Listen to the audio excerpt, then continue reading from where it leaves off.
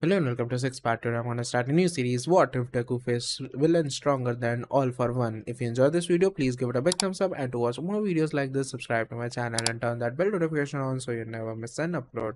Now wasting no more time, let's begin. The day was unexpectedly pleasant for a stroll. A gentle warm breeze blew in the bright sun.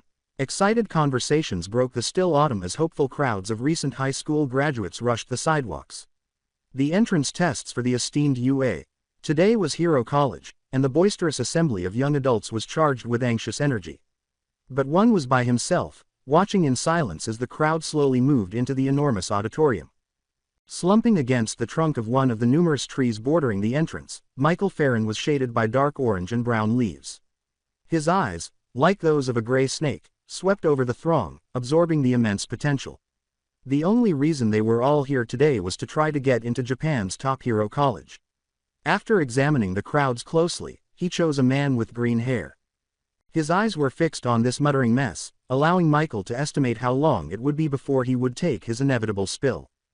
The child stopped in midair just before striking the hard stone, but it wasn't long at all. Before noticing someone else, Michael pondered whether he had a floating quirk. A brown-haired girl held her fingertips together with two long strands on either side of her face in a bob. Releasing them, he let out a sigh of relief as the mess put his feet back down.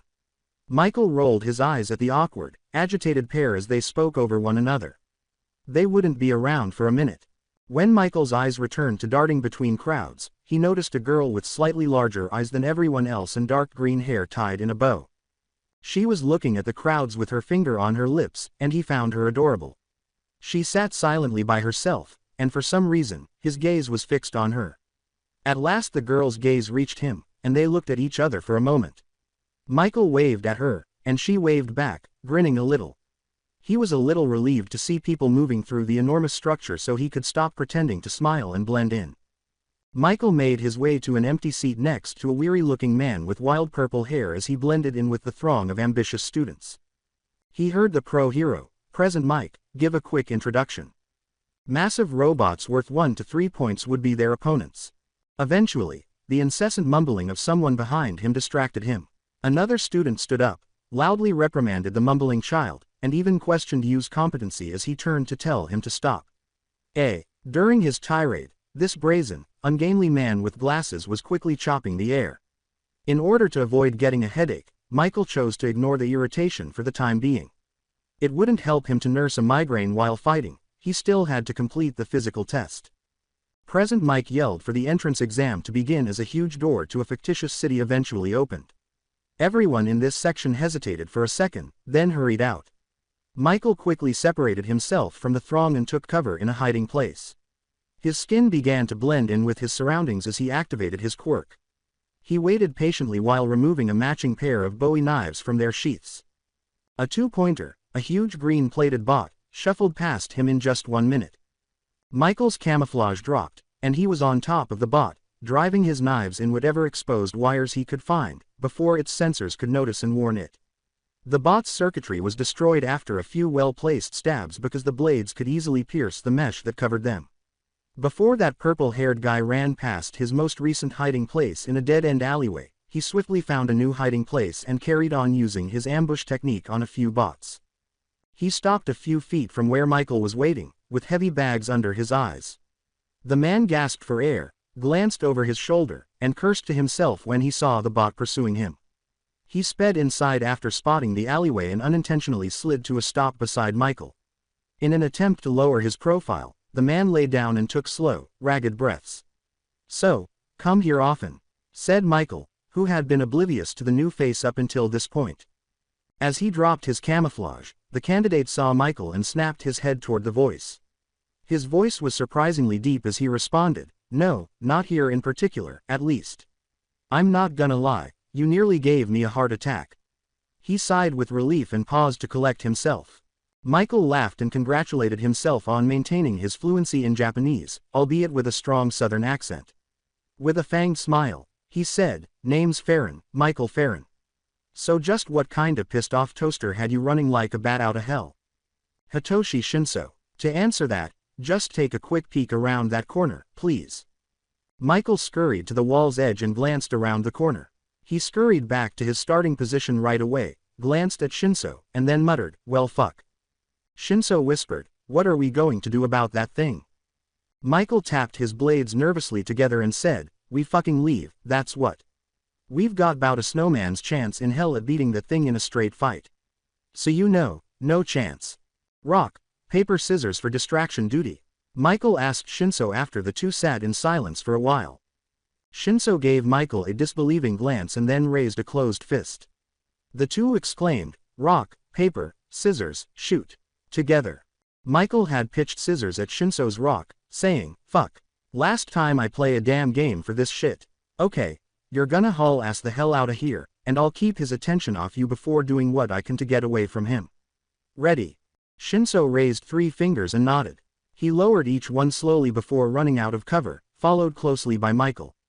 As Shinso ran down the street, he dared to look over his shoulder and saw Michael avoiding flame jets and dummy missiles from the enormous zero-pointer robot. He had almost reached the end of the street when he heard a cry of agony from behind him. A few yards from Shinso, Michael's unconscious body crashed through a window after sailing in front of him. Michael was partially trapped inside a wall when the extremely exhausted adolescent stormed through the door. Shinso shook Michael violently and yelled, "Farron, wake up, come on, we have to leave this place before that zero-pointer decides to come after us." As Michael battled unconsciousness, his vision swam from the impact. His arm and chest hurt the most, a consequence of his desperate attempt to deflect some of the blows from a huge fist that launched him into the air. He was certain that he had dislocated his left shoulder and at least a few broken ribs. Any other wounds were superficial, as far as he could tell. He could see that Shinso had located him and pulled him from his position as a new wall fixture as the world ceased to spin. Shinso asked him, staring out the now broken window, "Are you okay?" He wiped blood off his gray cargo pants and said, "I'm fucking fucked, but unless you're gonna tell me you've got a healing quirk, then it can wait. What's that wannabe Gundam up to?" After a few moments of gazing out the window, Shinso heard a loud boom and the sound of metal being ripped apart. Shinso ran a hand through his flared purple hair as he processed the scene. Someone just blew it apart with a single punch. "I think it's that muttering kid with the green hair from the auditorium. Damn, I didn't think anybody could be that strong." Michael and Shinso both sighed with relief as the siren that announced the exam's conclusion sounded throughout the city. On the basis of the entrance exam alone, neither candidate could have anticipated finding themselves in this situation. After assisting Michael in limping to the door, Shinso opened it to reveal red-crossed robots patrolling the area.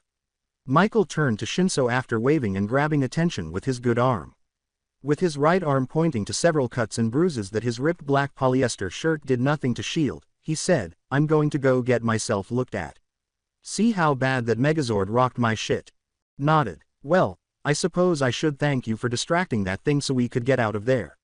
I hope to see you in the hero course with me soon, but I'm also applying for the general education course. My quirk isn't exactly the best against what can't think." As the bot administered basic first aid, Michael smiled and waved him away, laughing. "Hell yeah, it's Shinso, right? Don't feel too bad, neither is mine. So how about this? If not the hero course, then I will definitely see you at UA in general ed. That sound good to you?" Michael responded with a half-hearted grin. As Michael left with the medical robot, Shinso waved goodbye and gave him 2 thumbs up. People with injuries ranging from multiple broken bones to minor burns were moving around the medical building. After having his shoulder pop back into place and 3 broken ribs fixed, Michael was leaving. The door blew open a few feet away from him, revealing the green-haired man from earlier on a stretcher. As they wheeled the boy in, paramedics surrounded him. Farron took a few quick looks at him and saw how the fallen hero prospect was doing. He was unconscious, supported by several assistance bots, and his right arm and both legs were mangled. When he noticed how purple and swollen his arm was, he exclaimed, "Damn, fucker's bleeding all over the floor." Shortly after, the brown-haired girl exploded and attempted to follow him into the operating room, but medical personnel intervened. With a pout, the girl trotted over to the lobby and took a seat. Farron pointed to the doors the boy was led through and said, "So what happened to your boyfriend?" She shook her head no, her face flushed, and she waved her hands, saying, What? Oh no, he's not my boyfriend. Midoriya just saved me from getting crushed by that zero-pointer." Curious, he leaned against the wall beside her and said, "Right. Well, what in the hell led up to that? Well, we were all doing our best to score as many points as possible when the zero-pointer was released. It chased a purple-haired guy for a moment and then punched somebody else. I didn't see what happened to him, but it looked painful. When its fist hit the other guy, there was this huge shockwave. Some falling rubble hit me pretty hard. It pinned me and messed my ankle up bad, but I was just too stunned to use my quirk. Midoriya came back and saved me by smashing the robot before it could roll over me. He hurt himself pretty bad doing it, though.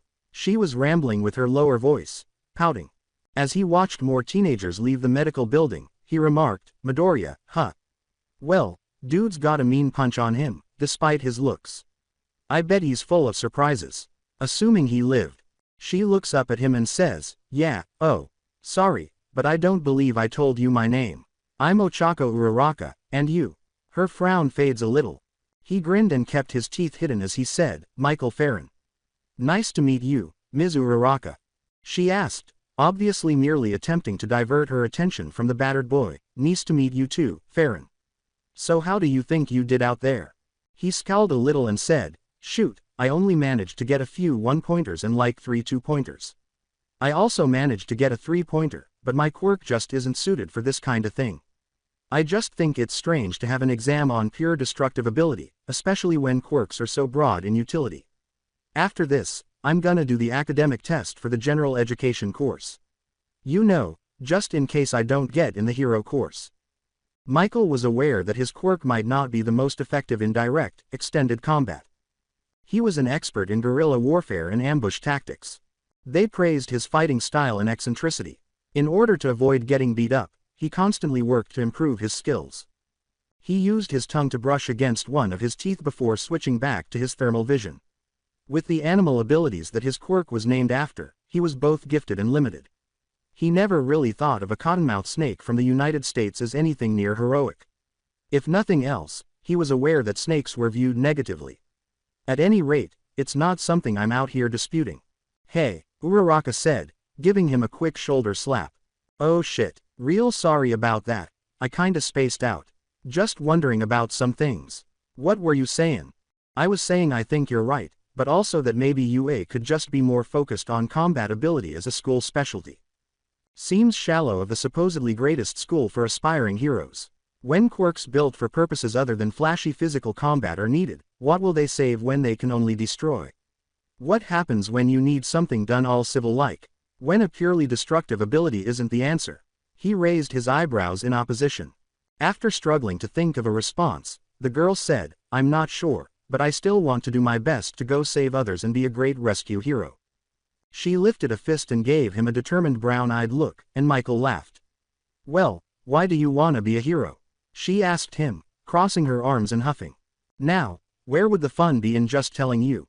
I'm sure that if everything works out how I plan, then I'll be able to show you. How about that? He replied with a grin. She extended a hand and gave him a resolute look. He shook her hand, rolling his eyes and letting out a sigh.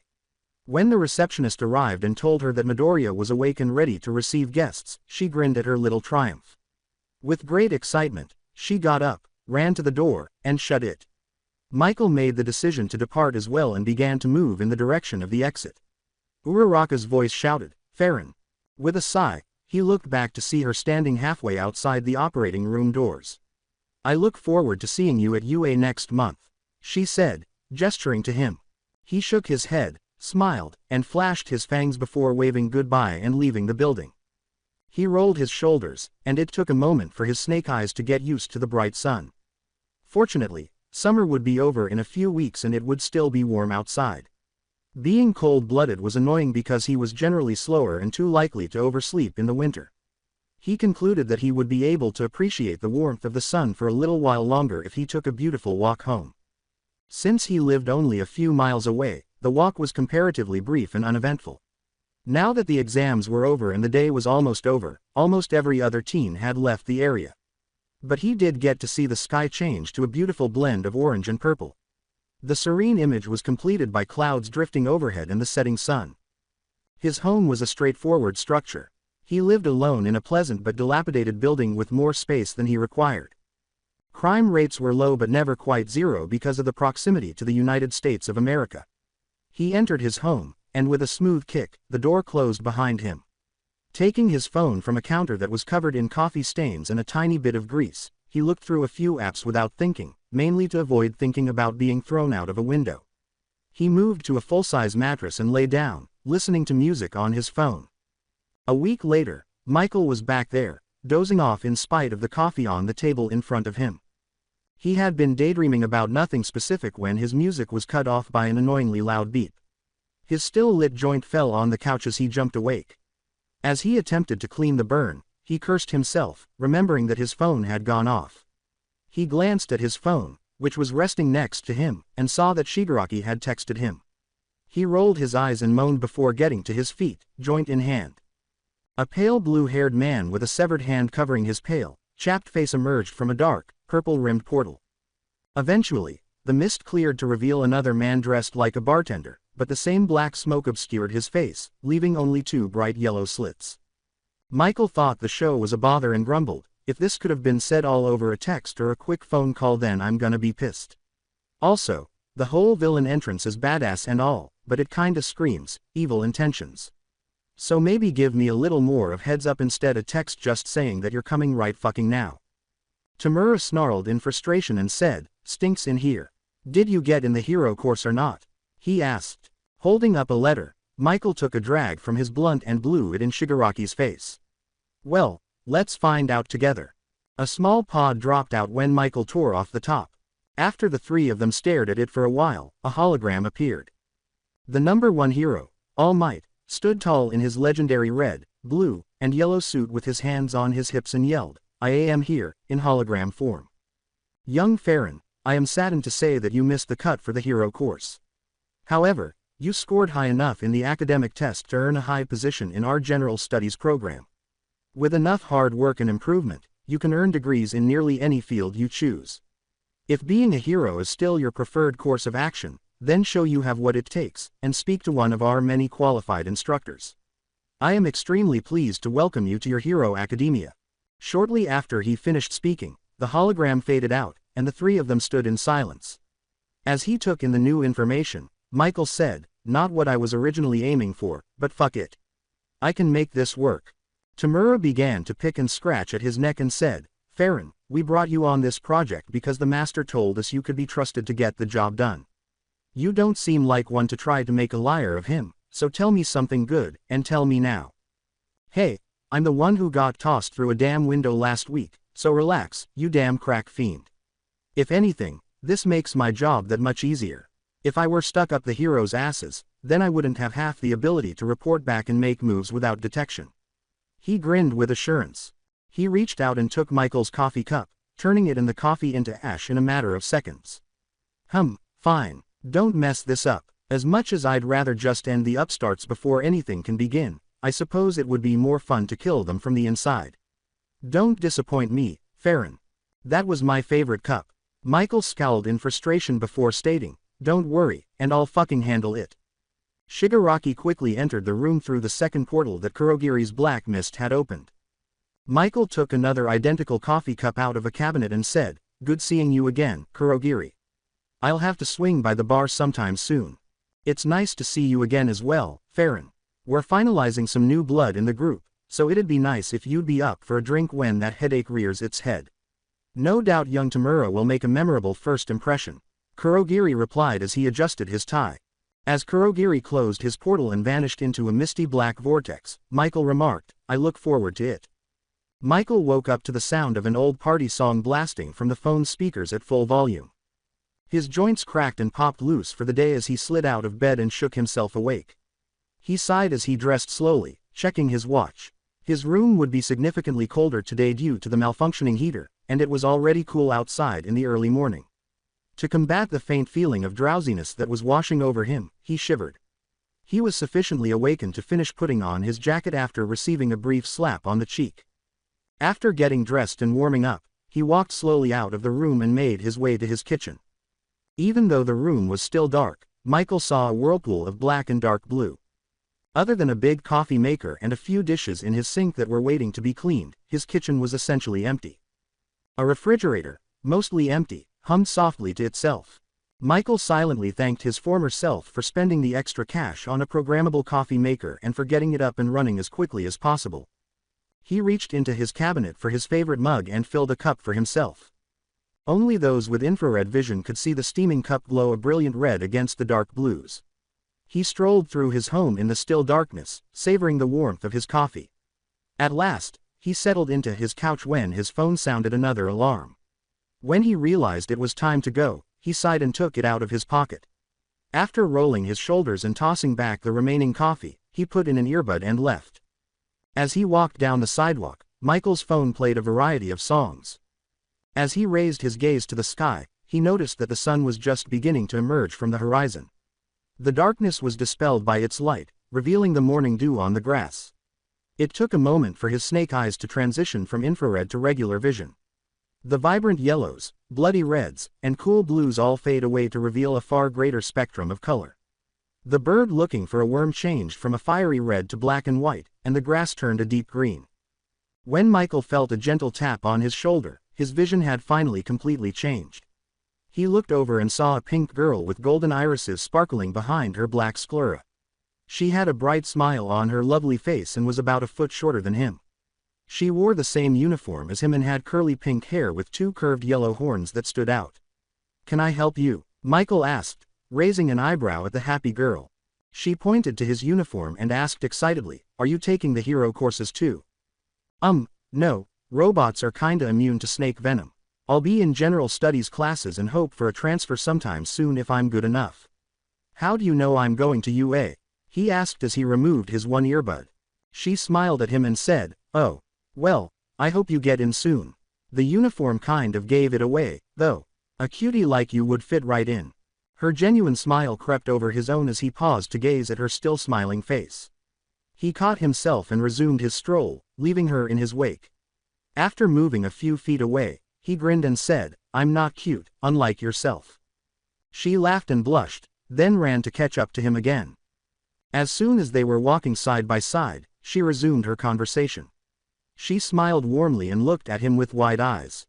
"I'm Ashido, Mina Ashido. So what's your quirk? I bet it's like, super cool." His pale mouth and fangs were prominently displayed as he yawned. "That's so freaking cool. So you're a snake or something? Do you bite people, or can you spit your venom like one of those cool cobra things?" he said, glancing back at her as she leapt into the air. Michael considered trying to figure out how to shoot his venom or even spit it out. It had never occurred to him to use it that way. He had only ever used his knives to apply it by hand. He looked at her now shocked face with a serious expression and said, "A cottonmouth, to be exact, but I don't think biting people directly is very sanitary. That and some people taste funny." The two gazed at one another, and then Michael's expression softened and a smile appeared. After wiping her brow, Mina said, "That was mean, ya know. I was kinda worried for a second." The two burst out laughing. When he eventually caught his breath, he said, "Ms. Ashido, I can assure you that I've never eaten someone." She demonstrates by sliding a few feet ahead of him. "My quirk is acid, I can make it and slide on it and throw it and everything," she says. Even at close range, she exudes poise and poise. As she skated back towards him, Michael took care to step to the side of a tiny gray liquid trail that indicated her path. She concluded with a brief bow to sell it and a little twirl. The two approached the school and said, "I can see how that's pretty useful. Any limits you know of?" "A large steel and glass structure with a blue tint that resembles the name UA." She punched him gently on the shoulder and said, "Just can't use too much, or it'll start hurting me, ya know." "Hey, I never did get your name." "Michael Farron." It was so early, but he was eager to end the day. She smiled as she waved him off and made her way to her classroom, saying, "Well, I really do hope to see you at the hero course soon. Everyone loves a tall, dark, and handsome hero. Oh my god, I can't wait to set you up with somebody. I'll have you with a great girl in no time." Before he looked for his class, Michael let himself smile for a second and waved back. Despite using directions he found on the map, he took longer than he would have liked to get to the large school. He knew he had finally arrived when he saw a door labeled 1C. Before pushing through the door and looking around the room, he rolled his shoulders. There were only about 20 desks, and half of them were in use at the moment. He noticed a familiar purple-haired head among the pupils. Grinning, he sat down next to the pupil. Shinso said in a neutral voice, so I take it you missed the cut for the hero course too, Farron. He had a can of energy drink in front of him and was leaning his head on a hand, looking as exhausted as ever. Michael leaned back in his desk and remarked, that's what the hologram said, at least. While the few students present conversed quietly among themselves, the two sat in silence. When Michael looked at his watch, he saw that he was 5 minutes late and that no one else had entered the classroom. He noticed that some of the other pupils were also confusedly scanning their surroundings. Is this it? He closed his eyes, deciding he might as well sleep for a bit. The door flew open just as he was beginning to lose consciousness. He looked up to see who had suddenly entered. With wide eyes, Michael exclaimed, "What the actual fuck?" Standing at the door with a hand on her hip and a sly smile that was visible to everyone was a woman with long dark purple hair. She was dressed in a white bodysuit and black breastless leotard, with black knee boots covering her thigh-high stockings. She strolled to the front of the classroom, making sure to look each student in the eye. "Good morning, class. My name is Ms. Nimari Kayama. You may know me better as my pro-hero persona, Midnight," she said. Michael turned incredulously to Shinso. Shinso could only shake his head and shrug in response. Now that he was awake, Michael's blood was flowing to locations farther south than he would have liked. Ms. Kayami paused to review her lesson. "I will be your homeroom and art history teacher. Now, you may have noticed that there aren't very many of you in this class. You 10 have been specially selected due to being the top 10 scorers in the academic testing group. You have the potential to earn degrees from the greatest colleges all around the world. From Harvard to the University of Tokyo, but here you are in the most prestigious of all. How far you go here is all up to you and how much effort you put into this. So as we say here, go beyond. Plus ultra." She cracked her whip and raising her fist in the air. Michael glanced around the room and realized he wasn't the only one who was shocked. She sat on her desk, crossed her legs, and grinned viciously. "So today, for your very first assignment, we'll be doing a little ice-breaking exercise. Each of you will get up and tell the class a little about yourself." Students stood up and took turns sharing with the small class their interests, goals, and other things that Michael didn't pay attention to. During their introductions, Ms. Kayama would periodically pose questions to the students. The majority were ecstatic to introduce themselves, but Shinso and Michael stood out. Michael sighed and got to his feet when he realized it was his turn. As she and the rest of the class took a close look at him, he could feel Ms. Kayama's eyes silently taking off his clothes. At 6 feet 3 inches, he was tall and self-assured. He had left the tie in his bag and his college uniform jacket on his desk. His jet black hair, cut into a medium fade, was accentuated by the white button-up shirt. "How much should he be honest about?" he asked, clearing his throat. "He considers the facts and determines what he should omit more than what he should include. My name is Michael Farron. I'm originally from America, and I came here to be a hero, or something like that. My quirk is called Cottonmouth. To keep it short, I basically do what the snake of the same name does.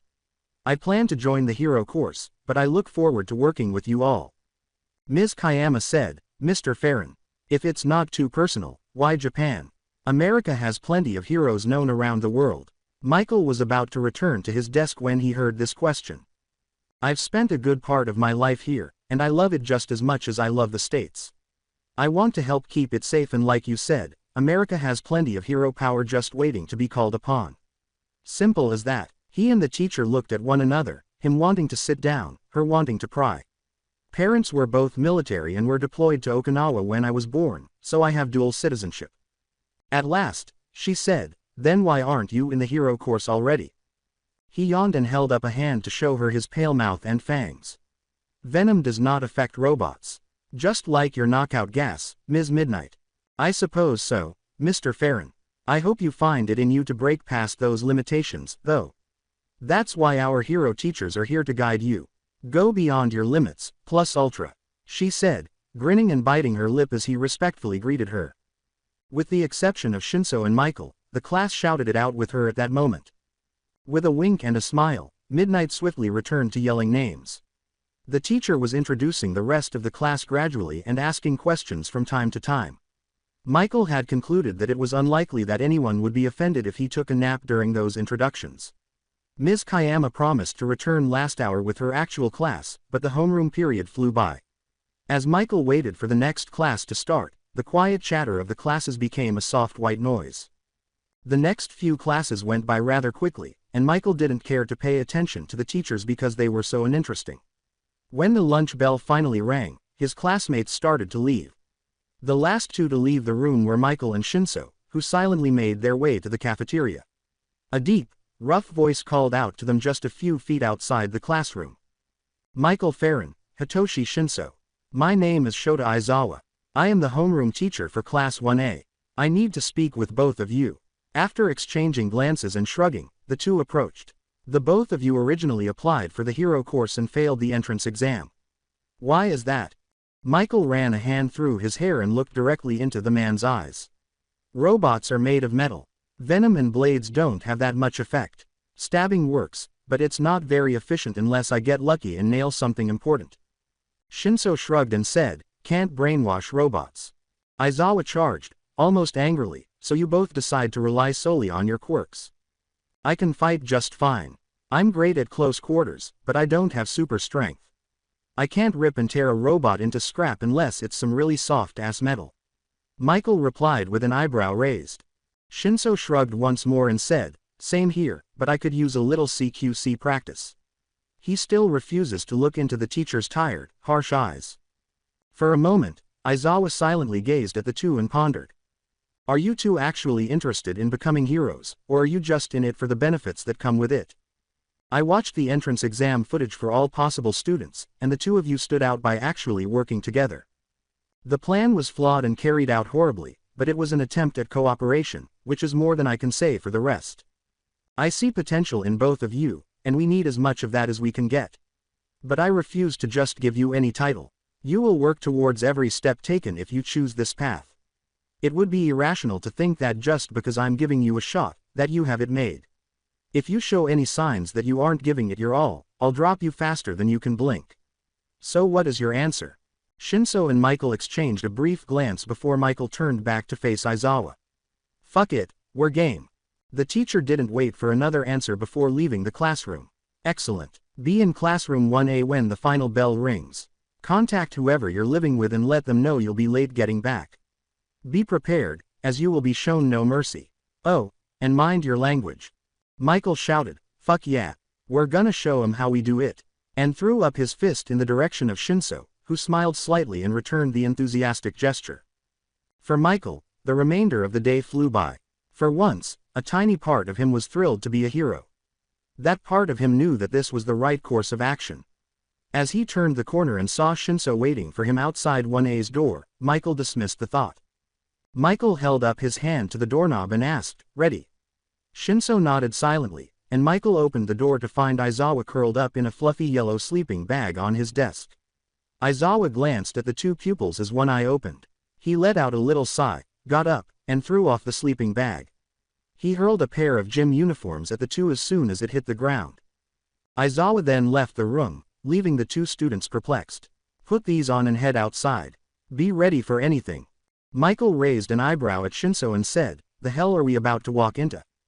As the two began to make their way to the showers to change, Shinso responded, "I have no idea." With plenty of stalls and shower booths wide enough for a small car, the restroom was enormous. Even though this was overkill for a place that went as far as UA, the two boys were shocked to see how lovely it was. After changing, the two went outside to find only buildings and an open field against the horizon. The sky was covered in dark clouds, but the sun was still shining brightly. Trees began to shed their leaves in anticipation of fall, and the weather was warm with a gentle breeze. There was silence between the two of them. The city beyond the gates of UA was the only sound audible. Michael gestured for his friend to approach, saying, "Something ain't fucking right here." When the building door opened, Shinso began to approach. When they both looked up, they saw three costumed individuals standing side by side. Staring down the potential customers, Aizawa, Midnight, and Present Mike assumed combat-ready positions. Michael dropped into a traditional Muay Thai stance and said, "Well, fuck." Shinso turned and imitated the self-assured snake. Mike stood back as Midnight and Aizawa split up and charged the two students. While Aizawa and Shinso stood each other down, Midnight locked onto Michael. Michael barely had time to avoid Midnight's spinning kick before he saw Shinso rush Aizawa. He sidestepped a fist that was headed for his jaw and ducked under the kick. She shot a leg into his ribs, but he was able to catch it and shoot one of his own into hers. She clutched her side as Michael released her, clearly flinching from the kick. She slammed 2 high kicks into him, but he closed in, shielding his head with both arms. 2 hands grabbed her head after a swift jab and 2 hooks to her body. The next thing she saw was Michael's knee coming quickly toward her face and then hitting her forehead. She stumbled back and forth, dazed, trying to stop her world from spinning. This one is vicious. Oh, I'm getting turned on now.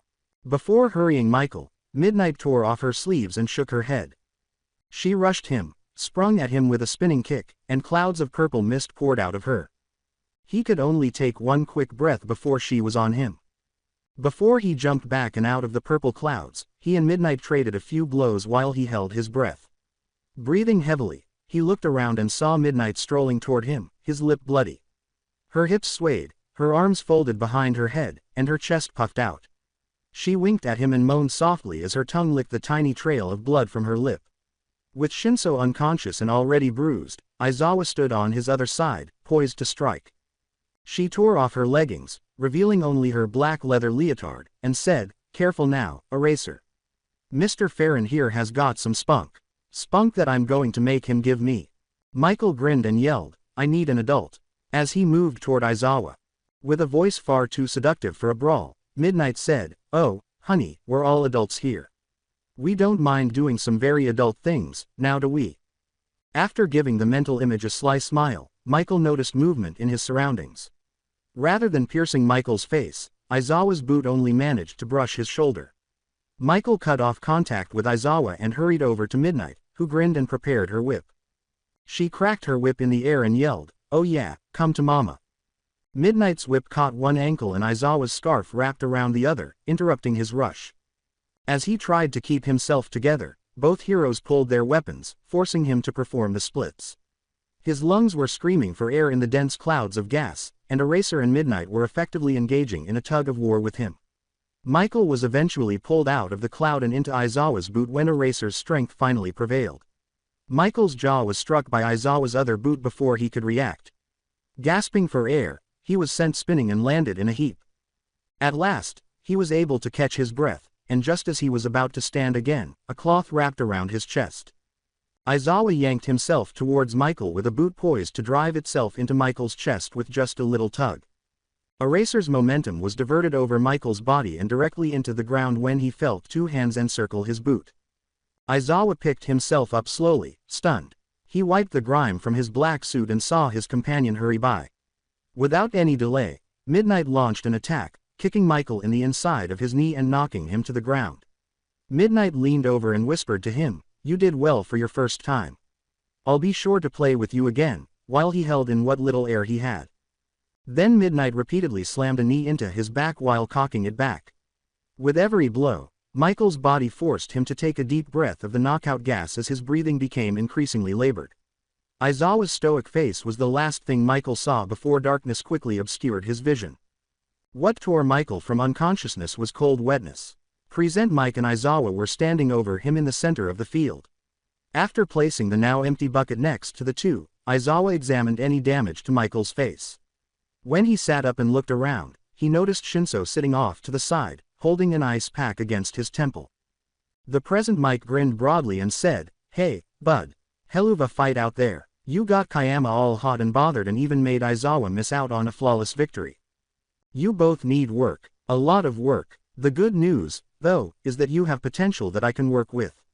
Especially since both of you will most likely end up specializing in ambush methods. Be in class at the same time tomorrow. If you keep showing potential, then I'll see about participating in the battle trials with 1A and 1B. With that, Aizawa left the classroom. Present Mike gave the two pupils a thumbs up. You two managed to impress him if he's already thinking about letting you fight the hero course students. You guys did great out there. Shinso nearly had me fighting Aizawa there for a moment. A good attempt that may have worked had Aizawa not been disabling your quirk the entire time.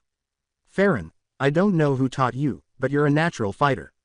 I know Muay Thai when I see it, and Kayama certainly could feel it." As Nimari returned to them in civilian attire, she said, "All good feelings, I assure you, Yamada." After giving the two boys a brief glance, she grinned and left with a pronounced hip sway. Hey Michael, if you ever decide you wanna play really dirty, then just give me a call, okay hun? She shouted as she turned around, almost inside the school. Present Mike forced a laugh and said, "Don't worry, boys, she's just kidding, I hope." With a sly smile and a blown kiss, she exclaimed, "I'm not kidding," and vanished back into the school.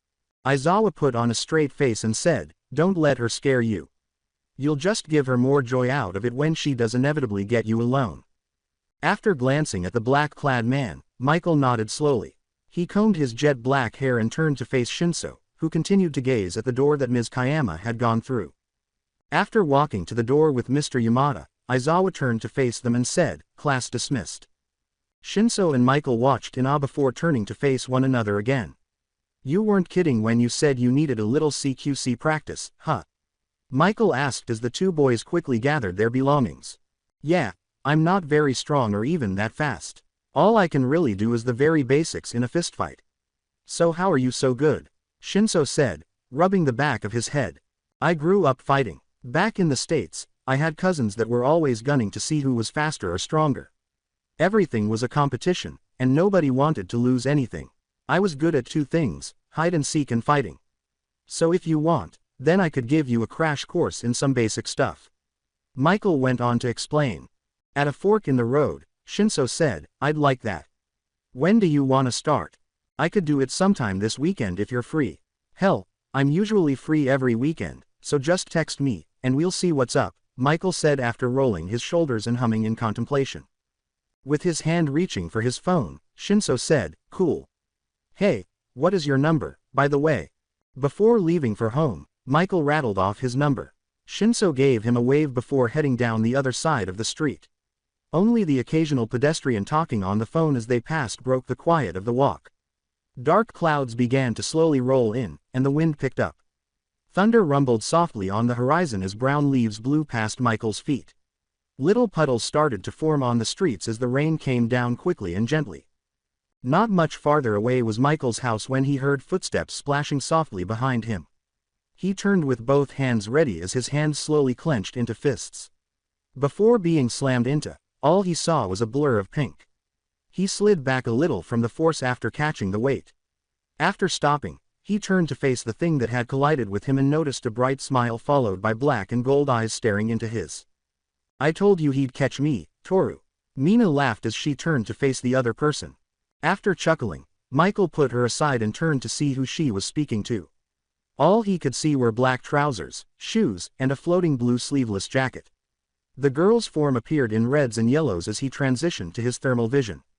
The cooler areas were enhanced by green and blues, and as the girl approached, he could see her details. Michael extended his free hand in response to her outstretched hand before trembling and grinning slightly. The invisible girl exclaimed, "Oh, my God. He can see me," before leaping into the air and whirling around. "This is so great. My name is Toru Hagakuri. I'm so happy, you have no idea. Like, it's so rare for someone to actually see me. Wait, you can actually see me, right?" Yes, I can see you, Ms. Hagakuri." Her red form held up a hand, revealing 3 fingers. "Fine. How many fingers am I holding up?" she asked. She wore her dark blue hair in an untidy bun with a few loose strands. 3, and you've got a bit of a cowlick there." He gestured to a loose hair on the side of her head. As Toru worked to straighten her wild hair, her hand snapped to it with a grumpy groan. Michael returned his attention to Ashido in the meantime. She appeared to be carrying a small bag filled with snacks. He yawned and flashed his white mouth and fangs, asking, "So what are y'all up to?" With a blinding smile, Mina skips over to Toru and says, "Sleepover at my place with my bestie." As the thunder rumbles once more, the two embrace and chuckle to themselves. The 3 glance up at the sky as the light rain begins to pick up a little more. "Y'all gonna be okay getting back in this rain?" Mina gestures to a home 2 doors down from Michael's, saying, "Ah. Aren't you quite the gentleman, huh?" "Nah, we'll be fine. My house is actually right there."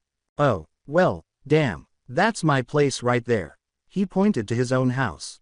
Mina follows his finger and her face lights up.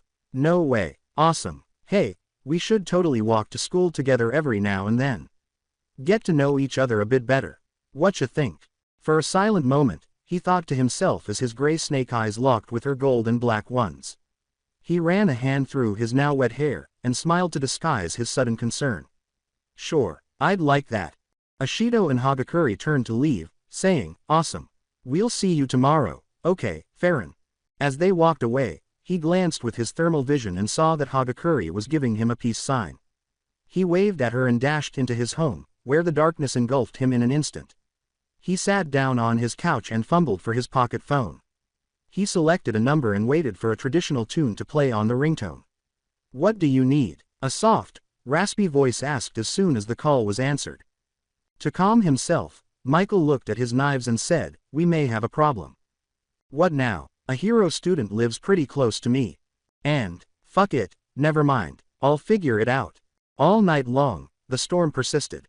Michael had wondered if it would, but it never got bad enough to cut the power. Outside, the rain was still falling, and distant thunder was rumbling softly. Unlike yesterday, Michael had finished his uniform and zipped a gray waterproof jacket over it. He grabbed his little black umbrella from next to the door and locked it behind him as he strode through the utter darkness without any problems. Michael pivoted and strolled towards the pavement. He had barely left his block when he heard a nearby door open and then slam. Ashido was running down the sidewalk when he turned around, directly to him. In her uniform alone, the pink girl was getting soaked. He couldn't help but notice that the black bra was starting to show through. He stated bluntly, it's fucking pouring, and you aren't even wearing a jacket.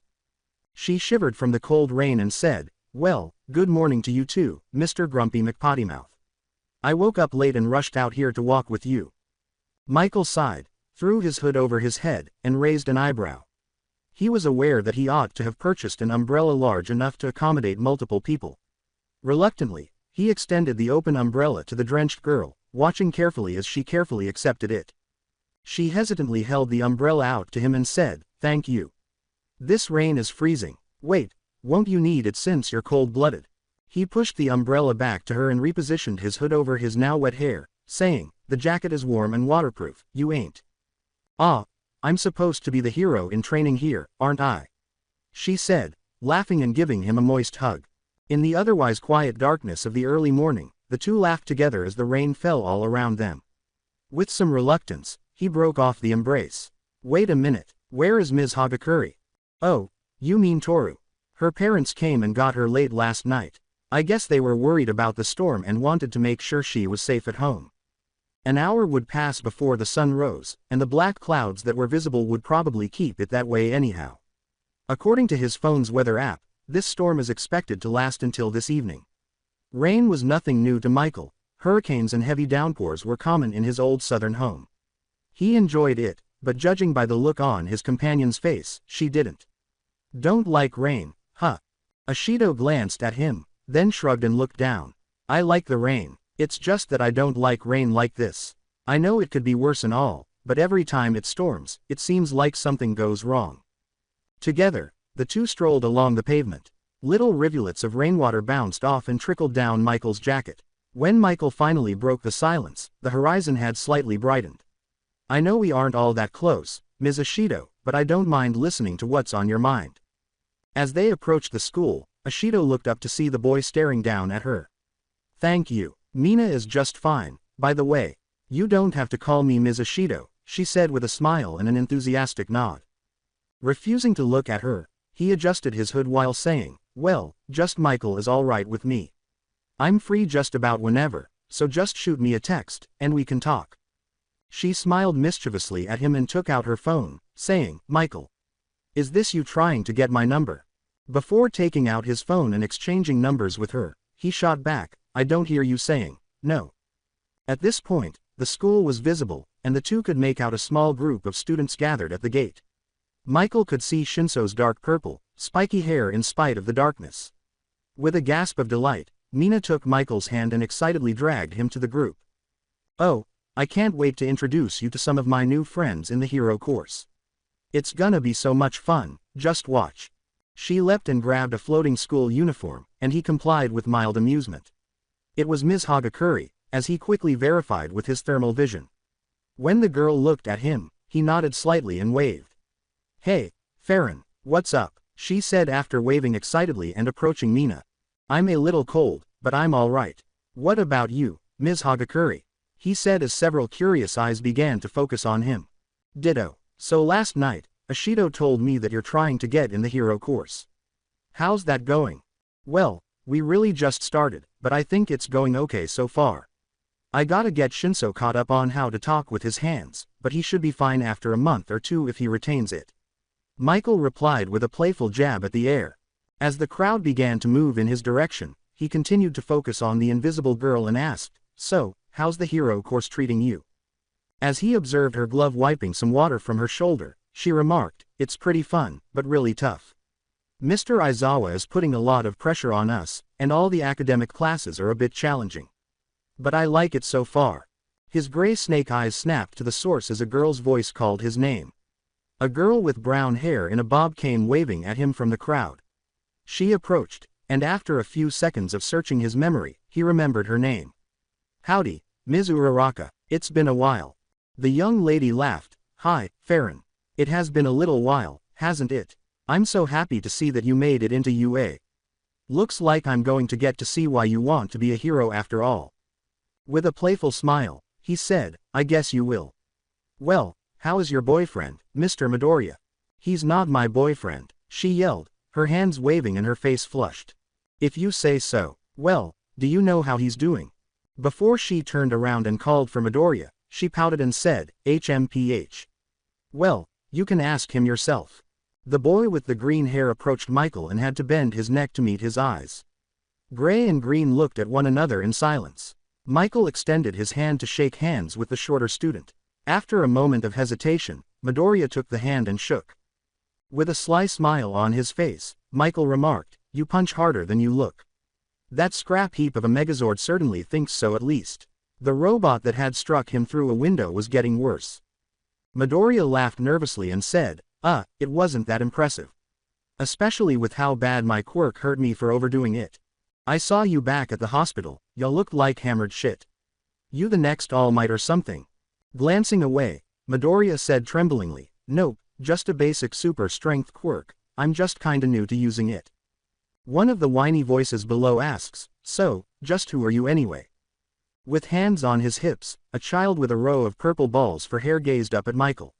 Michael was irritated by this guy for some reason, but he chose to put it aside for the time being. "Michael Farron, and you are?"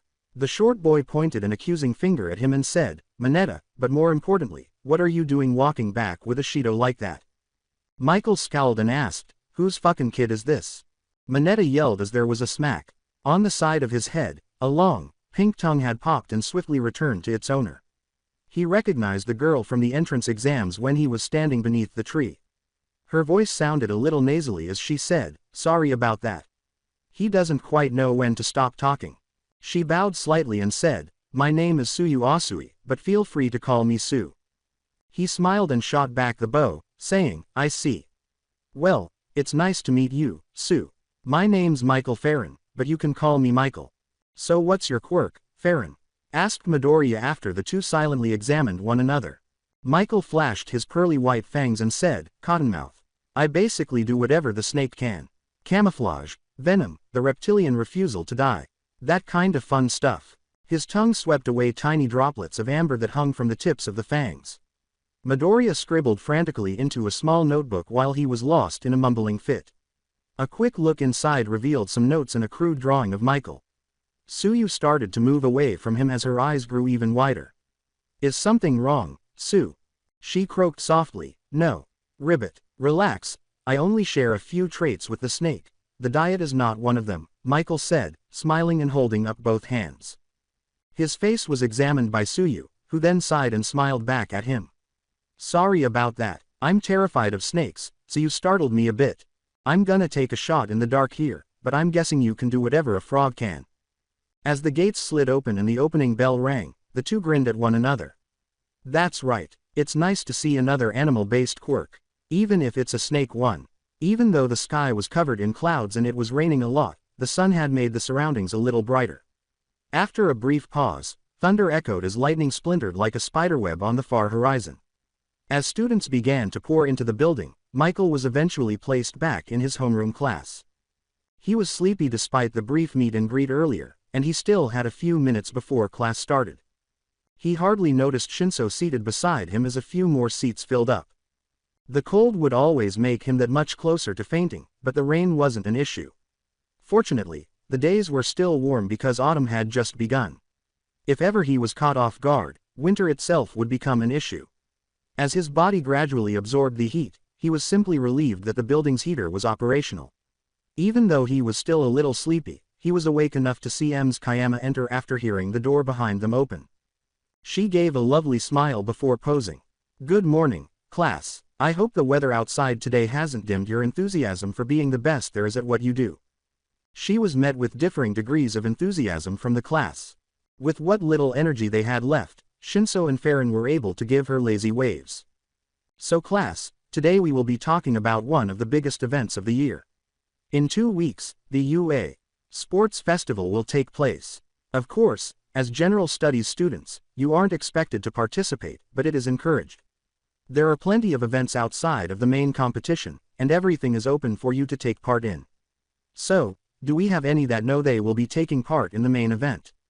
Ms. Kayama grinned knowingly as 2 hands slowly lifted into the air.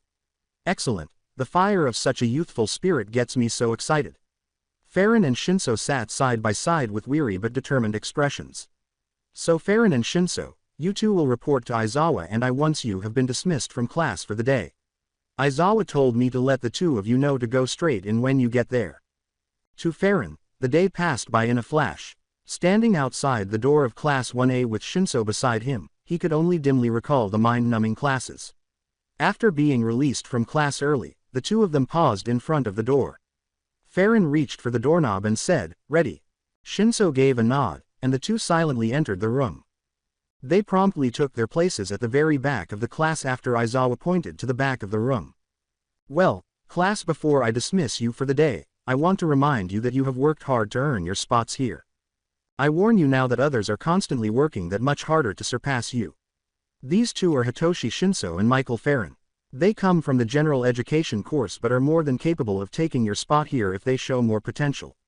They will be staying after the final bell to further prepare themselves. Something that you should all be emulating." Class dismissed.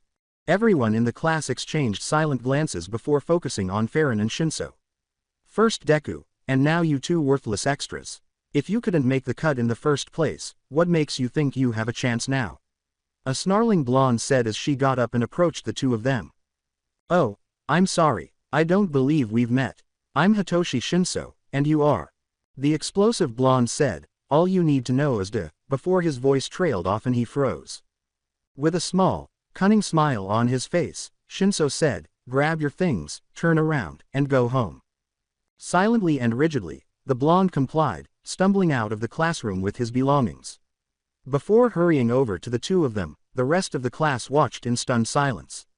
Ashido arrived first, her face displaying astonishment. "How did you do that? I can be very persuasive at times, that's all." "Bakugo is not one to be convinced of anything besides his own superiority complex," remarked a girl with asymmetrical purple hair and aux cords for her earlobes. Farron grimaced and slowly uncurled his fists in his pockets, saying, "He looks like he's fun at parties." A girl with long black hair in a ponytail says, "I'm sorry for his behavior. I assure you that our class does not reflect his actions. I am Momo Yaoyorozu. It's nice to meet the two of you." She bowed courteously to the two boys and grinned when Farron did the same. "Don't worry about it, I'm sure he's just a one-off here. You have an American accent. Are you by chance a foreign exchange student?" Yaoyorozu asked, grinning back at the manners displayed. "No, ma'am, I have dual citizenship of American and Japanese. Parents were both United States Marines deployed in Okinawa when I was born. I spent a lot of time on both sides of the Pacific Ocean growing up. Look, don't take Bakugo too seriously. He's never been good with new faces. Plus, he's kinda pissed about some stuff I've been trying to help him work past. On a happier note, have you shot guns with real bullets or anything like that?" said a red-headed man with a wild but friendly expression. "Yeah, all the time, actually. I have a few videos I could show you of me on the firing range just putting in the hours to win competitions and the like." Farron replied with a smirk. Before a slam echoed through the classroom, the rest of the class burst into questions. Aizawa's hair floated around him, and his tired eyes seemed to be glowing a fierce red. If you wish to get to know him, then you can do so outside of school. Until then, these two need to take a test, and any distractions are highly unappreciated. Before hurrying out of the classroom, the students said hurried goodbyes. Sighing, Aizawa tossed a folder to each of them. Sit down and start filling out this paperwork. These papers cover hero costumes, legalities, and other administrative fields. I've gone through and signed everything necessary on my end already. There are only a few pages missing, but those will only be gone over after earning your place in Class 1A. He clarified as he awaited the two to go over everything. Aizawa took the stack and examined it after Farron held it out for a few minutes. With a groan, he began writing some notes on the paper. Weapons such as your knives are going to require you to file extra paperwork that we don't have on hand at the moment. You will have to use something not capable of cutting and or stabbing until then. Any ideas? Farron pondered silently, then made up his mind.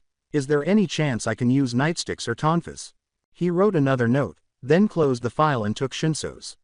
As in the law enforcement variety. Yes, that's fine. He put them both aside since it didn't appear to require any additional notes. He left the classroom with both folders tucked under his arm and said, "Put those on, go outside, and get ready."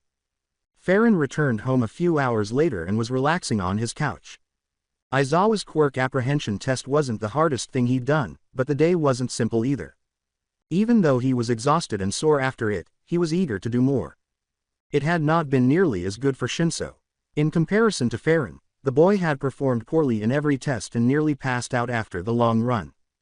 Aizawa had suggested that he exercise more alone or with Farron, but if he truly wanted to be a hero, he needed to make the change. Aizawa changed back into his normal clothes and informed Farron that he would be taking part in their rescue training the following day. His goal was to find out if he could succeed in a setting where fighting skills were insufficient. While sipping his coffee, Michael had turned on some music. As he idly browsed various websites on his phone, a notification appeared on his screen.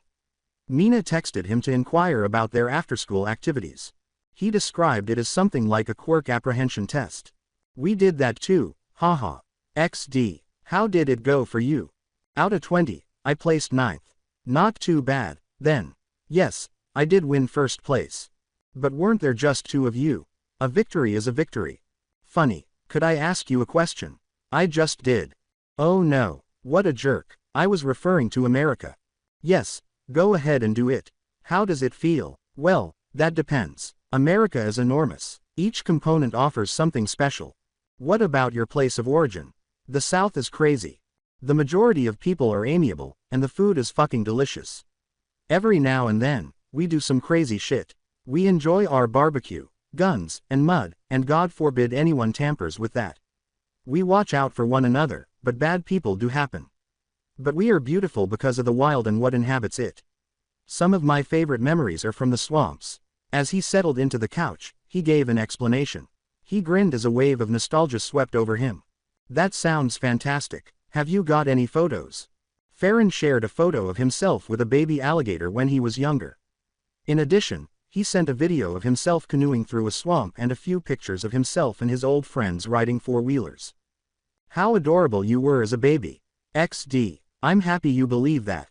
Before finally saying goodnight, the two kept texting each other for hours. Now that they were not speaking, the room felt a little colder. Until he received another notification, Michael was on the verge of disappointment. He picked up his phone and opened it to find a text from Shigaraki, grinning. The smile vanished from his face. "Tomorrow, All Might dies. Be ready.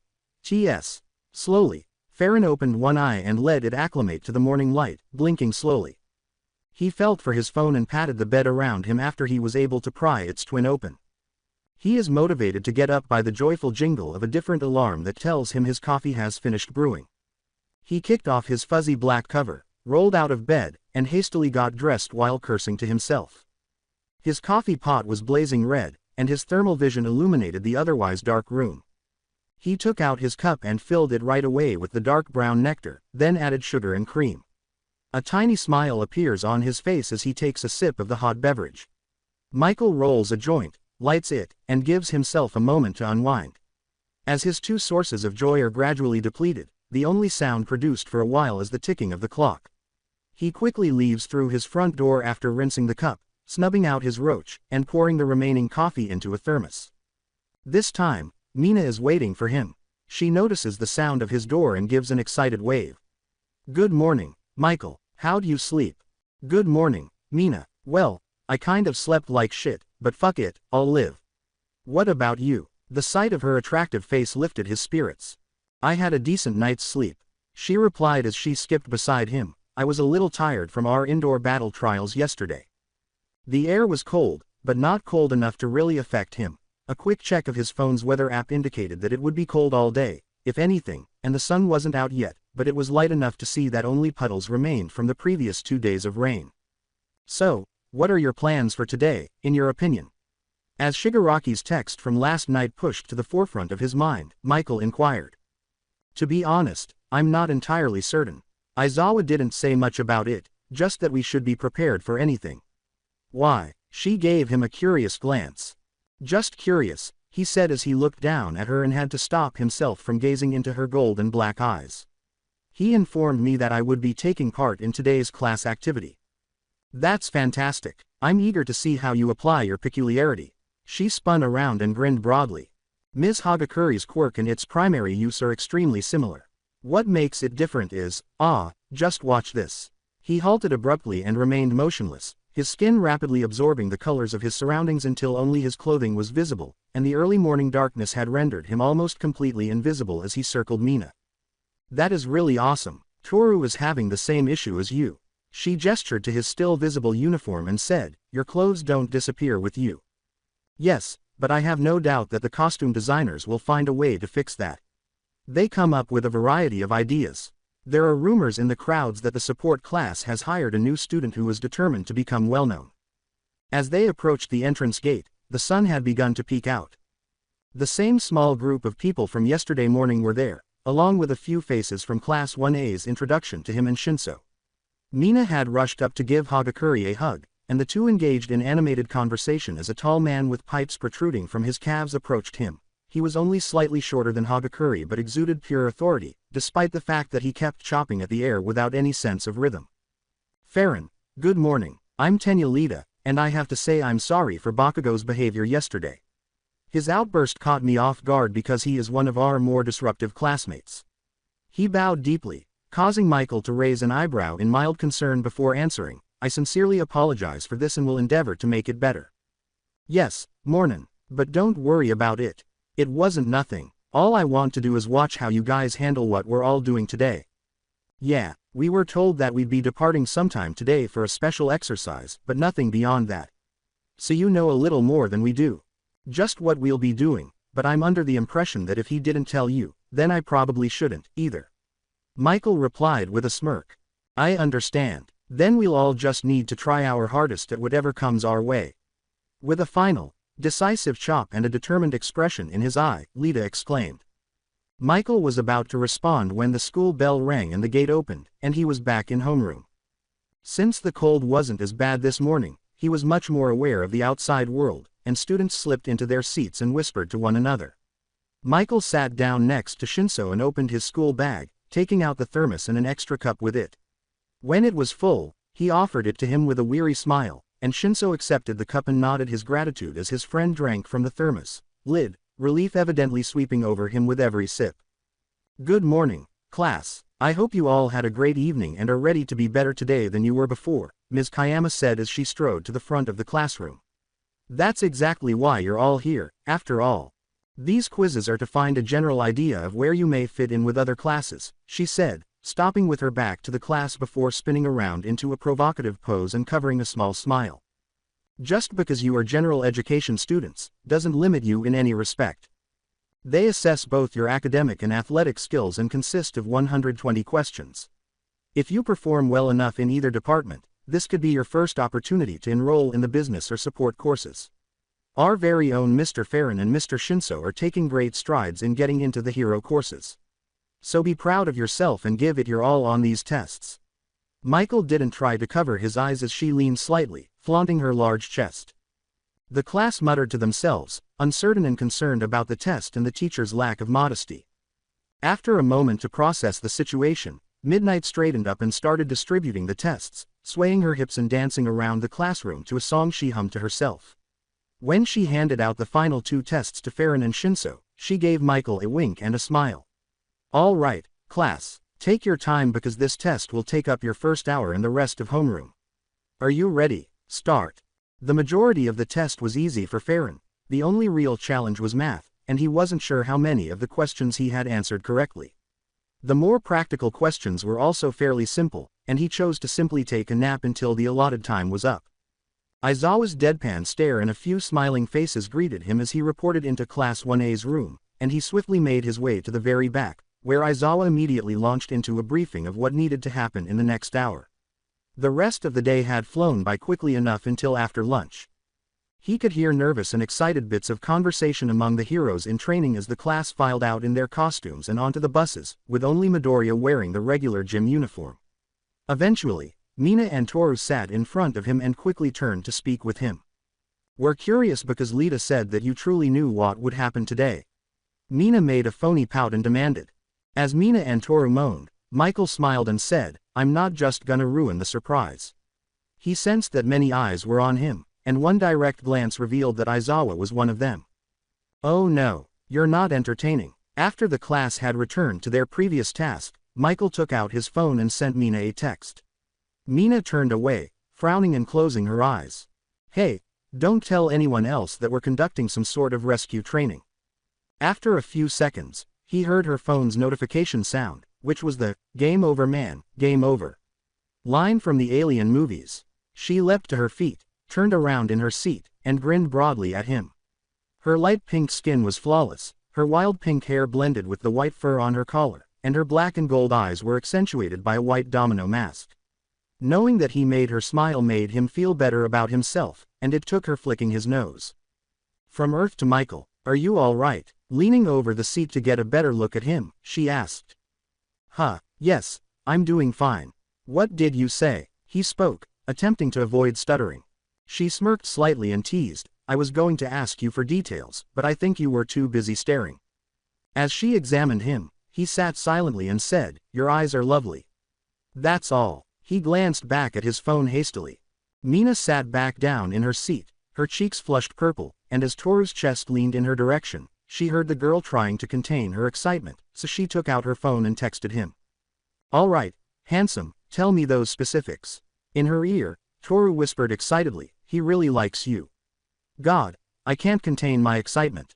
Do you also like him?" "Well, I'm not sure yet." "Okay, girl, let's discuss this in more detail later."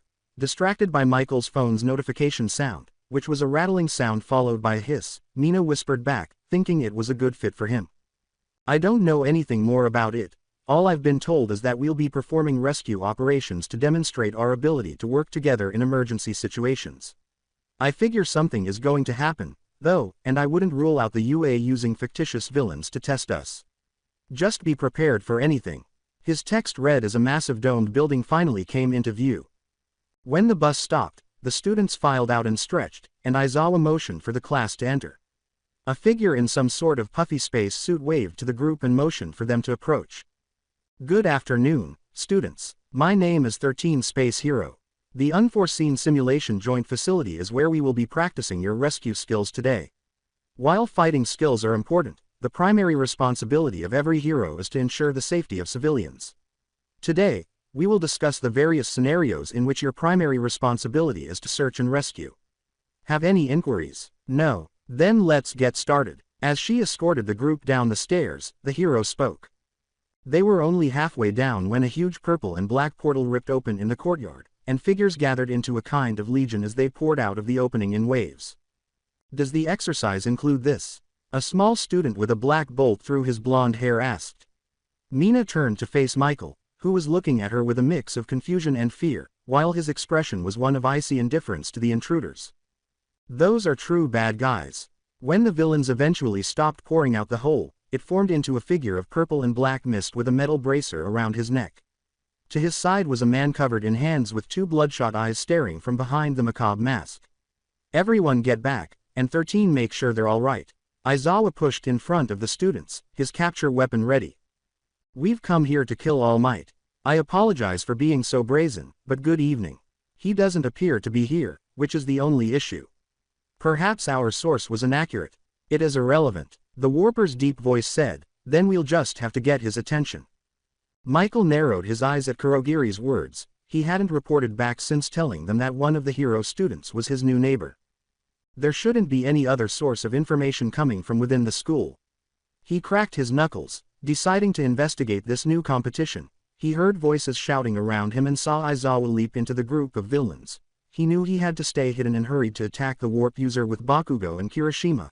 Kurogiri saw the three and appeared to focus on Michael as he opened a gate. Farron rolled to break his fall. A few yelps and a grunt of pain behind him let him know that some of his new friends had arrived. Yaoyorozu, Jiro, and Denki had fallen a few feet behind him into a pile, and he looked down the mountain and saw a large number of the villains heading up towards them and closing fast. He bounded to the dog pile and pulled them apart as quickly as he could. He shot up to look at his new surroundings, which consisted of only gray rock and an overhead view of the rest of the USJ. Be aware, about 200 meters down the mountain, we have a lot of company that is closing. I have to know right away what the three of you are capable of. First up was Yaoyorozu, who declared, I can create any non-living material from my body. Jiro looked down at the crowd and said, I can plug my jacks into my boots and create powerful sound waves. Uncertain of the circumstances, Kaminari stumbled, I can generate electricity. Make some weapons for us, Miss Yaoyorozu. I know you won't like it, but it's either them or us. Be prepared to take the necessary action because I have chosen us. You'll be on crowd control, Miss Jiro. You'll demonstrate to them why it's a bad idea if any of them band together or become too close. You'll be directly supporting these two, Kaminari. You fucking fry anyone who gets in their face. It had been too long since his last real fight, so Michael flexed his fingers and said, I'll be drawing their attention and doing what I can to keep them off y'all. Do you have a preferred weapon? Yaoyorozu questioned the trio. Michael said, 2 nightsticks. A sword. Jiro said. The weapon is me. With lightning arcing across his hands, Kaminari responded. The four tensed as the villains. Voices grew louder and formed a wedge formation with Michael at the front. Eventually, the enemies arrived and slowly surrounded the four of them, and he looked back at the three and whispered, we're literally caught between a rock and a hard place. She nodded and began removing the equipment from her stomach and passing it around before pulling out a metal bow staff for herself. Just keep the plan in mind, and we'll escape unscathed. After giving him a few nods in return, they turned back to the villains. The one in front of them opened his mouth to speak, but before he could say anything, Michael was swinging a nightstick full force into his jaw, causing a loud crack to rattle the air and leaving the man unconscious and bleeding from his mouth on the ground. The gathered enemies were only startled out of their shock when they realized that 2 more of their number had already been eliminated. The sound blasts from Jiro's heartbeat reminded the mob that there were multiple threats. As the 4 battled for their lives, the mountain erupted into a cacophony of screaming, cracking bones, and sonic heartbeats. Yaoyorozu's staff was a spinning blur of motion that would slam into the bodies of anyone who came close. Jiro's sword and sonic blasts broke any attempts to rally against the trio, which only got stronger as her heart rate increased. Kaminari would intercept the few stragglers who could get past the 2 and let them ride the lightning, and Michael's attack against the horde was neither heroic nor graceful. A villain who looked more like a giant crocodile than a human was circling Michael. Are you really going to die for this hero thing, boy? Someone is. Farron had barely been able to keep his opponent's crocodilian mouth from clamping down on his shoulder as he struggled to raise a nightstick, and his free hand was slamming the second nightstick as hard as he could into the side of his opponent's knee, the sound of bone on metal with each swing.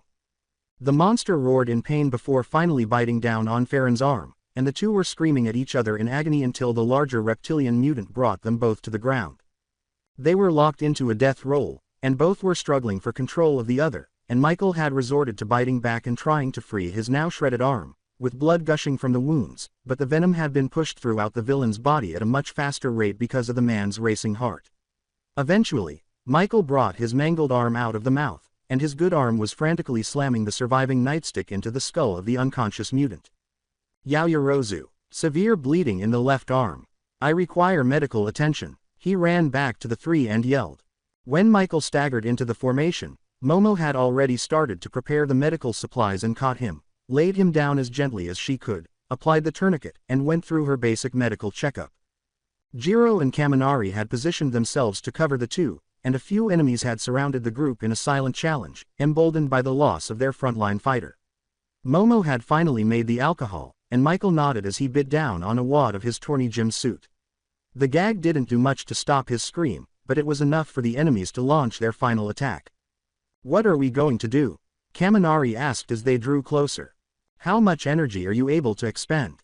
As she delivered a blow and cut a leg that didn't escape in time, Jiro questioned.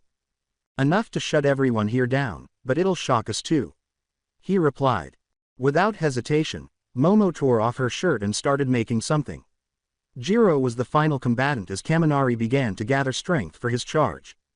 "A blanket with insulation. Go under cover, Jiro," she screamed as a huge sheet collapsed over her and Michael. Jiro separated from the blanket and slid beneath it to find Michael trembling and covered in blood as he struggled to prevent the shock from taking hold. Momo, topless, started to tend to Michael's minor wounds. Kaminari's voice could be heard as soon as the three were clear, indiscriminate shock. 1,000,000 volts. Yaoyorozu stood up with the blanket wrapped around her. Michael lay behind her, trying to stay awake. Jiro was at her side, blushing as she helped to make sure Momo was decent, and after the sound of electricity was barely audible over the few villains screaming, Momo tore off the blanket. She and Jiro were relieved to see Kaminari stumbling around, 2 thumbs up, and a stupid smile on his face. Dust engulfed Kaminari as a blast erupted from the earth. "Wow, I admire the balls you high school kids have displayed, but I didn't expect this from you. I'm going to give you 2 girls a choice because I'm an electric type myself. You both sacrifice yourselves for this man's survival, or I'll kill him and take care of the 2 of you anyhow." "What will it be, then?" Holding Kaminari by the neck, a big man emerged from the cloud of dust. "Don't try it, kid," the man said, staring at Jiro as she attempted to slip a jack into her boot. "I'm not foolish enough to be fooled by such a sneak attack. How about you two take a leisurely stroll over here now?" "What the fuck happened there?" the man asked, glancing behind the girls as they approached slowly. He saw a large splatter of blood on the ground, bloody gym pants, and a mangled, shredded gym top. "Did one of you get killed by my friends here, or what?" he remarked. I guess they weren't totally worthless back then, as the 2 girls came to terms with it. With defiance in her eyes, Yaoyorozu immediately raised her hands in surrender, saying, "Okay. Don't harm him, and you can have me." Jiro spat, barely hiding the bitterness in her voice. "Yes, just let him go." The man tossed Kaminari's half-dead brain aside and approached the girls with a savage grin, seemingly oblivious to Jiro's clenching her sword this time. Michael appeared behind him, naked, with a nightstick poised to strike, and without a word, the blunt weapon was brought down into the base of the man's skull, leaving him unconscious on the ground. He kicked the man in the stomach, rolled him face up, and swung on his face and neck multiple times in a fit of rage. The 2 girls rushed to him and yanked the seething boy away from the man, whose face was a bloody mess. "Hey Farron, stop, Farron, he's finished. Please stop this, we won. You don't have to murder him." As he feebly tried to continue beating the mangled villain, the girls begged him. Kaminari had found a place away from all the bloodshed, sitting quietly with a dorky smile and thumb to the sky, and after a final glance at the smashed-in, bloody face of the would-be rapist, Michael limped over to join the blonde and finally fell unconscious from blood loss. The girls sat next to them, and Momo examined each of them before silently tending to their wounds. Farron managed to pull himself back together, spitting on the man's body, and the second wind brought him just barely out of the precipice. After a few minutes of sitting quietly to catch their breath and relax, Jiro looked down to see that Farron was still naked, gasping in embarrassment, and Yaoyorozu looked at what was wrong, blushing briefly before making another blanket and covering him. By this point, Kaminari had recovered his senses and apologized profusely for the situation. "You are not to blame." Jiro stood up and examined Michael's covered body, saying, "If anything, you really helped us out by getting those dicks off our back." A glance to the central plaza revealed to the 3 that All Might had arrived and that teachers were on their way, but he had stopped bleeding most of the time, and they were fairly certain that his arm was broken in a few places, the bones appearing to be deformed beneath the skin. "Hi, Yaoyorozu, is it possible for you to make a flare or something to draw their attention to us?" Jiro inquired. After nodding, she quickly loaded and aimed a signal gun in the air, causing a fiery flare to shoot into the sky before slowly falling to the ground. After 30 minutes, the voice of ectoplasm finally called out for them, and Kaminari began directing the teachers to them once his headset had signal once more. They were evacuated in less than an hour. The League had nearly killed him and raped 2 students, and Michael had only wanted to exact revenge on the Hero Society for failing to support his family.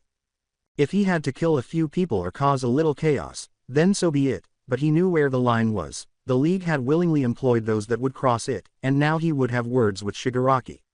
Michael and Midoriya rode together in an ambulance to the emergency room, and he woke up with his vision blurry and drowsy from blood loss, but he managed to stay conscious despite the rapidly growing rage.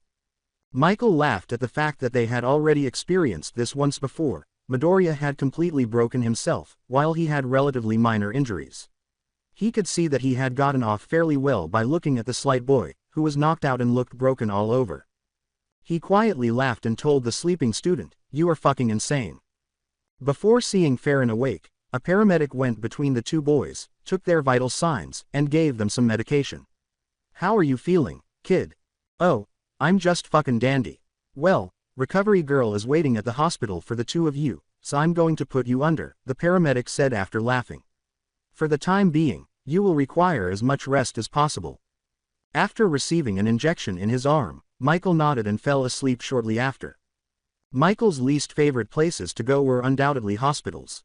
There were no breaks from the sterile routine provided by the spotless white walls and floor. If it weren't for the tiny TV mounted on the wall in front of him, he would lose his mind. On the hospital bed beside him, Midoriya was unconscious.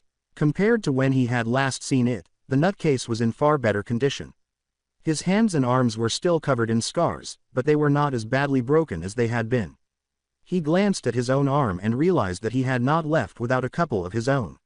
His left arm was encircled by several lines that resembled barbed wire. He remembered the fight as he ran his fingers over the probably permanent additions to his body. He was certain that his bones were broken when the jaws had slammed down on him. His body's adrenaline was rushing to fuel his desperate attacks, and all he could think about at the moment was to survive by any means necessary. It was impossible to predict how much venom he poured into each bite or how much blood he spilled while gouging and clawing out the bastard's eyes. After a while, the 2 were on the ground. All he could do was follow the villain's death roll in the hopes of avoiding losing his arm. He probably would have bled out long before the heroes arrived if Yaoyorozu hadn't given him combat care. He had lost so much blood that by the time help arrived, he was hardly conscious and had no memory of the actual evacuation. He would have to find a way to thank her. The girl was most likely the only reason he survived at all. The soft creak of the door opening jolted him out of his reverie. The door was softly closed behind her as a short, elderly woman in a nursing uniform entered carrying a clipboard. She shuffled to Midoriya and kissed his forehead, saying, "You 2 are making a bad habit of visiting me like this. You're both far too young to have to endure these kinds of injuries, and I'm too old for my heart to handle seeing it." Before settling back into his bed, Midoriya shifted and muttered something. The faintest of the bruises and scars disappeared into thin air. The deeper scars are hardly noticeable anymore. Panting, Midoriya jerked awake and glanced around the room to see Michael waving slowly at him. "Howdy, how'd that nap treat ya?" He glanced at Michael after taking a moment to survey his surroundings. I slept fine, but for some reason, I'm still tired." "Hey, what happened to you? Are you okay?" He raised his arm all the way up with a soft pop, saying, "I'm all right. Just my shoulder is making a funny clicking noise when I do this." At the prospect of his classmates suffering harm, the boy asked in almost panic, "Is Aizawa okay?" 13. What about everyone else? "Calm down, son," recovery girl said with a sad smile. "Aizawa and 13 are in critical care but are alive and stable. You'll also be happy to know that the 2 of you are directly responsible for the well-being of your fellow classmates. Your classmates' reports on the situation directly mention the both of you doing all you can to protect them even with all your injuries. Which is why I'm not too upset at having to fix you up this time." She sighed deeply as she tore 2 pages off her clipboard and took the time to scribble on it. "You are both cleared to head home and report to your respective classes tomorrow. Your clothes and possessions are in the drawer. Please let this be the last time you visit me for a while." Farron got out of bed and gathered his belongings before asking, "So, where do you stay? We may as well walk and shoot the shit about that whole damn thing that just went down." Yeah, okay. I live in the Musudafu area. It's a fairly short walk from here." He took out his phone and rolled his eyes at the icon that said, "Dead battery." The two quietly left the hospital after taking turns dressing in the bathroom. Neither of them spoke for a few minutes. Finally breaking the silence, Michael took another look at all the scars. "I saw you before I was put all the way under. What all happened that made you look like that?" "Well, there was this huge monster called a Noma, or something like that. It was pretty much killing Aizawa, seeing how we were told it was meant for All Might. Then it went for Sue, and next thing I knew, I was in the thick of it. As for my body, I'm just new to the quirk, it's really taking a toll on me," he replied with a low voice. "I'll say, you must like looking like hammered shit at the rate you're going. Anyway, you can stop that, or am I gonna have to get used to seeing you looking like something picked up dead off the side of the road?" Well, I hope not. It's just kind of hard, you know. Getting used to something like this. I'm getting better, though." After a few moments of silent walking, Michael caught Midoriya by the shoulder and pulled him to a stop. Farron's gaze gradually turned into a smile as cold steel slits gazed into warm emerald oceans. The taller boy gave Midoriya a hard smack on the back and remarked, "You are something else, man. Insane, most likely, but I'm rootin' for ya." Both of them were grinning as they carried on with their stroll. With a curious gleam in his eye, Izuku said, "Well, what about you, Farron? I couldn't help but notice you have some scars of your own." "I did about as much as you did. Only difference is I had a plan. It was a damn good plan too. Had all the right people for the job, mostly." "What do you mean?" "Well, Yaoyorozu was great. Jiro was great. Kaminari could have been better, but it's okay, because I was the main attraction, anyway. I strategized it perfectly. I held off the brunt of 'em. I even saved everyone in the very end, and nothing could go wrong. Until some fuckhead got lucky and damn near took my arm," he explained while massaging the latest additions to his entire body. In an attempt to comfort him, Midoriya remarked, "Well, I'm sure you did your best." "I always do my best, and I don't make mistakes." With a nervous laugh, Midoriya glanced around, praying Bakugo wasn't too far away to hear. Midoriya tapped the much larger man's shoulder after spotting a familiar sign. This is my street." Michael memorized the sign after reading it. Midoriya had begun walking down the road, which was lined with apartments, and then she turned to him and said, "Thank you for keeping our classmates safe. I hope you make it into the hero course, Farron." He waved to the man and said, "Your classmates, Midoriya. I still have a little ways to go before that. Oh, and call me Michael." Before taking off, he said, "Oh, well then. Thank you. You can call me Izuku, then. I'll see you tomorrow, Michael." Michael went back down the street to his house, remembering which apartment it was. He kept quiet the entire mile. As he walked, the sky was burning with a mixture of dark reds and purples from the setting sun. He paused in front of his modest home and looked in the mailbox. As usual, it was empty, but he had a habit of checking it whenever he was in the vicinity. Due to his parents' love of internet shopping, he eventually developed the habit of checking it frequently. When they passed, this was one of the few habits he didn't break, and he wasn't sure why. He walked inside, shaking his head. As usual, the house was completely dark. He just wanted to keep what he could off, even though the lights functioned perfectly. He had become much more at ease in the dark. He started brewing coffee and plugged his phone into the charger. Shigaraki wasn't going to sleep until he had the answers to some questions he would need to answer. He would have a French roast for supper tonight. He went to his phone and pressed the power button while the coffee was brewing. The phone woke up this time and chimed. At last, his lock screen appeared as the aroma of coffee filled the house. As soon as he typed past it, he was inundated with notification sounds. Throughout the day, he had received messages from Mina and 3 unidentified numbers. He chose to begin with Mina's. "Oh my God, Michael. When you get this, please give me a call or send me a text. I don't care what time, just let me know that you're alright." The words made him smile, and he made the decision to give Kurogiri a call first.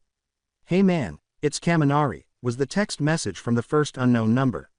"I wanted to thank you for saving our asses today, and Ashido gave me your number. Dude, I owe you one." It said, "Hey Farron, it's Jiro," on the second number. "I persuaded Ashido to give your number to Yaoyorozu and me. We are truly grateful for your efforts today in the USJ, particularly the final creep. I hope to see you soon in the hero course. As he tapped the last unidentified number, he was unaware of the tiny smile that was gradually spreading across his face. Farron, good afternoon. Yaoyorozu is this person. Ashido graciously provided Jiro and I with your phone number.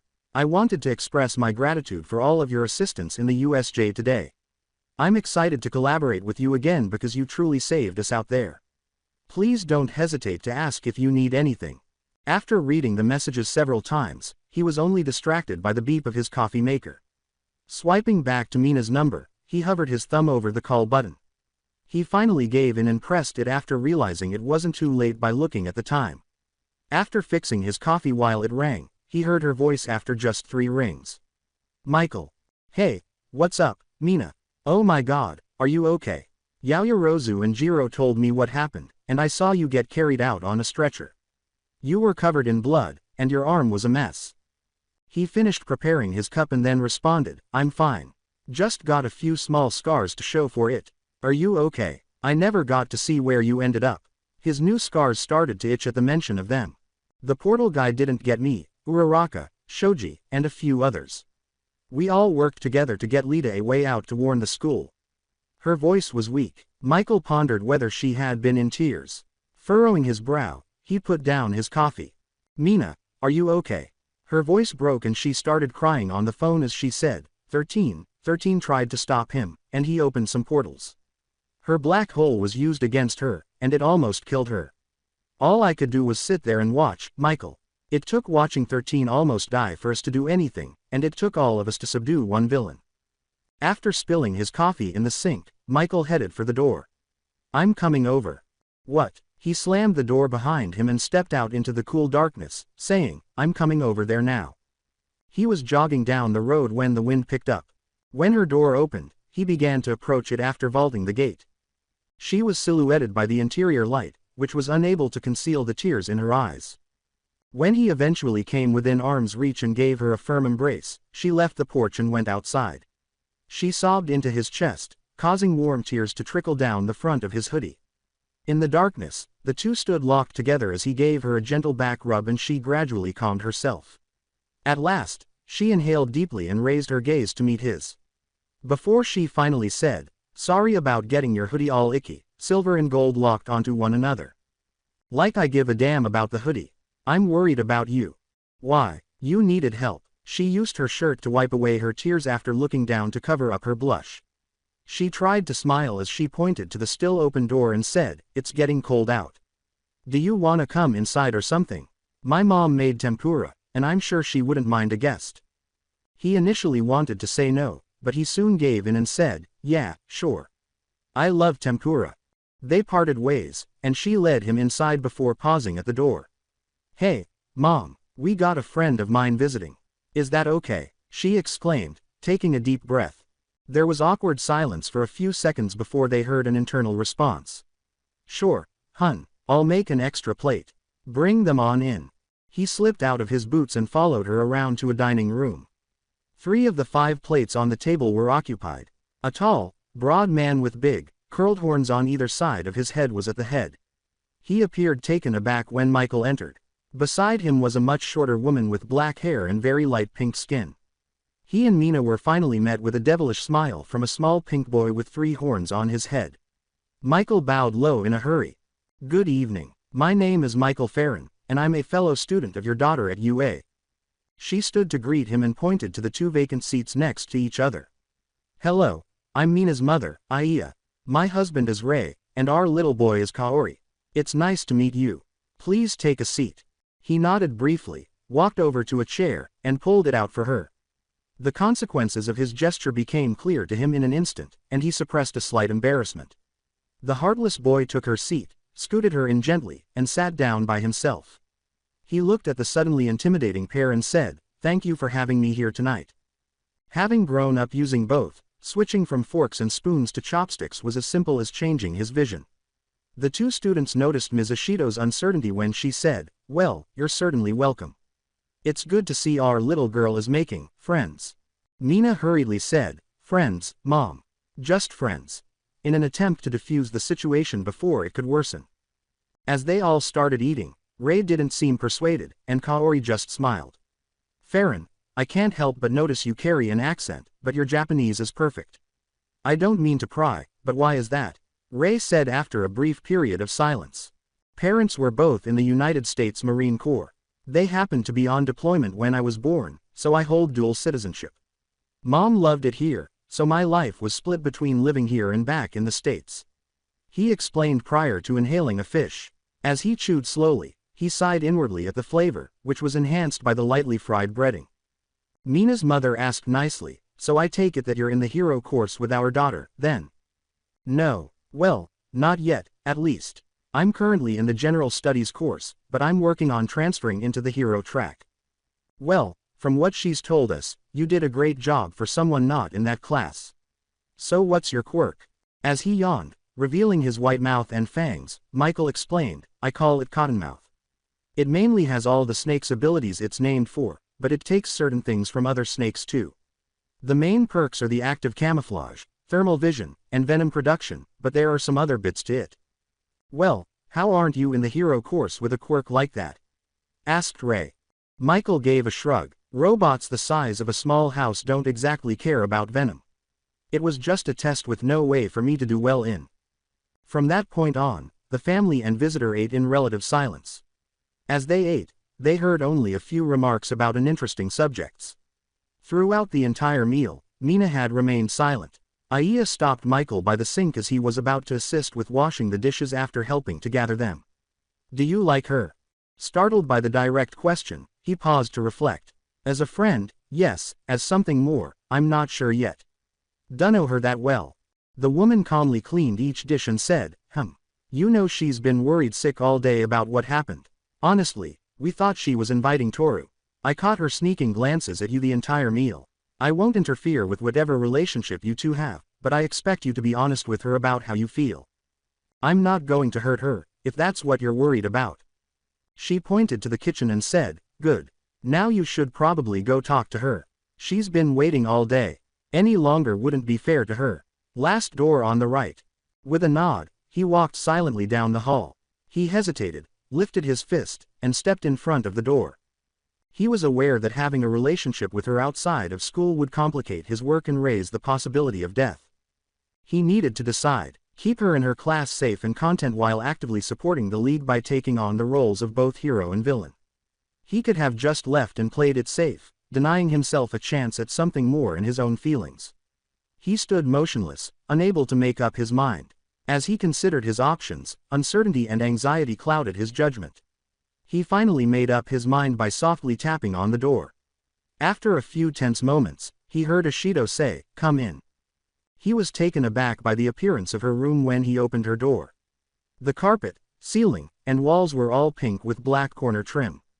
The room had a golden glow from the LED lights hanging from the ceiling and a few vintage posters of horror films adorning the walls. His gaze finally settled on her as she sat on her bed, her face hidden by her knees. He said as quietly as he could, Hey. She glanced at him and said, Hey, can we talk a bit? He approached the girl slowly after she merely patted the spot on the bed next to her. As soon as he sat down, he noticed how fuzzy the black covers were in his hands. He was uncertain once more before he uttered the words, Your parents seem nice. Yeah, there was silence when he said, Your mother and I talked a bit in the kitchen.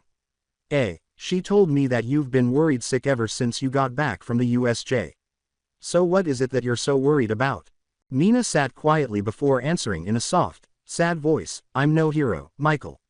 I already told you how it took watching 13 almost die before I did anything. I already told you that all of us that weren't scattered were barely able to just hold him. That's not your fault. How? She nearly screamed. He said calmly as Mina narrowed her eyes and stared at him. You still did something when most anyone else would have been frozen. I'm willing to bet 13 told you to let her handle it, and when she failed, it took time to process that it was your turn to be heroes. That still doesn't change how we all barely won against that thing. She said bitterly. Was that your first time working together as a group? She nodded after giving him a silent glance. Then what makes you think that you'd all be working seamlessly together? With tears threatening to spill from her golden eyes, she said, Well, what about you? All I heard from Momo and Jiro is how you took to it like you've done it before. And what about everyone who was scattered? There is no telling what they went through, and none of us were there to help them. In the dim golden light that reflected off her eyes, he couldn't help but notice how they shimmered like black diamonds. That's something you had no control over. That doesn't matter. I heard the stories from them, and then I heard what happened at the mountain zone. I heard what happened to you and what that creep threatened Yaoyuzoro and Jiro with. How he used Kaminari as a hostage. How you beat him down with a baton. All I saw at the end of that nightmare was you and Midoriya in stretchers, half dead and dying as I could only stand back and watch. Mina was crying uncontrollably when Michael drew her close and allowed her to weep on his shoulder. Why were you so worried about me? He asked, waiting until her breathing began to even out. As she sat next to him, the only sound in the quiet was the occasional sniffle. She would occasionally wipe her eyes with her sleeve while resting her head on his shoulder. Mina asked, holding back more tears, why are you so worried about me now? He sat quietly for a moment before putting an arm around her. He turned away from her in shame and said, I like you a lot. At least more than I like most people, and seeing you like this bothers the fuck out of me. So, here I am, I suppose. Mina moved into her position, giving him a firm embrace and a gentle peck on the cheek. Good, I kinda like you a lot too. Maybe we could start doing things together sometime. We could, I don't think I'd mind that. Not right now at least, but I'd like to get to know you better. You know, if you're okay with it. That would be nice. You're gonna be a great hero one day, Mina. So will you, Michael. The boy turned and hugged her back with both arms, and they sat in the dim golden light of the LED strips hanging from the ceiling for what seemed like hours. When he heard her snoring softly, he slipped out of her grasp, set her down gently, and slid the covers over her. He padded over to the door, turned off the golden lights, and left the room in complete darkness. All the lights in the house were off except for one in the living room, where Rei Ishido was sitting on a leather recliner with his phone. I thought you might be staying the night. In fact, I was on the verge of giving up and surrendering. School is in session tomorrow. It's a little early for all of that, and we both have a lot we're working toward. Michael's voice was softer than usual and low. He put down the phone and turned his full attention to the boy, raising an eyebrow. So you are dating, then? No, not yet, at least. Well, I have some American coworkers in case that changes. I hear the same thing from those who have daughters back home. A shotgun or similar weapon is always the father's first choice if the boy were to harm their daughter. But I couldn't do that, and I wouldn't have to. Are you aware of the reason? After squinting at the man, Michael gave in and said, why? Acid is my daughter's peculiarity. I wouldn't even have to assist with body concealment. The father picked up his phone again and said, have a good night, son. The two had been staring at each other in silence for a few moments when they both began to laugh. I'll make an effort. As he put on his boots and went outside, he said, you have a good night as well. Michael jogged back to his house, shoving his hands in his pockets and switching to his thermals as the wind picked up and the chill bit through his hoodie. When he got inside, he discovered that his phone was still charged, the coffee was cold in the pot, and a quick look at the clock showed that it was only a quarter until midnight. He cursed and checked his alarm for tomorrow as he undressed in the dark, knowing that he wouldn't be sleeping at this point if he insisted on confronting Shigaraki. Tomorrow, he told himself as he lay down, realizing that the day had drained him more than he had anticipated because he had passed out before a minute had gone by. Michael was running low on coffee grounds. His breakfast blend had about 2 pots left, and he was already brewing one. After his courses ended, he'd have to buy some more. He woke up before his alarm went off today. The previous night was a restless sleep as he worried about how he'd handle things. Nightmares were constant and ranged from being dusted by that man-child to being imprisoned for life by the heroes. A happy series of beeping and ringing indicated the machine had finished brewing. Within moments of the sound, Michael's cup was made to his specifications. The physical heat of the liquid and the caffeine inside did double duty in waking him up. As he sipped the bitter drink, a few memories of the struggle crept into his mind. His gray eyes hardened at the memory of the last villain's demand. He could care less about taking a hostage, but the thought of what he wanted to do to the girls made him wish he had asked Yaoyorozu for knives instead. Instead, he had been forced to settle for beating him down with the nightstick. He knew he was trying to kill the sick bastard, but the girls had taken his naked body off before he could confirm the kill, so he would have to settle for the knowledge that the man was probably a brain-dead vegetable now. The thought tickled him, but he knew it would probably be brought up in some way later. Speaking of which, the crocodilian villain had been injected with an unknown amount of Michael's hemotoxin. If the villain's quirk didn't have a strong resistance to venom, then he was probably dead. Michael sighed at the thought of the paperwork and lectures he would probably have to sit through for his trouble. He grinned and whispered to himself, "No good deed goes unpunished." After finishing his coffee and putting on his jacket and headphones, he made the decision to leave the house a few minutes early. After a few minutes of aimlessly browsing through his playlists, he finally settled on a funk playlist and nodded along to the beat. Eventually, a door opened a short distance away, and he heard Mina's voice say something to someone. Probably saying goodbye or something, he surmised as he watched her start walking down the sidewalk to him.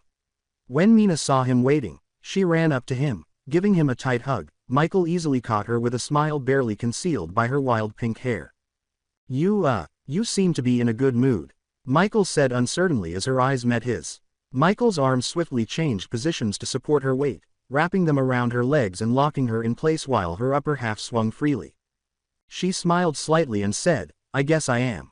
Then she unwrapped her legs and popped back down on the floor. "I kind of forgot how tall you are in relation to me, you know. How many centimeters are you?" She looked up at him and asked. "It's not quite correct." As he performed the mental calculations in his mind, he stated, "I was 6 feet, 3 inches last I checked, so 190 centimeters. "Oh no, you're so taller than me. My height is only 159 centimeters. In America, how tall is that?" She pouted as she asked. 2 inches, 5 feet. "I've got a foot on you," he replied, grinning down at her. "Well, let's leave now to avoid being late." Michael took one step but immediately stopped, saying, "I'm sure I'll be called up to have a talk or two today." Mina had grabbed his hand and, for a second, the two were both shocked into silence. It only took him a moment to give her a smile and intertwine their fingers before stepping off again. The two walked in step as Mina hummed along to the music coming from Michael's headphones. It was a rather energetic track that seemed to infect Mina with its beat. Humming turned to skipping and shuffling her feet as she kept pace with him. Michael used his free hand to bring the headphones to their max volume, starting to move along with her to the beat. The dancing duo fell in step with each other, perfectly synchronized with the rhythm as the school finally came into view. The usual crowd of waiting students stood outside the gate, loudly talking amongst themselves. The chatter slowly died down as students caught sight of the pair lost in their own little world. Eventually, the crowd was silent enough that the music, laughing, and shoes scraping the concrete were all that could be heard. The pair only broke out of their trance when the song ended and they looked up to see an entire crowd staring at them, multiple phones out and recording the scene. Michael said, "Ah, hell." He narrowed his eyes and stopped smiling when he saw the cameras. Before he could say anything more, the bell rang, and the crowd started to pour into the building. The two stood outside the gate while the last few people entered before them. "Shy on camera?" Mina laughed as she asked. As he packed his headphones into his bag, Michael replied, "Nah, just don't like getting caught off guard." Her gaze lingered on him as she started to leave, saying, "Well, I guess I'll be seeing you around today. Hey, if you were being serious about getting to know each other, then let's go do something this weekend." She put her fist to her chin and pretended to be thinking deeply.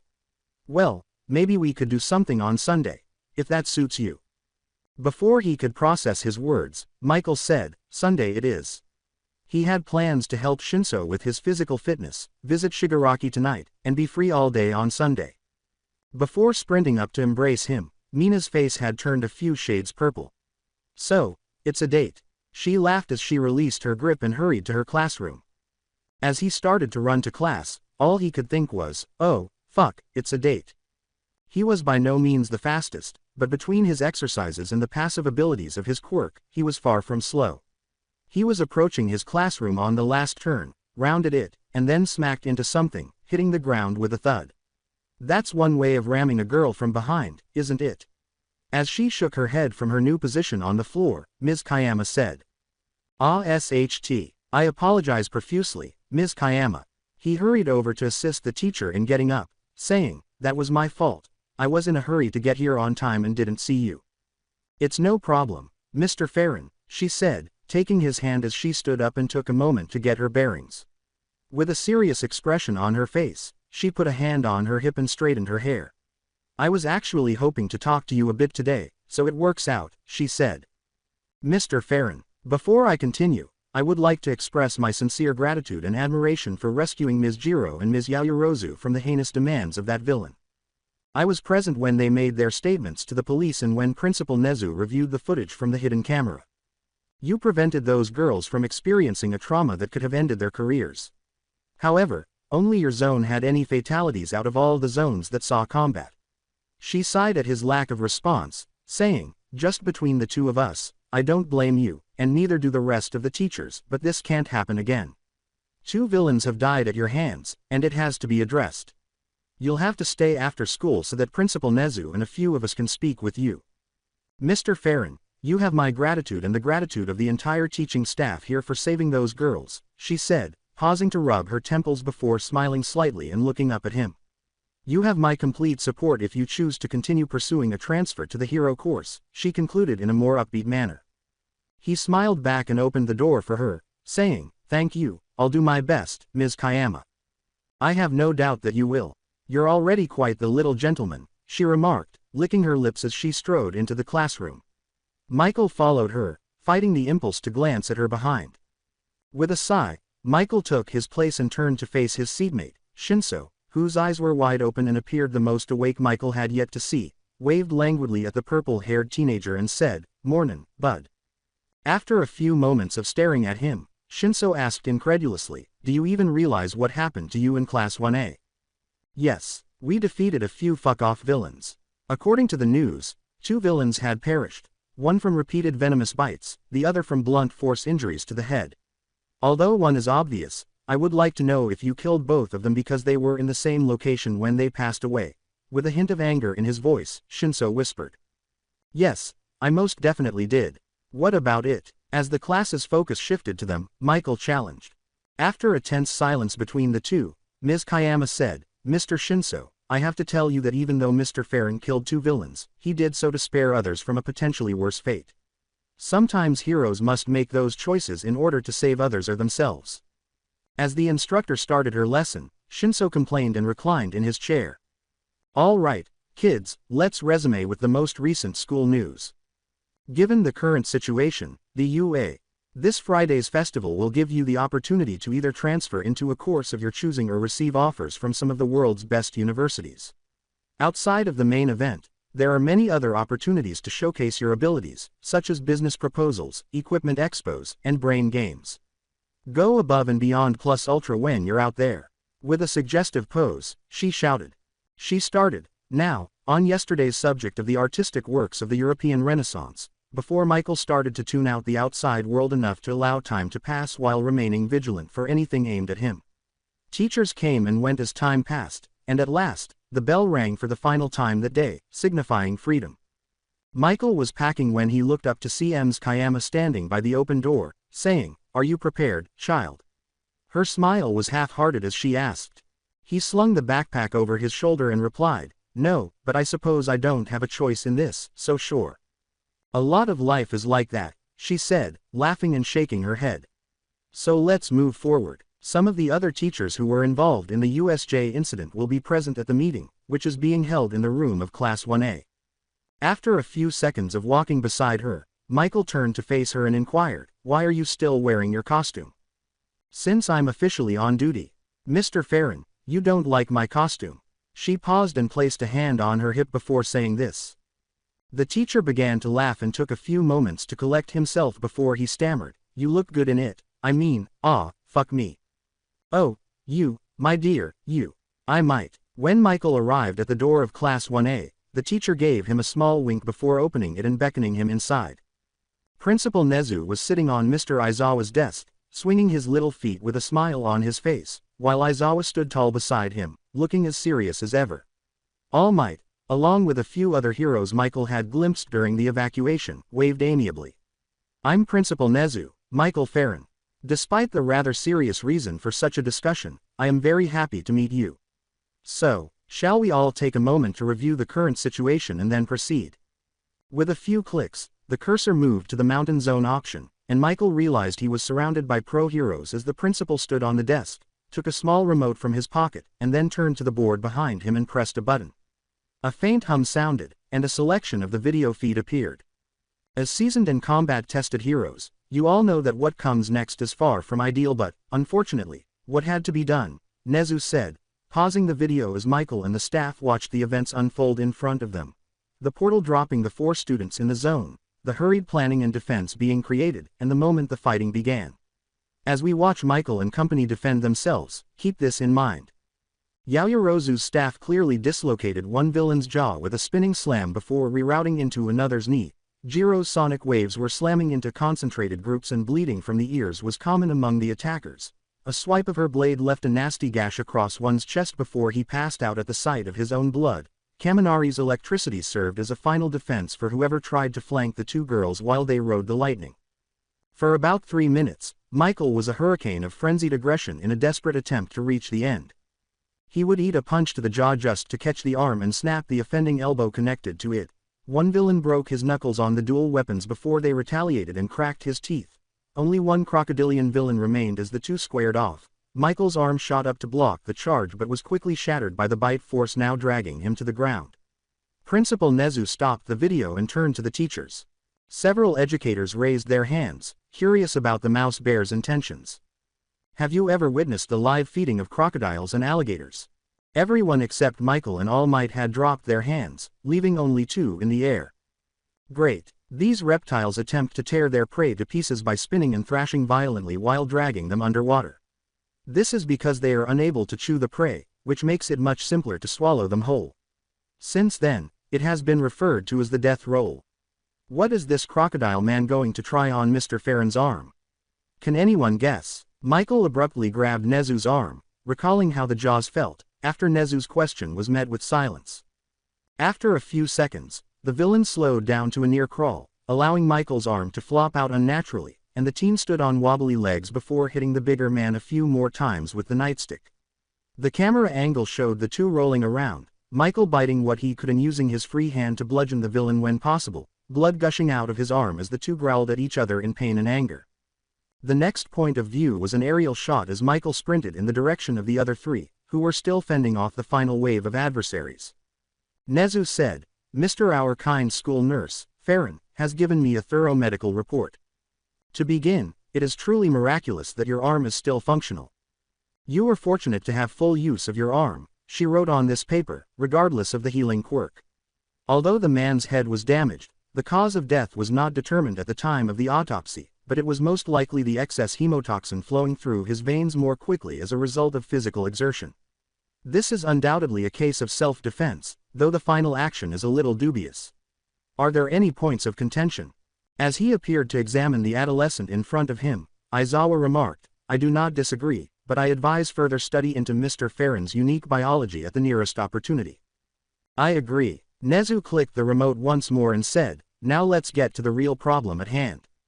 She was packing gauze into each puncture wound, and Michael bit down hard on the gag to muffle his scream as Yaoyorozu applied a tourniquet and patched what she could. Only willpower and adrenaline kept him from fainting from shock. She had truly saved his life, and he was forever indebted to her. She had no idea how much he appreciated it, but Michael thought he might as well begin paying her back. Then, as the wave launched one final all-out attack, the camera captured the 3 of them conversing. Yaoyorozu tore off the top of her hero costume in front of him and made her insulated blanket while Kaminari started to create a small field of lightning. Jiro and the other 2 took cover under the blanket, and Michael finally saw how Kaminari stopped at least 30 villains in their tracks by herself. He grinned as he heard the agonized screams of the evil forces, and he mentally noted how amazing that was. The view returned to a topless Yaoyorozu, who was being assisted by Jiro to use the blanket as a temporary covering. Michael lay soaking in a puddle of his own blood as the villain made his way to the 2 girls. The memory of what the villain had demanded floated through his mind, and he saw his former self silently stripped naked behind the cover of Yaoyorozu's improvised cloak, blending in with his surroundings, the only indication that he was there. As he crept behind the man and prepared to subdue him, the girls did everything in their power to buy him time. When the man reached up to grab at the taller girl, Michael swung the nightstick full force at the back of the man's head. The video then showed the clearly defeated villain as blows rained down on his skull, which was clearly caved in and bleeding heavily.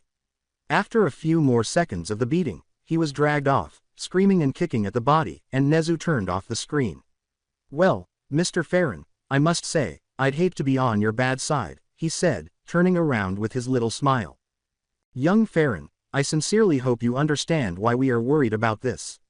You are far too young to have to bear that burden, and we heroes try our best to avoid taking such drastic measures, All Might said gravely. Losing emotional control during a fight is a one-way ticket to expulsion, or even put in jail, Aizawa said. Really, right now, didn't you have a blonde bomber who nearly killed Mr. Midoriya in a fit of rage, Aizawa? Isn't he still in your class? Midnight smiled slyly as she spoke. All Might looked away in embarrassment as Aizawa rolled his eyes but remained silent. Mistakes were made, Aizawa finally said in a rough voice. So two pro prospects can make one, but Farron can't. She raised an eyebrow as she spoke. I guess you're correct. I ought to have investigated those two's background more thoroughly. I apologize for being so severe, Mr. Farron, but we cannot afford to allow this to happen again. Well, it came to me a little while ago that you and another student in the general education course were aiming to transfer over to the hero course, Nezu said, his little smile no longer quite as genuine. What makes you want to be a hero, Farron? My folks, they used to tell me that the only worthwhile endeavors in life are the most difficult ones. Being a hero must be worthwhile if it's so difficult, right? Well, maybe it is, maybe it isn't. Mr. Farron, what do you do if it's not? I don't really know. We'll just have to wait and see how you manage the sports festival, I guess. I'm excited to see how far you'll go, no doubt. I'm going to let you go home now and sleep. The festival on Wednesday will undoubtedly make the upcoming week hectic, and we'll be preoccupied with details and red tape. Mr. Farron, have a pleasant evening. After he left the room, Nezu turned to his staff and remarked, it looks like you will be gaining a student this year, Shota. The teachers all gave him some sort of farewell, from Aizawa nodding to Ms. Kayama winking. I'm eager to see how he will change things. More than what he's got. Aizawa grabbed a juice pouch and spoke. Even more so. After emptying the pouch and rolling his eyes, Eraserhead said, so what are we going to do about these two deaths? The boy was defending himself and other people directly. Without a doubt, the primary factor preventing him from feeling too much guilt is his American upbringing, Nezu clarified. What are you saying? The stern instructor inquired. He pointed to All Might and Snipe and said, two of your colleagues here know far better than I do. Snipe put his hands on his belt buckle and said, American laws are much more relaxed when it comes to this kind of thing. In fact, my revolvers are only allowed here on behalf of an American hero vouching for me, he said.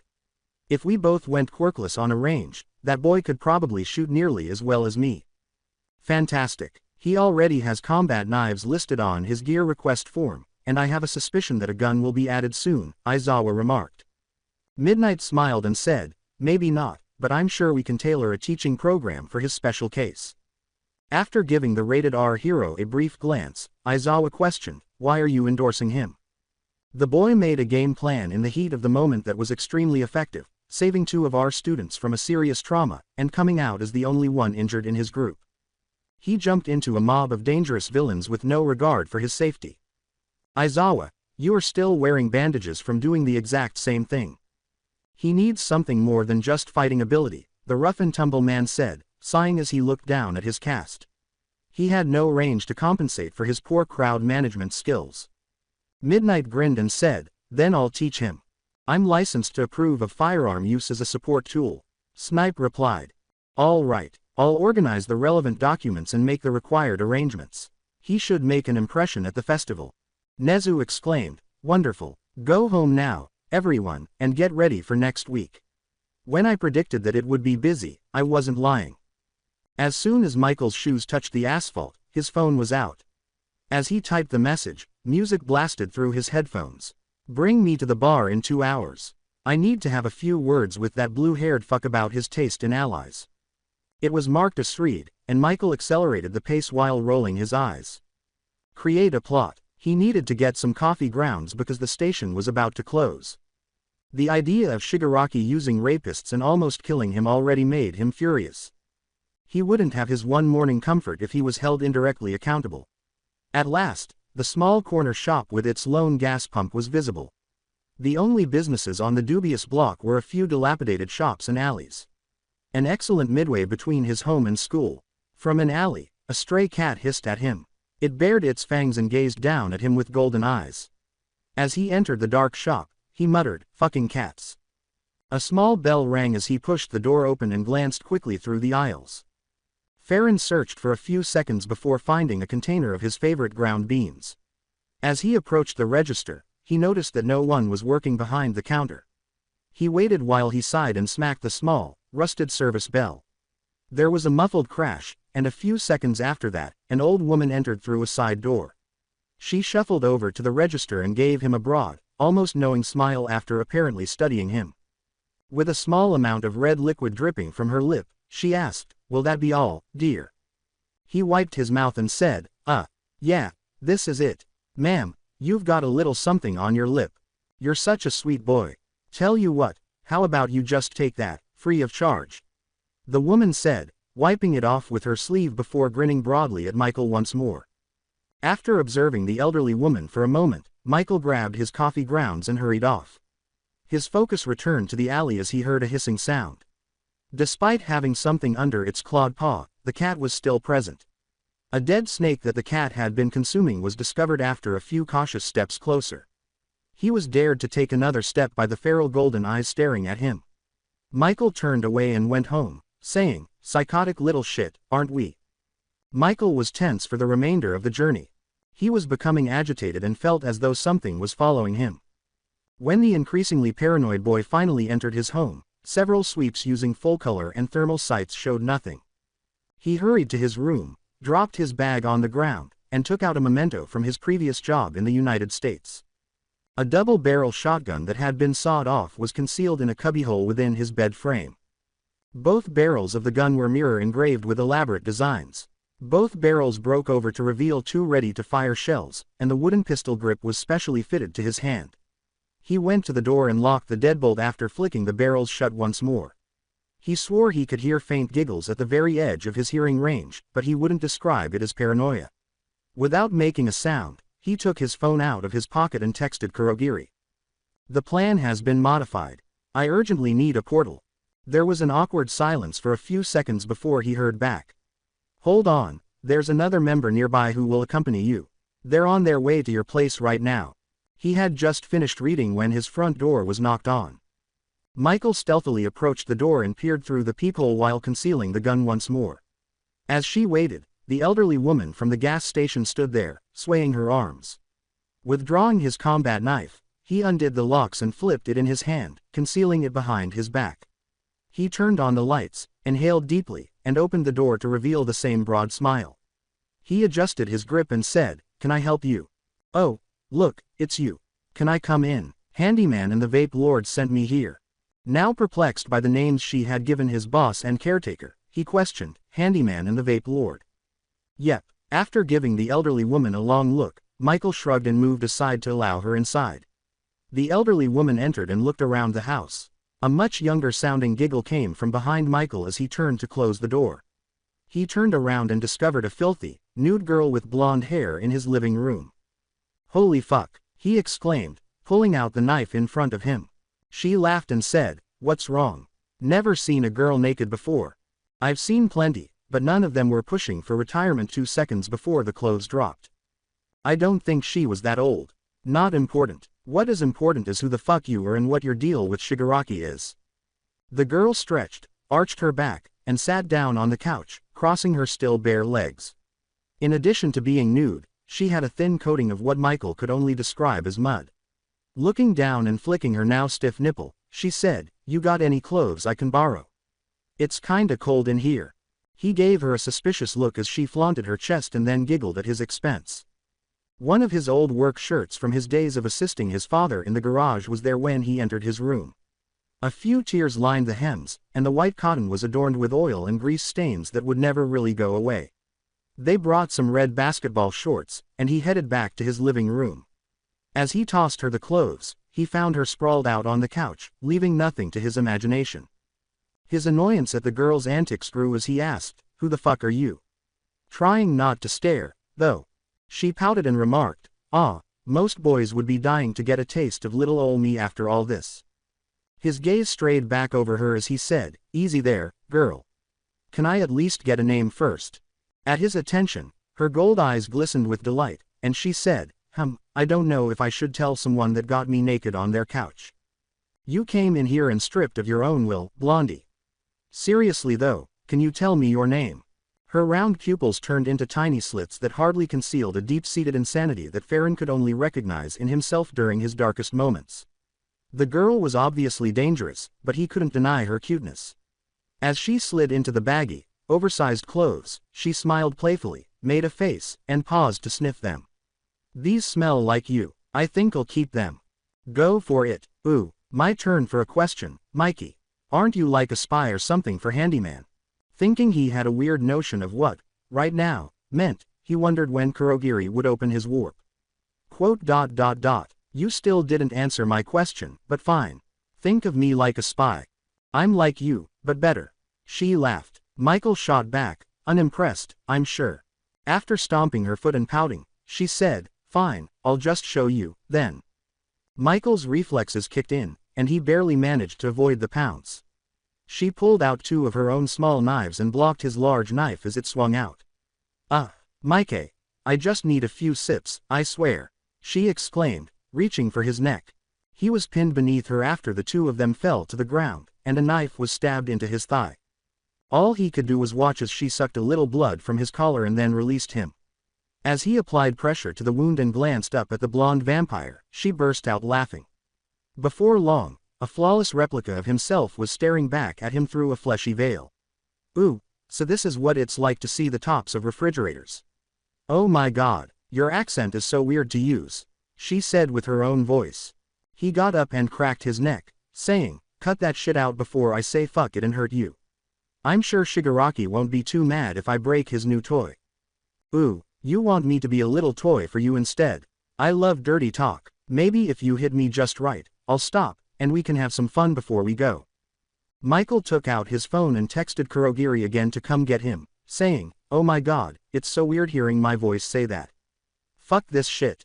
A misty portal opened, and she stripped off her disguise and changed back into Michael's old clothes. "You're actually really fun to be, yeah, no. We'll have to do it again sometime. I'll taste you, and you can get a taste of me if you're a good boy. Oh by the way, I'm Himiko Toga." Her golden eyes penetrated his heart. He was intimidated for the first time in years. As the blonde sadist skipped through the portal, Michael shuddered at what she said. On his way to the warp gate, he was caught up in a tornado of feelings. As he processed the conversation he had just had, feelings of anger, fear, excitement, and more than a little lust raced through his mind. He wasn't sure how he felt about it, but he was certain of one thing: Himiko Toga was now the most dangerous person he had ever met. As he entered the portal, his foot landed on the well-known hardwood of the small bar where the League of Villains leader was kept. His conflicted emotions toward the blonde vanished as soon as he recalled his purpose for being here.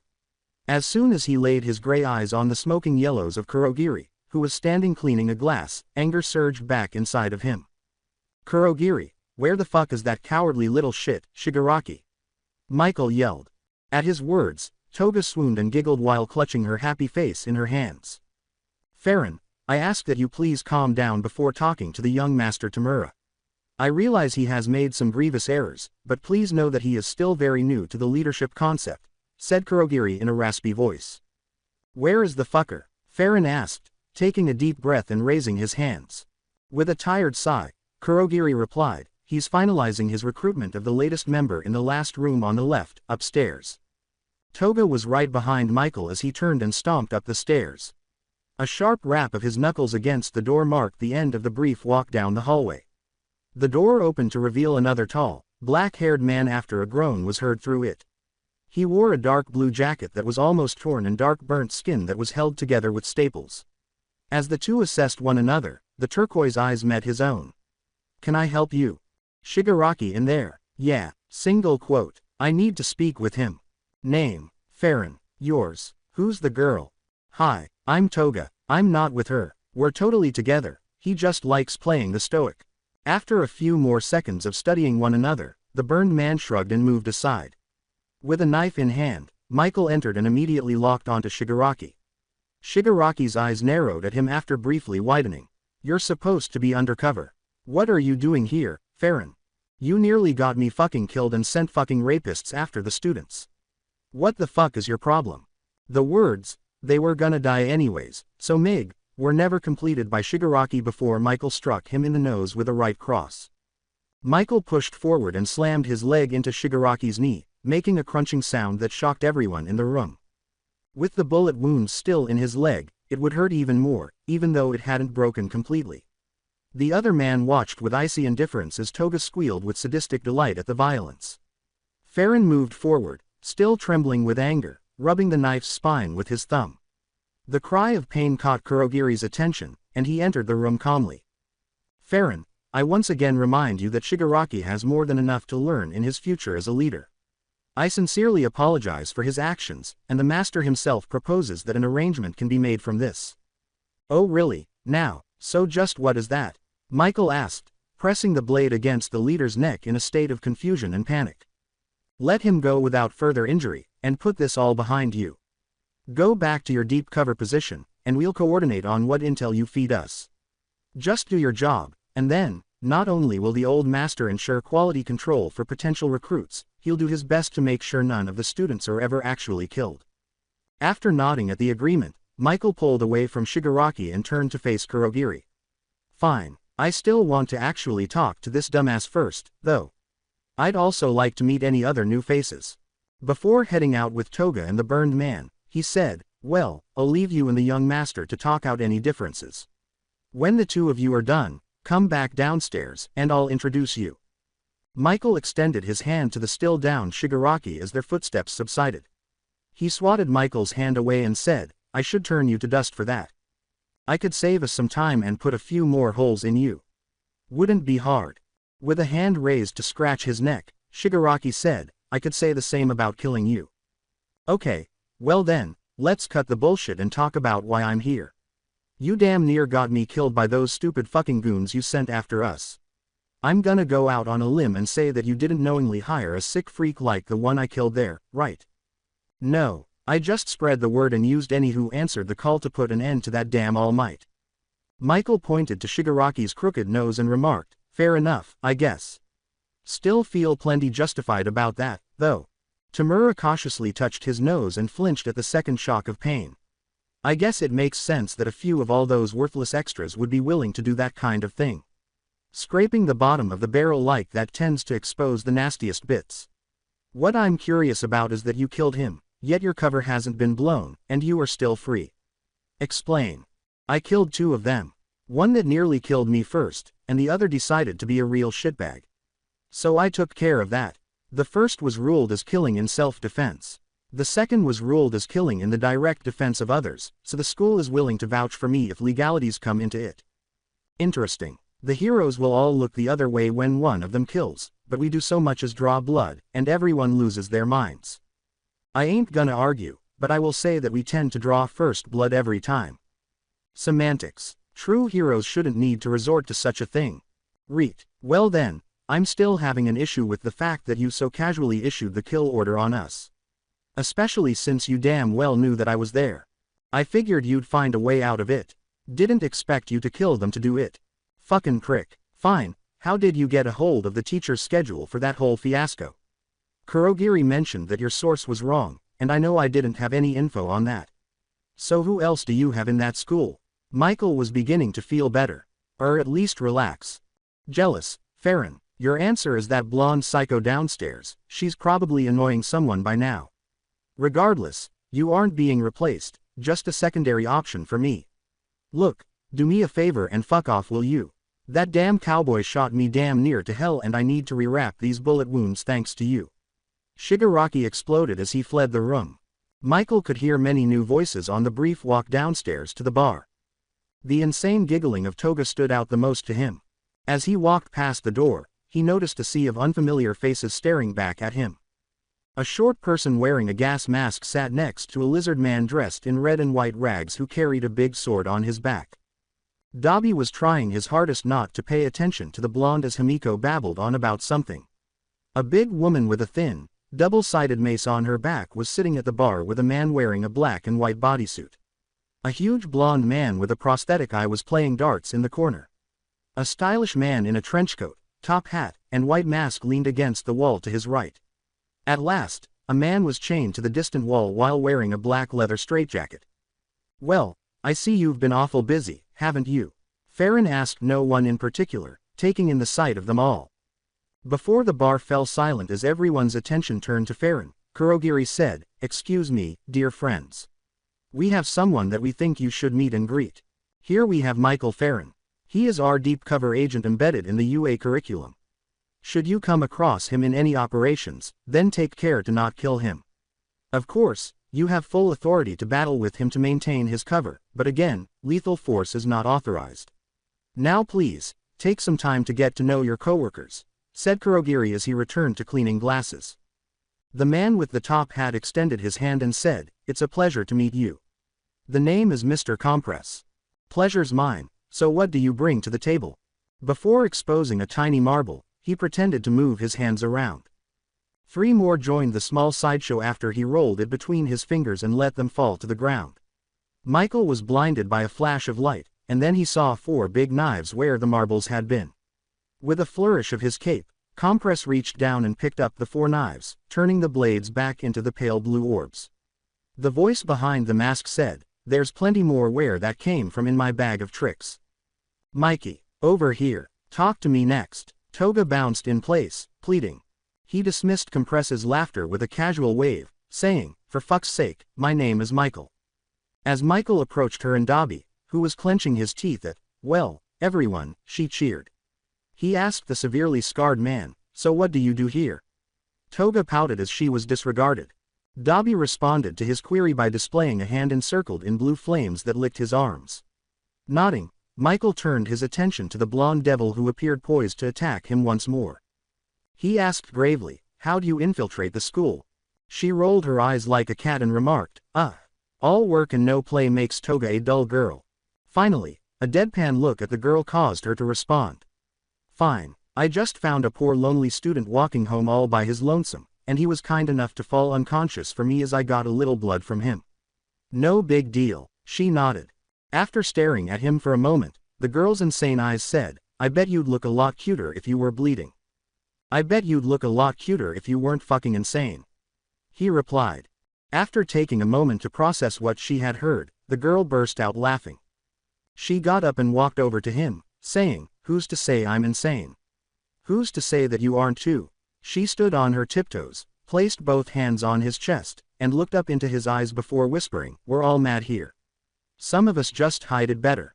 Her eyes seemed intensely focused on him for a moment, rather than insane. Michael mentally noted that he should look into it more later.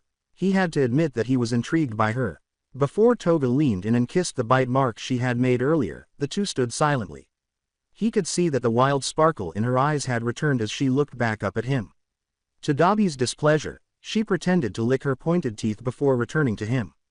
The muffled voice from the gas mask said, "Hey, buddy. Come over here a second." "What's up?" He put a revolver on the table and said, "So I couldn't help but notice you sound pretty American.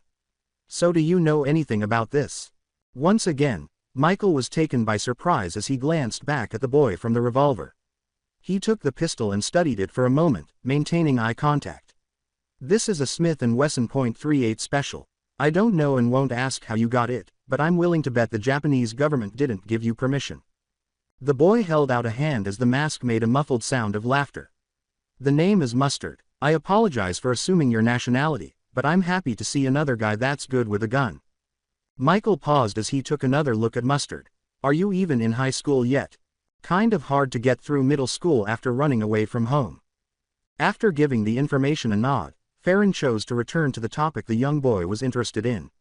"I favor shotguns myself, but when it comes to pistols, I'm a fan of .44 Magnums, Glock 19s, and FN.57s. Why do you have such a low-power pistol, by the way?" "I'm not knocking the .38, but it's less power than even a 9mm. Farron responded as he took the weapon apart. Mustard shrugged and said, "Personal preference. That and I didn't exactly choose this, so much as it was what was available at the time." "All right then, why the mask? I'm not immune to my own quirk, and it looks badass." "You make Mustard gas," with a muffled, dark laugh, he said, among others. As he hurriedly put the weapon back together and placed it back on the table, he remarked, "Cool beans. I'll keep my eyes out, and if I can, I'll see about getting you something with a bit more bite than this thing. Also, this thing is spotless. Good job on taking care of it." With the weapon holstered, Mustard said, Hell yeah, man. Thanks, I appreciate it. The muscular blonde told Michael, fuck off, small fry. I don't care for your bullshit spy games. It's much more fun to just beat someone to death. Michael merely nodded and approached her. As he walked to the bar where the lizard man had joined the other two, Michael rolled his eyes. He could hear Toga's voice squealing over him, describing her as cute, in the background. Hey Kurogiri, can I get a crown and coke? He said as he sat down at the end. He was greeted by the only other woman in the room, who was to his left, who said, huh. I thought an American would be more inclined to take his liquor straight. The drink was ready and slid his way. Maybe, but I'm no alcoholic. It certainly didn't help dear old dad at least. Her deep voice had a high edge to it as she said, well, I suppose introductions are in order. My name is Magna, and these two gentlemen are Twice and Spinner. Michael appreciated the effort, and she was obviously putting it on.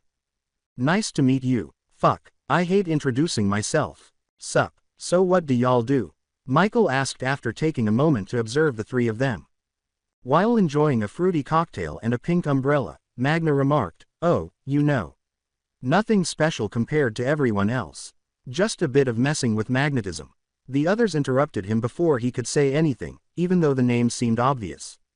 I have the worst quirk. My quirk is dope as fuck. The man seemed to say in two different voices. After giving Michael a quick glance, Spinner pointed to his green reptilian body.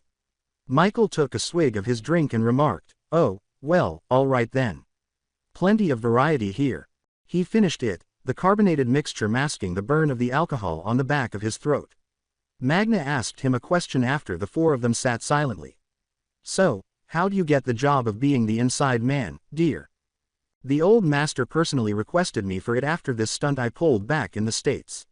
Not every day that a state governor goes down for multiple counts of embezzlement and corruption.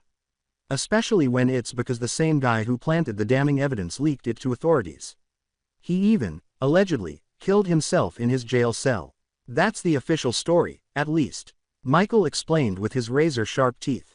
Spinner asked incredulously, wait, so how did a guy like you get into that? Met some really nice people who wanted not so nice things. Magna said, almost worried, damn, boy. That's pretty heavy for someone your age. So what got you into villainy? I don't wanna hear your sob story. Twice said. These folks didn't seem all that horrible, so Michael stopped suppressing his smile. Still, he had no regrets about decking Shigaraki. Parents got screwed over real bad with their benefits and wrote to the governor to help. He declined, seeing as he was pretty anti-military. The dirty fucking communist. Anyway, mom died and dad's problems were getting worse each day, and while they suffered, he just turned a blind eye. Dad taught me what he could and I guess he couldn't take it anymore, because he offed himself when I turned 18. So I took action, and now the greedy pig is rotting in hell. That's just a very short version of it, but the kicker is that the big boss took special interest and is paying for me to live here now. Well, good for you. Magna exclaimed, raising his fist. It's good that you went and did something about it instead of just letting them walk all over you.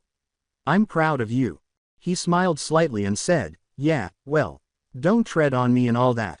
He glanced at his watch and saw that it was getting late and that he still had to work with Shinso the following day.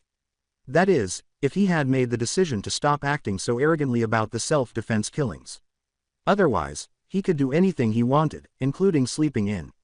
Would Mina be available? He turned to face the straight-jacketed man who was muttering to himself in the corner, decided not to pay him a visit, and got up to go. Well, I hate to go like this, but it's late, and I have a schedule to keep. I look forward to working with y'all soon. If we find ourselves fighting each other, remember that it's all just business, nothing personal. Y'all take care and good night, he said as Kurogiri created a portal for him. He felt a tug on his school uniform before he could leave. He turned to see Himiko Toga staring at him with what appeared to be hunger in her eyes and a fanged smile. We should hang out sometime, okay? Still unsure about the girl, Michael shuddered at the idea but nodded and said, yeah, sure. We'll have to see what we can do without blowing my cover. The girl cheered at her little triumph and grinned much wider than he felt comfortable. As Farron entered the portal, all he could experience was a mix of anxious anticipation and sheer terror. The portal closed behind him, leaving him in his living room, bloodstains on his floor, and a cold cup of coffee on the table. The alarm on his phone, which screamed lyrics from a metal song he had long since forgotten the words to, ripped Michael out of his unconsciousness. He scowled in response. "It's 4 in the fucking morning. Can I help you?" "Apologies, Farron. I realize the hour, but it seems as if you'll be needed for this." "Kurogiri, what is it?" "It seems Master Shigaraki wants to do a little introductory mission, to see how the team works together. He specifically requested that you attend." "I guess I didn't hit him hard enough the first time, huh?" "On the contrary, the young master thinks that since you are so concerned with the makeup of the team, you should assess it for yourself." "Touché. Fine, let me get my shoes on and you can portal me over." Michael groaned and sat up, stretching out his tense muscles as the phone line died. His gray eyes quickly switched to thermal vision and noticed his shoes glowing faintly in the dark room. Just a few seconds after stepping into them, Kurogiri's portal swirled into being. As he passed through, the inky black mass appeared to swallow him whole, spitting him out onto the bar floor. His bare chest felt a little cold as he turned to see the villains waiting for him. The first thing he noticed was Toga's eyes, the golden slits drinking in his image. His lower half was only obscured by the baggy gray sweatpants he was wearing, and he swore she was memorizing every scar and line of his chest. Her appearance also nearly disturbed him, but it was too distracting. She was wearing a schoolgirl's uniform that seemed to fit her body just a bit too small. Her cardigan and skirt hung loosely from her body, seemingly to hide anything that might be concealed beneath them. The only sound that broke the silence was a soft tap on his shoulder. Kurogiri stood holding a silver case. "Please change quickly into this and meet back here after the mission briefing is over." "Your attire, sir. We have a contact nearby who was enthusiastic enough to create such a thing that if you have any issues with it, you may request that she address them. In fact, she specifically requested that you do so with any and all details. She was quite adamant that her babies be the best on the market." A few minutes later, Michael was fully clothed in what he could only describe as a lighter, less bulky version of a bomb squad suit, complete with a mask, a large revolver, and a machete. After strapping the two weapons to himself, he finally took the mask in hand to examine it. The cold steel and Kevlar plating was heavy and cold in his gloved hands. Matte black paint and empty eyes seemed to stare back at him in silence, ambivalent about what crimes he would commit while wearing it, leaving only his judging eyes and a medic kit on his hip. It could be a bit less bulky. Maybe see about getting a gas mask or something. When he returned to the bar, he saw Shigaraki standing in front of a whiteboard that had a crude map of the nearby blocks with several X's scattered across what appeared to be alleyways. "Look, simple raid mission," he said. Shigaraki emphasized his point by swiping an eraser over a group of X marks. "We're going to clear up these low-level thugs so we can do whatever the hell we want in our territory." A smiley face and shoddy stick figures of League members were added to represent the takeover after the Pale Man had removed all the X marks and circled out the few city blocks in green. "Any questions? Aside from the rather unflattering way you drew me and the others, I'd like to ask if we're doing this in teams or as one group," Michael said, raising a hand as he examined the groups that were unfortunate enough to be marked on the board. "Fuck you. Drawing with just 4 fingers is challenging." He gestured to a partially erased smudge of what had once been a skull and said, "Anyway, we'll be in teams until we get to this group of nobodies here. There we all get back together and take out the boss fight of this mission. Maybe 20 guys at most were involved in that fight. Come on, let's go now. In and out, a 20-minute killing spree. It will be enjoyable. So, which person is joining which group?" "Great, Toga and Magna will go with you," he said, and Toga immediately skipped to his side, his predatory eyes daring him to argue with her decision. After all, she appears to be skilled at watching novices. Magna looked at the younger two, as if to brace herself, then smiled and got up to join them. She stood between them, and Michael could tell that her gaze was mixed with worry, but then she smiled at him and hefted her double-headed mace over her shoulder, saying, "This should be fun. Michael, I'm eager to see what you can accomplish." "The same thing here. Are you comfortable with that?" As her hold loosened a little, she said, "I could use some practice. I'm still kinda new to the whole supervillain thing. However, this is a fantastic chance to learn." "Oh, that's wonderful. No substitute for on-the-job training. At least that's how I learned." Shigaraki then interrupted, saying, "The 3 of you will go to this location. Don't leave any survivors. Start working on it. I will also be monitoring the new hires. Shigi, don't worry. Yes, keep an eye on your stray." Watch out that she doesn't scratch anything that she shouldn't. After confirming the point with a thumbs up, Magna put the hand on Toga's shoulder and said, "Let's go, hun." With an exaggerated hiss towards Shigaraki and a playful clawing at the air, Toga grinned at the comment, saying, "I get to go play with Big Sis at last." Toga led the group with effortless somersaults and cat-like reflexes, while Magna was only a few steps behind, levitating a few feet above the ground with her mace in hand. Michael, for once, was in the back, but the weight of the armor slowed him down but gave him momentum and heat. The three set out into the darkness and swiftly found their destination. 8 Walking Dead up ahead, how we wanna do this? Michael's thermal vision detected several heat signatures in an alleyway in the distance. She waited, and waited, until finally her target had no eyes on him, and her left hand began to glow a faint red, and the man was enveloped in the same aura. Then he was ripped off his feet and flew towards her, barely having time to scream before she readied her mace and knocked his head straight into the wall, blood splattering everywhere. Toga had disappeared, avoiding even his snake eyes for the moment. Magna simply gave him a knowing smile before floating to the end of their alley and peeking around the corner. The last thing heard before chaos broke out in the alleyway was the sound of a spine snapping. Toga was nowhere to be found, but one of the thugs had vanished. Michael rolled his eyes at the lack of a plan and charged ahead, choosing to roll with it. 2 of the thugs sent to investigate only had time to see a dark mass of armor before being charged into. One was trampled, neck broken under the weight of his heavy boots, and the other was caught in Michael's vice grip before being rammed into a dumpster. He began to glow blue as one of the thugs charged at him. The snake glanced up at Magna and saw her fling him into one of his friends before launching her mace through the legs of another. Upon seeing the 2 on the ground, Michael slid out his machete, sending sparks flying in the darkness as the rasp of metal on metal found its way inside one's skull. Michael leaned down to the other, wrapped his armored gauntlets around his neck, and squeezed until he heard a crunching sound. All that was left was the sound of the last thug fleeing in a panic, his footsteps racing away from the 2 before being slammed into a wall. Switching to his thermals was nearly painful due to the amount of flare that greeted him.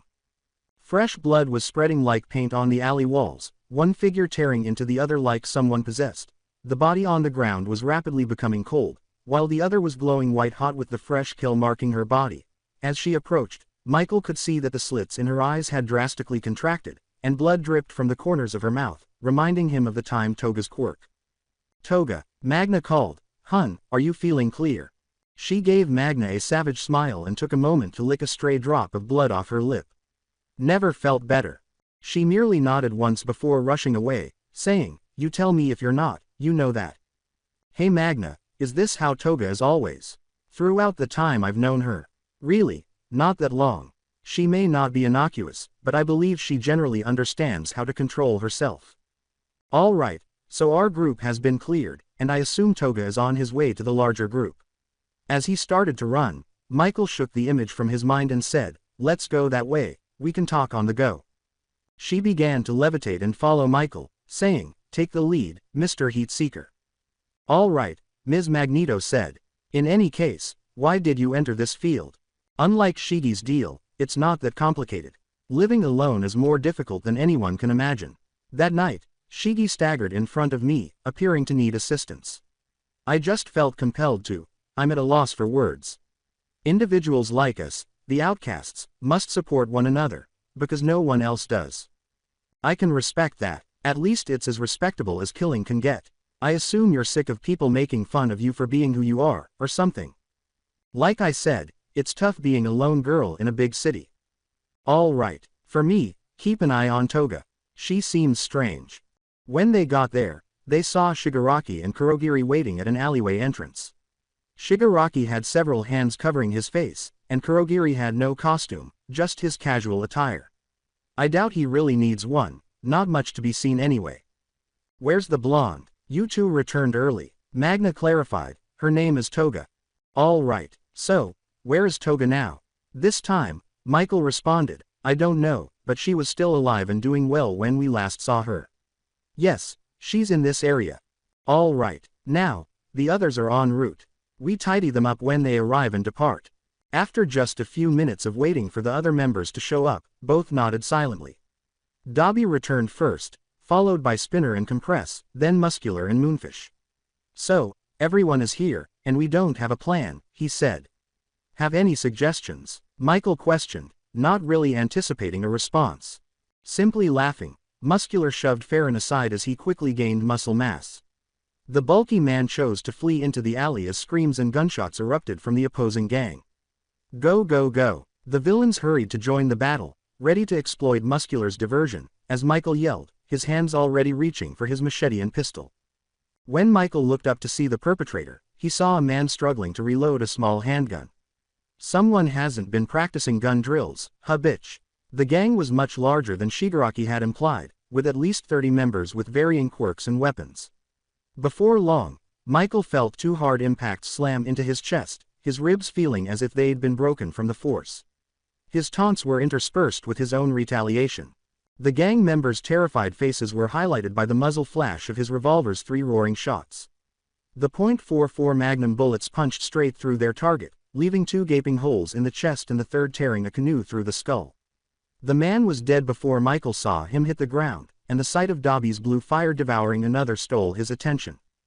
As the League members battled the gangsters, chaos ensued. Mr. Compress was engaged in close combat before taking a stray round sprayed in panic at Toga, the blonde who had returned to the fight in a blood-soaked frenzy. Moonfish managed to spear 2 of them with his teeth, dragging them away into another alley. For things Michael would try to forget, he saw through the use of his thermal vision. Mustard had chosen not to use his gas, instead taking potshots with his much smaller revolver. Michael would not allow 2 gang members to rush his fallen ally in an attempt to get a kill on the board in retaliation for their fallen. The ghost of his father's voice screamed at him to stop hesitating and act when he saw Mr. Compress go down. Michael's revolver roared his contempt for them as he rushed forward, sending one of the gang members to the ground without a head after 2 shots, while the third shot barely missed its target and struck a wall. Guns dry, switching to melee. Protect me. Michael's body rushed forward as if possessed, and he said this out of instinct. When the second gang member turned to strike his new assailant, he saw a bleeding stump where his hand had been. His arm also fell to the ground, and a mixture of fear and pain quickly replaced his confusion. He felt a chill creep through his stomach as he looked down and saw a line of blood smearing his clothes. His legs stood alone, falling to rejoin his upper half in death. Mr. Compress lay on the ground in agony, the cold asphalt feeling somewhat pleasant on his back compared to the agony of trying to breathe. Each breath felt more difficult as his vision swam. The last thing he saw before he passed out was Michael's masked form reaching out for him. He wasn't sure if he should be relieved, so he chose to embrace the comforting embrace of sleep. As he quickly sprayed his gloves with disinfectant and grabbed his medic bag, Michael noticed a small hole in Compress's costume where he had been shot in the chest. He was applying the chest seal when his back exploded in pain, and another gangster was running after him with a small pistol firing wildly. Michael covered Compress with his body, shielding him with himself. Before the gunshots stopped completely, he received 2 more rounds in the back of his armor. Choosing to take a chance, Michael turned to see Shigaraki with his hand out and a pile of dust on the ground in front of him. The others can help Farron, get these 2 back to the hideout, and finish up here. By the way, Farron, keep in mind that you now owe me. When you're done assisting Compress, head home. Michael had just stepped through the portal back into his room when his phone's morning alarm went off in his pocket. Fuck. A few hours later, Michael had stabilized Compress and taken off his armor. It felt good to have the weight off his body. He had already considered a few minor adjustments to the outfit to keep himself and his teammates in better shape. Hey, Shinso, look man, I know you don't agree with how I handled that whole fiasco with the USJ. I can't say I regret it, because I don't, but I hope we're still cool. I'm alright with still working with you a bit if you're still interested. With a sigh, Michael put down the phone, hoping Shinso would even check his voicemail. He was drinking his coffee from yesterday, and even though he had been up for a long time, the cold beverage kept him awake. While I wait, I might as well see about doing something. He rolled a joint, dialed Kurogiri, and the bartender picked up almost instantly. Eager for a chat so soon, Mr. Farron. If you wanna call it that then sure, Kurogiri. I'm calling about the suit. You've worn it once and you're already looking for alterations to be done. You said the supplier wanted it to be perfectly made to my standards, didn't you? I'm just holding people to their words. Very well. If you give me a moment to retrieve it, I'll deliver it in the maker's address. Thank you. Before hanging up, the warper said, think nothing of it, Mr. Farron. Always a pleasure to speak to you. The silver case from before thumped down on his mattress as a tiny portal opened in a matter of seconds above his bed. After that, a slip of paper swayed languidly in the air before landing on the case. Mildly concerned he knows where my bed is, despite never showing him. Fuck it. With a careless swipe, the paper was in his hand, and before shredding it, his eyes committed the address to memory. Michael picked up the case and walked out of his house, locking the door behind him. He strolled with his joint in one hand and his briefcase in the other. Only 3 blocks separated the address from his home. The early autumn air was cool, but not quite as cold as he hated, and the walk was peaceful. Along the street he strolled, dead leaves rustled in the morning work traffic. He paused at a crosswalk and took a long drag, letting the smoke soothe his body and mind. The picture of a calm autumn in the suburbs was completed by the smoke blending with the condensation of his exhale. In his exhausted state, he decided to simply enjoy it all instead of obsessing over the details as he usually would. He continued to walk for a few more minutes before stopping in front of what appeared to be an abandoned auto repair shop. He entered, taking a moment to look around him. A roar of sound and a rush of heat erupted as the door was opened. In the distance, there was a loud crash of something hitting the floor, followed by the screeching of metal. He turned to face the source of the unruly noise and saw a masked person with a hammer and blowtorch. "Hey, I gotta speak to whoever runs this business." The figure swung around and lifted their mask to show a woman's face marred by grease. Her yellow eyes and pink hair only served to highlight her smile, which is brighter than usual. "Well, hiya, howdy, you run this place. This is where I make my babies, yeah." Michael's eyes widened, momentarily taken aback by such a daring declaration. "Oh, babies." She proudly displayed whatever device she had been working on. Michael thought it was a fancy glove of some sort. She questioned, "Isn't he precious?" "Oh, the machines are your babies. Okay, that makes more sense, I guess." With her pink dreadlocks spilling out together, she tilted her head to the side and asked, "More sense than what?" Michael was filled with dread as he considered her query. Avoid at all costs the possibility of having to explain his initial line of thought to her. "Yeah, look, I was told you could help me with this here suit ya made." She grabbed the case off of him and placed it on a table close by. When she recognized it, her yellow crosshair eyes glistened with joy. "Oh yeah, this is the military armor, baby. Too bulky for my tastes, but that's what you wanted, right?" He eyed the glowing metal on the floor and said, "Yeah, no, the bulk is fine. I'm just here for some possible additions to it all, if you're not too busy at least. I can always make time for my babies. So what do you want to add to her? I need a respirator and loudspeaker built into it. She needs to draw attention." "All right, so you want her to be loud. Should I change the color? How did she handle the fire? Did I leave any weak spots?" The girl asked a lot of questions while examining the armor with pride and critical eye. Her gaze had been fixed on the gunshots in the rear panel, and Michael couldn't help but notice that she hadn't taken her eyes off the armor since she had begun. "Aren't I speaking to you right now? The bruises on my back are hardly noticeable because the armor held up so well. What about color? Give someone a resource they typically turn to when they need assistance." "Well, like a blue." At last, her bewildered expression changed to one of worry as she turned back to face him. "Well, what? Like the colors of an ambulance or the police. Someone you can turn to for assistance in times of need." Her face lit up with recognition, and her dazzling smile came back with full force. "Oh, okay, I believe I now understand. Man, dismantle the system." "There you have it," Michael said, flashing his fangs in return. "Just something like that. I'll give you complete control over the design. I don't seem to be as interested in this as you are. I can't feel the air conditioning here, so just try opening a window or something."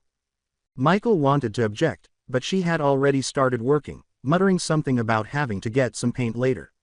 She didn't really respond to him, instead sweeping everything but the armor off the desk with a joyful squeal, and he had to sidestep to avoid the mess of metal fragments and debris flying at him. "Hey, do you have a damn washing machine around here or something?" Michael asked, taking a tour of her shop while she went about her business. The floor was littered with various projects in varying states of completion, and there was a bed in the corner with grease marks on the sheets and a pillow that appeared to have been white once. He yelled while glancing at the disorganized bed. The girl was too preoccupied with her work to respond to him once more, so he decided to take a closer look and eventually discovered a tiny kitchenette with a soiled sink and an old, worn-out washer and dryer. "I'm going to wash your damn sheets," he yelled as he walked over to her bed. When the machine didn't start up right away, he threw the bedsheets in the washing machine and slapped it. Looking at the equally filthy dryer, he saw a piece of paper with a pale white crystal holding it down as a paperweight. "Remember to take these out before stuffing another load in. Love, A.M., he read.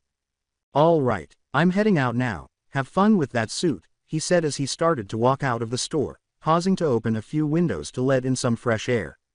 "Fuck," he said to himself, "I need a damn coffee," and then he walked to the closest coffee shop, which was only 2 blocks away from May's shop. As he entered the cafe, he noticed that there was only one other customer in the back, in his favorite spot, and that he had plenty of time for a coffee. The cashier took his order, a venti cappuccino, and he sat down in the booth next to the other customer. He had 2 crystal horns protruding from his head, giving him a demonic appearance, and his red skin and pale white crystalline formations highlighted his delicate, boyish features. It seemed that Mike was getting sloppy in his sleep-deprived state, as the man caught him staring, Black Straw happily sucking down his chocolate abomination of a coffee. "Sup?" Michael took a moment to realize he was talking to him before responding, "Mornin'. All right, visit us frequently." Michael grinned and shook his head, amused at the line being dropped so casually. "You could say that. All right, you could use a good laugh, judging by the way you appear to have not slept for a day or two." "Thank you. My name is Michael Ariman, but please call me Ari." "Well, Ari, it's good to meet you. Why are you out and about at such an early hour?" "Oh, you understand. I just finished a job and am going back to see how my girl is doing." "Oh, that's cool. What then do you do?" "I'm a debt collector of sorts." "Of sorts, yeah. Someone owes something and I go and get it. Simple enough." Michael sipped his drink while examining the man's effeminate face. There were no clear clues, so he went on. "So what do you collect?" "What's owed?" Michael joked, disguising his prodding as a harmless joke. "Fair enough. Just don't expect me to answer if you ever find yourself at my door." "Well, what do you do?" Ari asked, reflecting Michael's mismatched eyes. "Just training up for the hero gig." "You normally look this dead as a hero." "Not usually, just a long night and had some stuff to get done early today." "Coffee helps." "Coffee does help. I can't exactly judge either. I'm usually sharp as a razor or about to go comatose." Michael eyed Ari's drink and remarked, "I mean actual coffee, not that cup of death by chocolate." "Would you like a sip?" "Respectfully, fuck no." "Ah, you're no fun. We literally just met." "Well, you're the one who sat by me." Michael paused as he felt his phone vibrate in his pocket. "Well, I also, hold up." He glanced back up to Ari and took a moment to read the message. "Hey man, I gotta bounce here soon. One of my classmates needs lessons in how to beat somebody's ass." "Oh, no worries. I should probably get onto my girl's place soon too. She's probably worked herself into a frenzy by now." "Well, I've got enough coffee left for about 2 more questions." Ari took a moment to appreciate the taste of his death by chocolate as he sipped it thoughtfully. "What kind of hero are you trying to be?" "One that does what's necessary." "Ooh, how grim. Sounds fun. Well, now in that case, I've got a real question for you." Michael grinned as he finished his drink. "Shoot." With an expectant gaze directed at Michael, Ari tucked a white dread behind a pointed ear and asked, "What do you do when what's right and what the law says don't agree?" "You find a way, consequences be damned." As Michael responded to Ari, who had just finished his drink, a tiny smile appeared on his face. With a lazy sway in his hips and a flick of his tail, he said, "I suppose it's time for us to leave then. Maybe we'll run into each other again sometime. Take care, Michael." Michael threw away his trash and left the store too. He thought Shinso would take his time getting to the park, which was only a half-mile away. Because the coffee had given him a little energy, this walk went by much more quickly. It took him just a few minutes to locate a bench large enough for him to enjoy the sun. While waiting, Michael read a book about the convergence of 4 distinct realms and played on his phone. He'd just gotten to the chapter with the cultists when he heard a familiar voice call his name. "Hey, Michael." "Morning, Shinso. Can't say I really expected you to answer." "Well, I thought about it a little more and what Midnight said was right. You didn't have much of a choice in the matter, did you?" "Not really. I appreciate you not hating me for that shit." "No dude, I wouldn't hate you even if it was something you could help."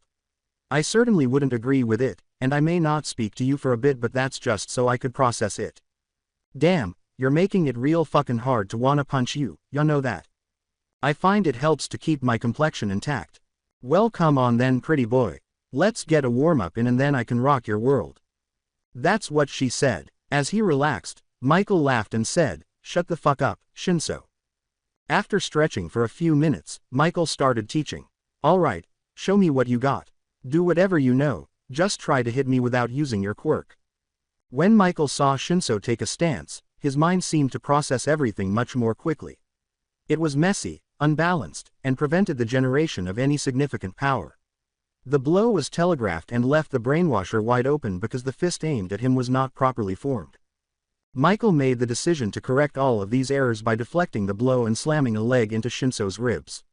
In Michael's opinion, the kick was not strong enough to propel someone with a firm grip into the air, something the brainwasher lacked. Shinso's perspective on his friend changed when he eventually managed to get off the ground. I think you broke a rib. So long as I didn't break your spirit, then you're fine. They went over all the defects in Shino's form, reset, and went on. It took well into the afternoon to complete the process. Slowly, Shinso started to cling to the new strategies and advice Michael had taught him. Every error he made was met with an iron fist or an unforgiving shin. Shinso quickly ducked under Michael's kick after catching a mistake before he could strike. Based on the air he felt after the leg, the kick would have put him back on the ground. Shinso seized the moment to launch himself upward with his fist raised, even though it was only a split second. For once, Michael felt it instead of seeing it coming. His feet lifted slightly off the ground as the fist struck his jaw, causing his teeth to clack together. Michael put his hand to his mouth and exclaimed, "Ow. You bitch, I think I bit my fucking tongue." "Oh shit dude, you okay? Fuck, I haven't been hit like that in a minute." "Good fucking job dude, you keep this up and the festival will be a breeze for ya, until someone hits you with a quirk that is." "Well, what am I supposed to do then?" Michael rubbed his jaw and said, "Get out of the way or hit them first, I guess. Failing that, hope you can take whatever they dish out, man." "Alright then. Thank you for the help, Michael." "Yeah, don't mention it. I needed a bit of a workout myself, so it was pretty nice having a new punching bag." Shinso chose to keep silent, giving the serpent a middle finger and a deadpan look. Michael chuckled and gave him the finger as he started to leave. "I'll see you in class. Take it easy dude." After his workout, Michael started walking back to May's shop, a short distance that would allow him to stretch his legs. The cold wind of early autumn blew over him, making him mutter curses. Since he had neglected to wear his jacket earlier, the chill of the approaching night only made matters worse. He was starting to feel drowsy far more quickly than usual, and the man, who was already sleep-deprived, had to start running to stay awake. Michael made it to the store after a few minutes of sprinting against the icy gusts of the wind. He had only taken a few steps inside after deciding to just walk in order to avoid the cold when he heard two voices he recognized. Michael walked the remaining distance and turned the corner to see May sitting on her bed, clean of dust and grease, fiddling with a gadget. With the crystalline demon tampering with her dreadlocks, Ari sat behind her. He tightened the loose hair with a small metal hook in his hand. Both of them sat comfortably, grinning easily. Michael watched them for a moment before going outside. "What the fuck are you doing here, Ari?" The interruption caused Ari to jump a little. "Michael, what the fuck are you doing here?" I asked first. "I'm tightening May's dreads, what's it look like?" "I've never had dreads so I don't fucking know. As for what I'm doing, just grabbing some stuff for work." "Work huh, I'm guessing that fucking juggernaut suit is yours then." Michael hesitated, trying to decide how to react. Yeah, it needed to look the part, after all. So the words, "fuck the police," were your idea of looking the part of a hero. As the room fell silent, Ari gave Michael a playful challenge with a smile. May continued to tinker and hum, unaware of the atmosphere. The snake continued to stare down the demon until the words caught up with him. "I'm sorry, what did you say was on the suit?" "Fuck the police," in bright white lettering. Hell of a statement for a hero. "Take the power back," May cheerfully added, barely listening to the two. Michael chewed his tongue for a moment, trying to figure out how to deal with this. Call it a metaphorical wake-up call. "Can I see my suit now?" May, still focused on her current project, pointed excitedly to one of her work benches as Ari returned to her work.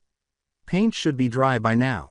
Michael moved to examine his suit and took off a sheet that was stained with grease. The words, "protect and serve," were changed to "punish and enslave," to reflect a negative view of what they stood for. Black and navy blue fabric was interspersed with somewhat official insignias. His ballistic gorget was lined with tiny speakers, and the suit, which was already well protected, had a few additional armor panels. He turned it over and saw what Ari had been discussing. The same words, spoken in a graffiti style, were displayed in clear white lettering. In certain places, the paint even trickled down from the lettering. May did some really excellent work, so he had to give it to her. "Hey Mikey, bring her on over here so I can show you what she's capable of now," May called, focusing entirely on him. Strangely lighter than he remembered, he lifted the suit and carried it to her. May started rattling off her improvements and changes before he had even put it down. "This girl can't be stopped. Now, I replaced the steel plates and fixed up the fabric, so you're still capable of taking a few hits from anything the police are carrying. Your speakers are currently set to 110 decibels, but can be temporarily set to 150 if you really want to draw attention to her beauty. The lights and siren can be controlled by a wrist-mounted button which automatically activates an audio dampener in your helmet. Plus, I'm willing to bet that All Might himself could hit you a time or two before my baby fails. Go ahead, try and tell me my babies aren't the cutest out there." With a smug smile on his face, Ari arched an eyebrow at Michael. "So, why would a hero need to worry about police firearms? Why do you care so much, debt collector?" Ari was making it more difficult for Michael to like him. "I don't." Ari smiled and raised his hands in a calm down motion. "I'm just curious is all." "Well, probably best to stay that way, then." Ari simply laughed and stopped nudging Michael while he tucked his suit away. "Thanks, May, I'll put her to good use." May swatted his head playfully, pretending to be angry as she pointed up at him. "You'd better treat this little lady with the respect she deserves. Do her right and she'll keep you alive. Should she give you any lip, then bring her back here and Mama will give her a stern talking to." Without hesitation, Ari replied, "I could use a stern talking to from Mama. Be a good boy and I might have something to say." Michael picked up the case and returned to the chilly darkness outside, saying, "Well, that's my cue to leave. Y'all enjoy your night." When Michael heard a familiar giggle that made him uneasy, he was halfway home. As he turned around, the cold biting through didn't make his mood any better as he was stopped once more. The distinctive golden gleam of Toga's eyes was visible just behind the faint glow of a streetlight above. She said sharply, her eyes darted over him, and she stood erect, as though she was about to jump on him.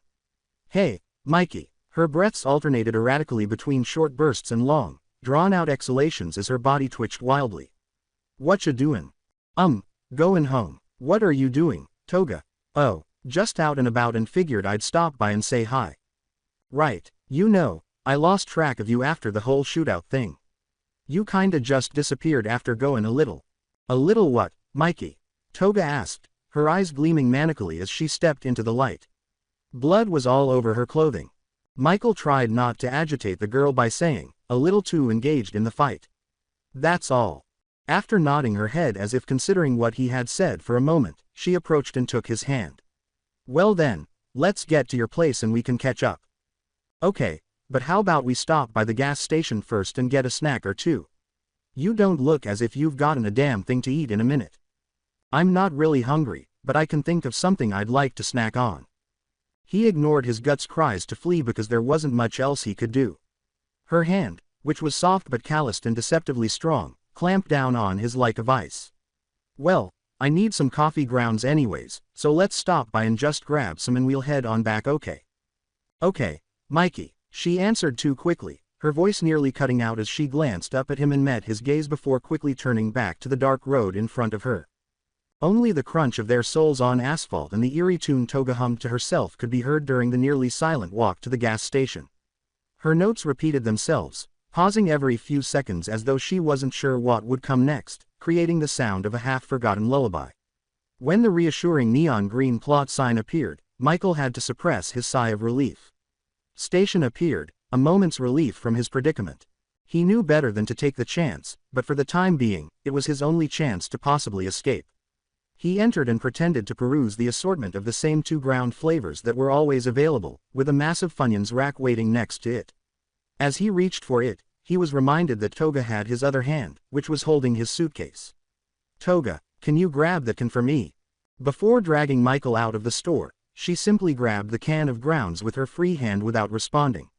Since the alternative would probably incite her wrath, Michael concluded that following her was his only viable choice. Toga's breathing became increasingly labored as he hastily unlocked the locks and opened the door for her, and the forced march back to his house went swiftly. Toga's knife was at his back before he had even closed the door. The knife slid up, slicing fabric aside and barely touching his skin as he froze, cautious not to agitate her anymore. Every few inches, the edge of the blade bit into him, tearing away the white cotton, exposing his skin to her red stain. Her blade moved up to the front of his neck after tracing his muscles and previous scars. A faint trail of blood started to drip from beneath the edge of the blade, but Michael's body held firm as it pressed down a little harder. It had only been there for a brief moment before more sobbing noises came from behind him. When he had the opportunity to turn around, he saw a naked and bleeding Toga. The last of her clothing joined the torn remnants on the ground, leaving fresh cuts on her body and scarlet fluid on her hands. He hesitated for the first time in years, caught in his conflicted feelings. By the time he regained consciousness, the blonde's hand was already wrapped behind his head, her mouth on his slashed neck, her tongue licking greedily at the wound that was bleeding. His pants were undone, and the girl's free hand reached under his compression shorts to grab him. As he searched for a way out of this predicament, Michael locked himself in his thoughts. He did not resist when her teeth clamped down on his neck and dragged him to the ground. She sat on top of him and scrambled until the last of his clothes were ripped off. The scent of blood, perspiration, and sex filled the room as darkness engulfed Michael, and the next few minutes flew by in a blur of red and gold as Toga took him as she pleased. As Michael's eyes opened, a glimmer of sunlight entered his face through a gap in his curtains. He picked himself up off the floor, his body aching and his throat dry. A glance at his carpet revealed what appeared to be bloodstains and another liquid. He decided that whatever it was, it could wait until after he had gone to the restroom. After finishing and flushing the toilet, he cleaned his hands and glanced up at his reflection. There were noticeable bags under his eyes, and his hair was a complete mess. The dried blood that stained his chest was far more significant than all of that. His mind suddenly filled with hazy recollections of last night. Toga's razor stung like a ghost, as though it were still there. His groin was particularly sensitive at the memory, and the pain in his body now made sense. His mind was clouded by confusion as he tried to recall how the night ended so abruptly. He went to his bathroom and then looked around his house to see if she had found his bed after their fun. When he couldn't find her, he gave up trying to sort through his mental fog and dove into the shower. He dried off and dressed himself after the sex odor and dried blood had been removed from his body. He staggered back to his living room. As he struggled to recall, he looked at the mess that had been left behind and decided to clean it. He was concerned that he might have given her a signal that would cause them to carry out the deed. He finished cleaning and reflected on the past few days, feeling uncertain and irritated by the bleach odor. As a result, he had come dangerously close to death and nearly caused the deaths of those 3 others. The thought of that last creep still made him shudder. He picked up his phone and texted the 3, requesting their addresses. With coffee in one hand and a joint in the other, he waited idly for a few hours until the sun came out. The first person to reply was Kaminari, who invited Michael to stop by. Almost immediately, Michael was putting on his bulky jacket and leaving the house. Michael stepped out into the cool morning breeze after a brief cab ride that lasted only a few minutes. As he hurried to Kaminari's apartment door, the bulky jacket prevented his body from shutting down. He could hear footsteps getting closer to the door after a few loud knocks. Kaminari was wearing sweatpants and a loose shirt when the door opened. "Hey, Michael my man. What's up, dude?" "Not much, just wanted to check up on you and the girls after that whole deal at the USJ." He stepped aside to make room for Michael, saying, "Well shit dude, come on in. Don't mind the mess, I've been messing around with a little project of mine." The apartment was already small, and a big folding table covered in wires and metal fragments only made it smaller. The focal point was something that looked like a glove, with a soldering iron resting next to it. After examining the gadget and attempting to piece together its operation, Michael concluded it was not worth the trouble. "The hell is this?" Kaminari put the glove on and started striking various poses, eventually wriggling his fingers as he displayed it. "Oh dude, that's my magnum opus," he exclaimed. It's a glove I've been working on to help my quirk work better. How's that? Alright, so you've seen my quirk in action, but I can't quite control where it goes. So after the USJ, I figured I'd work on something to help me actually direct it and maybe even help with how much I can put out before I get brain fried. Interesting, I may know someone that could help you out with this. Oh shit, for real? He asked, glancing down at the glove and considering the offer before shaking his head. Look, anything else, I would have loved the help. This thing, though, it needs to be done by me personally. It'd feel like cheating otherwise. I've even got a name for it. I call it the Power Glove. Nintendo's copyright lawyers will sue you so fucking fast, Iida wouldn't even be able to outrun the amount of paperwork they'd throw at you. Okay, how about the Fistigan? That's from Marvel. The Doomfist, Activision Blizzard, the Master Glove. Are you reading from a fucking list or something? He slid the glove off and placed it back in the mess after conceding, saying, number. Anyway, it's still a work in progress, so I don't have to worry about that just yet. Right, well, back to why I'm even here. The sports festival is in a few days or whatever, and I just wanted to make sure you were doing okay. I wanna see what you're really capable of. A few days. Dude, the festival is tomorrow. Michael remained quiet for a while as the information took some time to sink in. Oh. Dude, are you okay? Yeah, I just had a rough night. Guess I must have forgotten or something. You wanna talk about it, man? Michael dismissed his worries with a casual wave of his hand. Nah man, it's fine. For a brief moment, Kaminari's expression was one of curiosity, but then it changed to one of panic. Oh shit, Mom would be pissed if she ever found out I didn't offer a guest some tea or something. Do you want some? It's already being made. Oh, yeah sure, Kaminari. He laughed and walked off to his tiny kitchen, saying, cool. Take a seat man, my couch isn't gonna shock you or something. Denki is fine by the way, we keep it lax here, dude. After a moment of uncertainty, Michael sat down on the couch and appeared uncertain. His weight practically sank into the soft fabric of the couch's well-broken-in cushions. Denki returned with 2 mugs after a brief period of comparatively quiet time. Denki took a seat on the other side of the couch and handed one to Michael. He quickly spread out, a position Michael assumed he frequently took, with one foot crossing the other and his arm hanging over the other. Denki turned to face the American after taking a sip of his tea and said, Sue. You and Mina a thing or nah? I got hella money on this with Mineta. As he took a long sip of his tea, Michael's snake eyes seemed to pierce Denki. With a simple gesture of feigned surrender, the blonde said, hey man, we're friends. I won't tell anyone. For a moment, Michael's focus on his death stare faltered. We're what?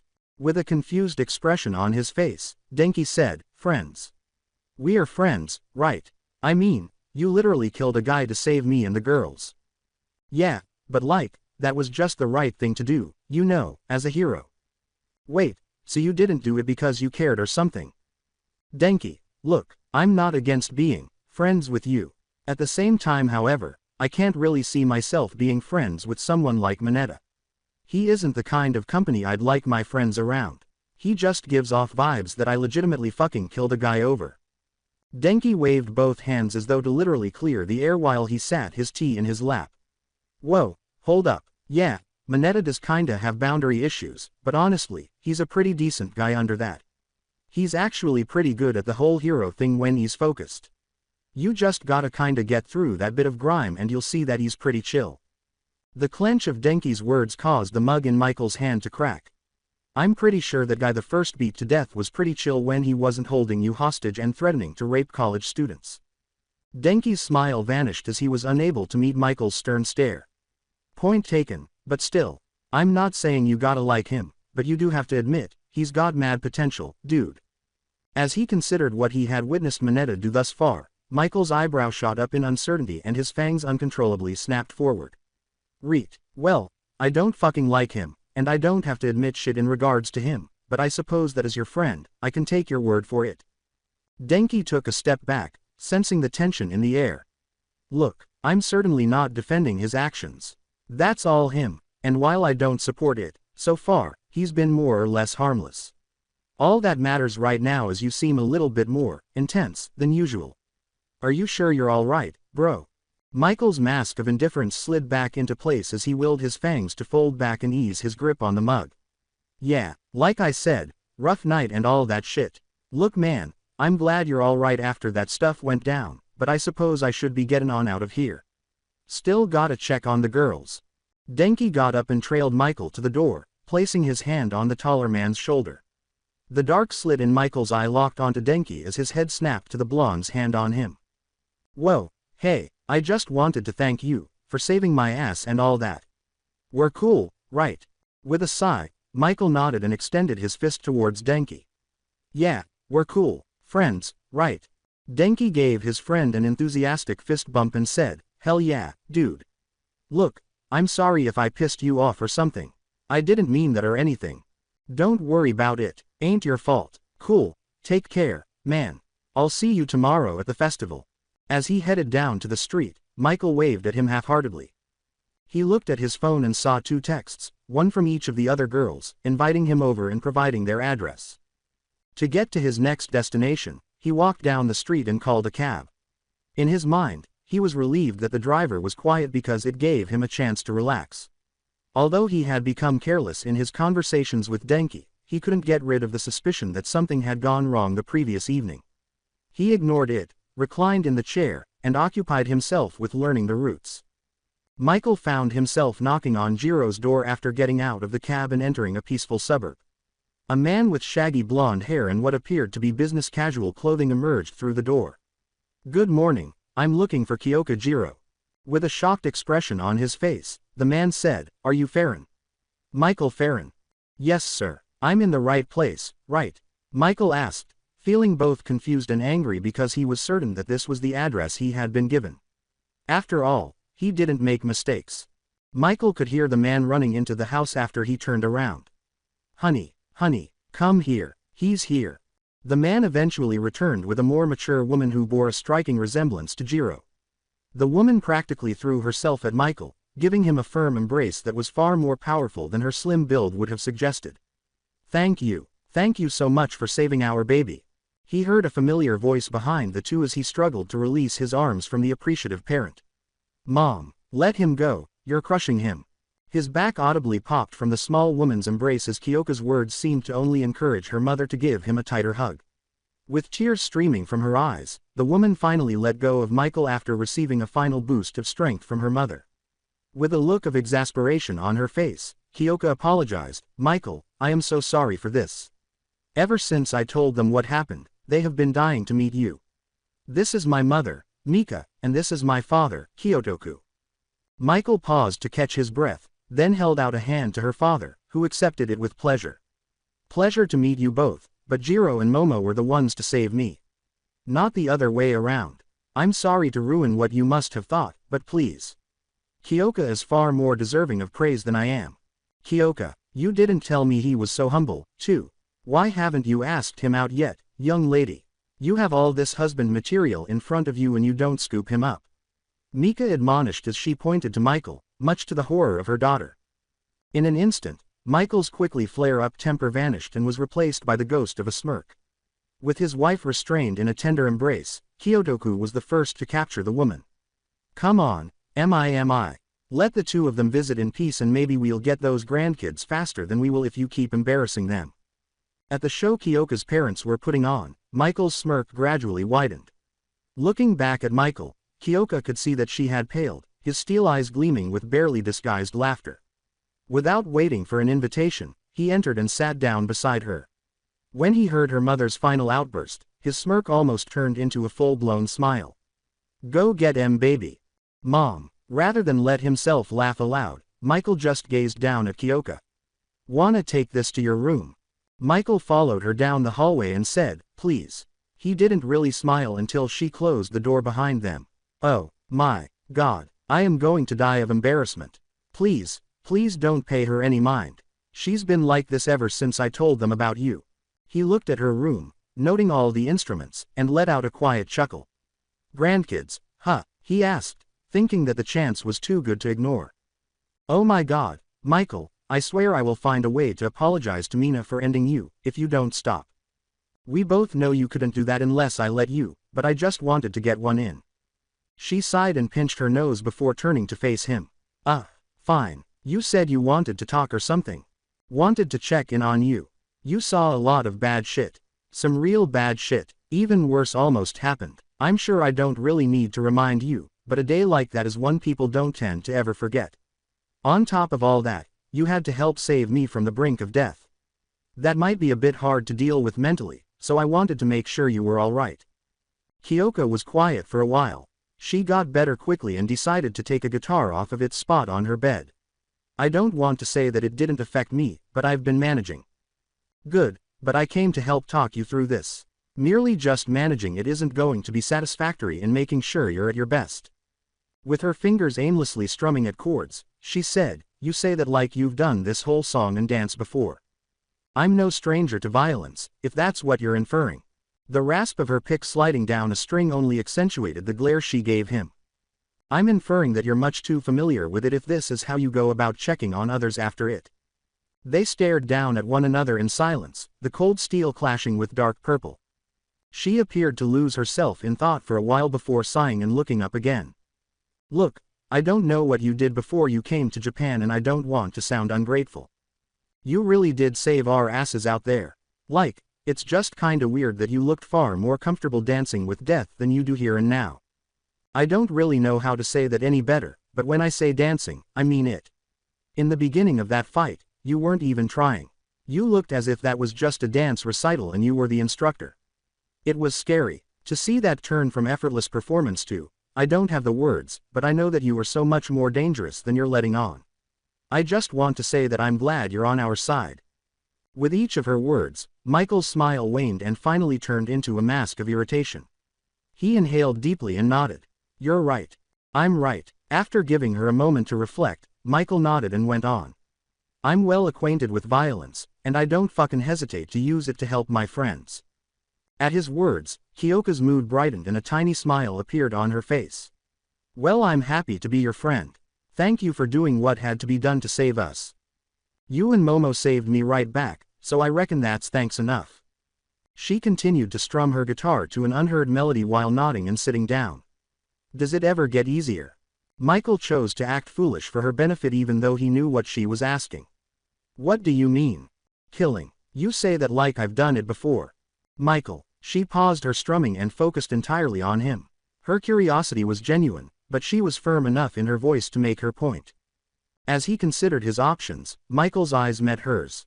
He finally made the decision to be straightforward. At first it's life-changing, then it comes easy as breathing.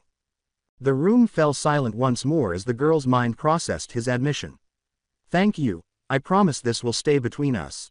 Out of fear of what you think I may do in turn. No, because I trust you, and I want you to trust me. Michael concealed his astonishment as his own eyes frantically searched her for any indication of dishonesty. He nodded, finding none. I don't have any reason not to. Let's not change that. You killed someone for me. I know you said not to worry about it, but that's not something done lightly, even if it's as easy as breathing for you. As she repeated what he had said to him, pride shot through his body.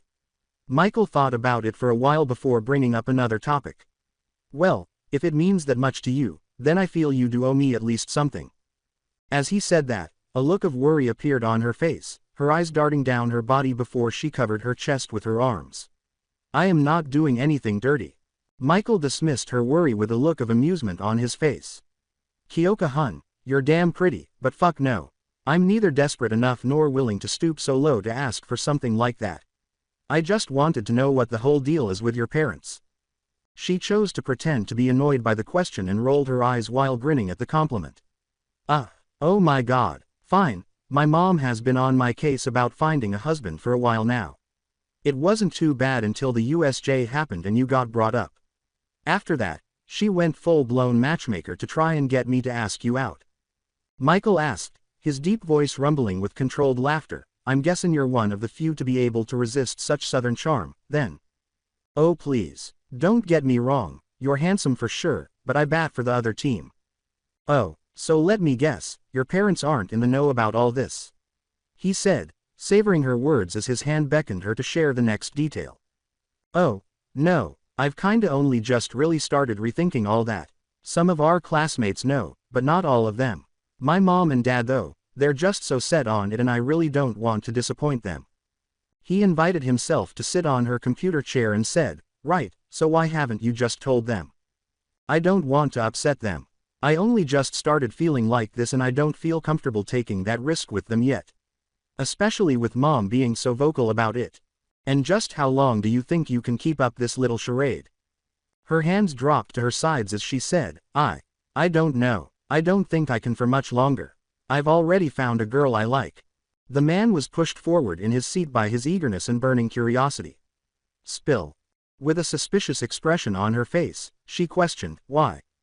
What can I say? I'm a sucker for a good romance.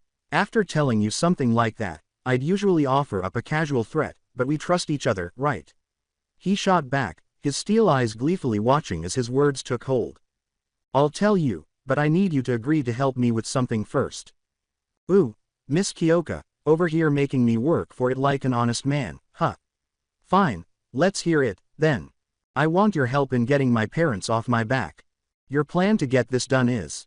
He was so excited about what she might offer that he couldn't contain his excitement. After all, he enjoyed a good lie. I can't believe I'm really saying this. Her eyes conveyed the genuine desperation she felt in her circumstances, despite her body language suggesting annoyance. I want you to pretend to be my boyfriend. The force caused her chair to roll back a little, and Michael sat back in it. For dramatic effect, he spun away from her. Are you enjoying this? She inquired, her tone becoming more agitated. He lied and said, no. I'm mulling this over. Like, how do you think I'm supposed to continue building a relationship with Mina if I'm doting on you all day and night? It would only be in front of my mom. As for Mina, I'd tell her right after you agreed. If she said no, then I'd call it off. He went on, turning back in the chair to look at her. Meaning I'd get your celebrity lesbian crush information and you'd get nothing from this ordeal, except disappointed parents, of course. Which brings up another question on my end. How do you know your parents would or wouldn't be against you dating a girl? His words caused Kyoka's eyes to widen, and even though she turned her head away, the shame was evident. Quote, I don't know for certain about my parents. Mom has only ever brought up me getting with a guy and starting a family. I don't know how else to ask them, without really just throwing it out there. Michael got up and approached her, but there was no longer any laughter on his face. I'll do it. Wah. Before she could say anything more, Michael cut her off with a deadly serious tone. I said, I will do it. I'm going to find out how your parents feel about this shit. What? Michael was so tall that she had to look up to meet his eyes. You were willing to play some little game of fake love in front of your parents with me over something you're not even sure of yourself. To your fucking parents of all people. Look, I was no fan of my dad after he started drinking real heavy or all that, but I at least knew his stance on things. Dating me and pretend without knowing the facts. That's fucking stupid. Sweet, I guess, but stupid.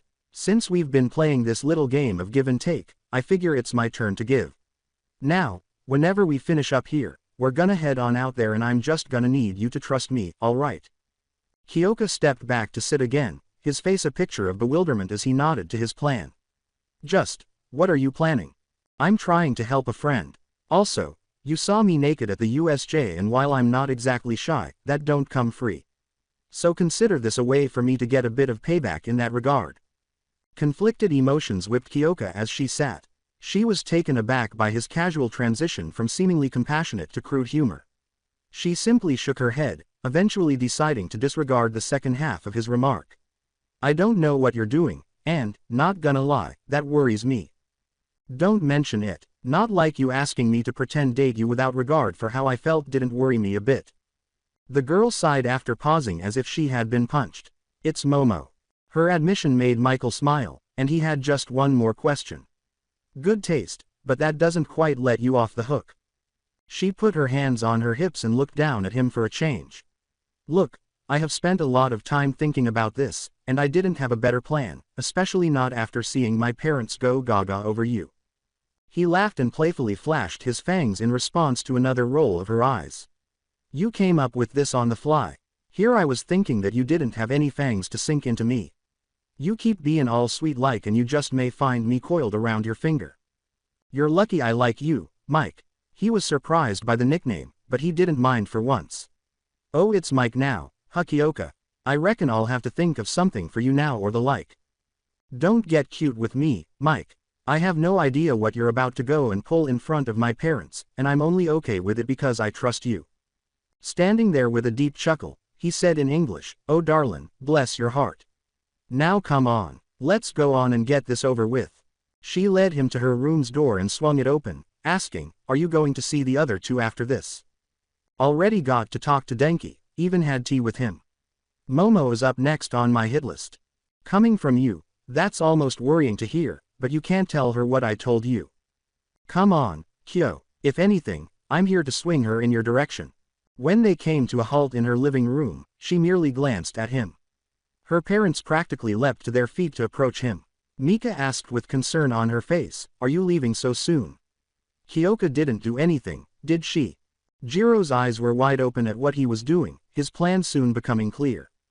"You know, she did make me question a little something with how eager y'all were when I shown up.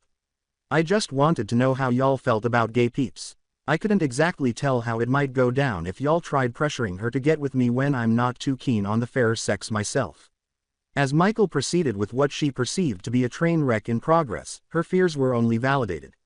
"I just wanted to know. Y'all against that kinda thing?" As her mother explained, her parents stood and waved their hands. "Oh no, we're completely fine with that. People love who they love and that is beautiful. There's no better thing to realize that as a person." Michael smiled at Kyoka and wiped the sweat from his brow.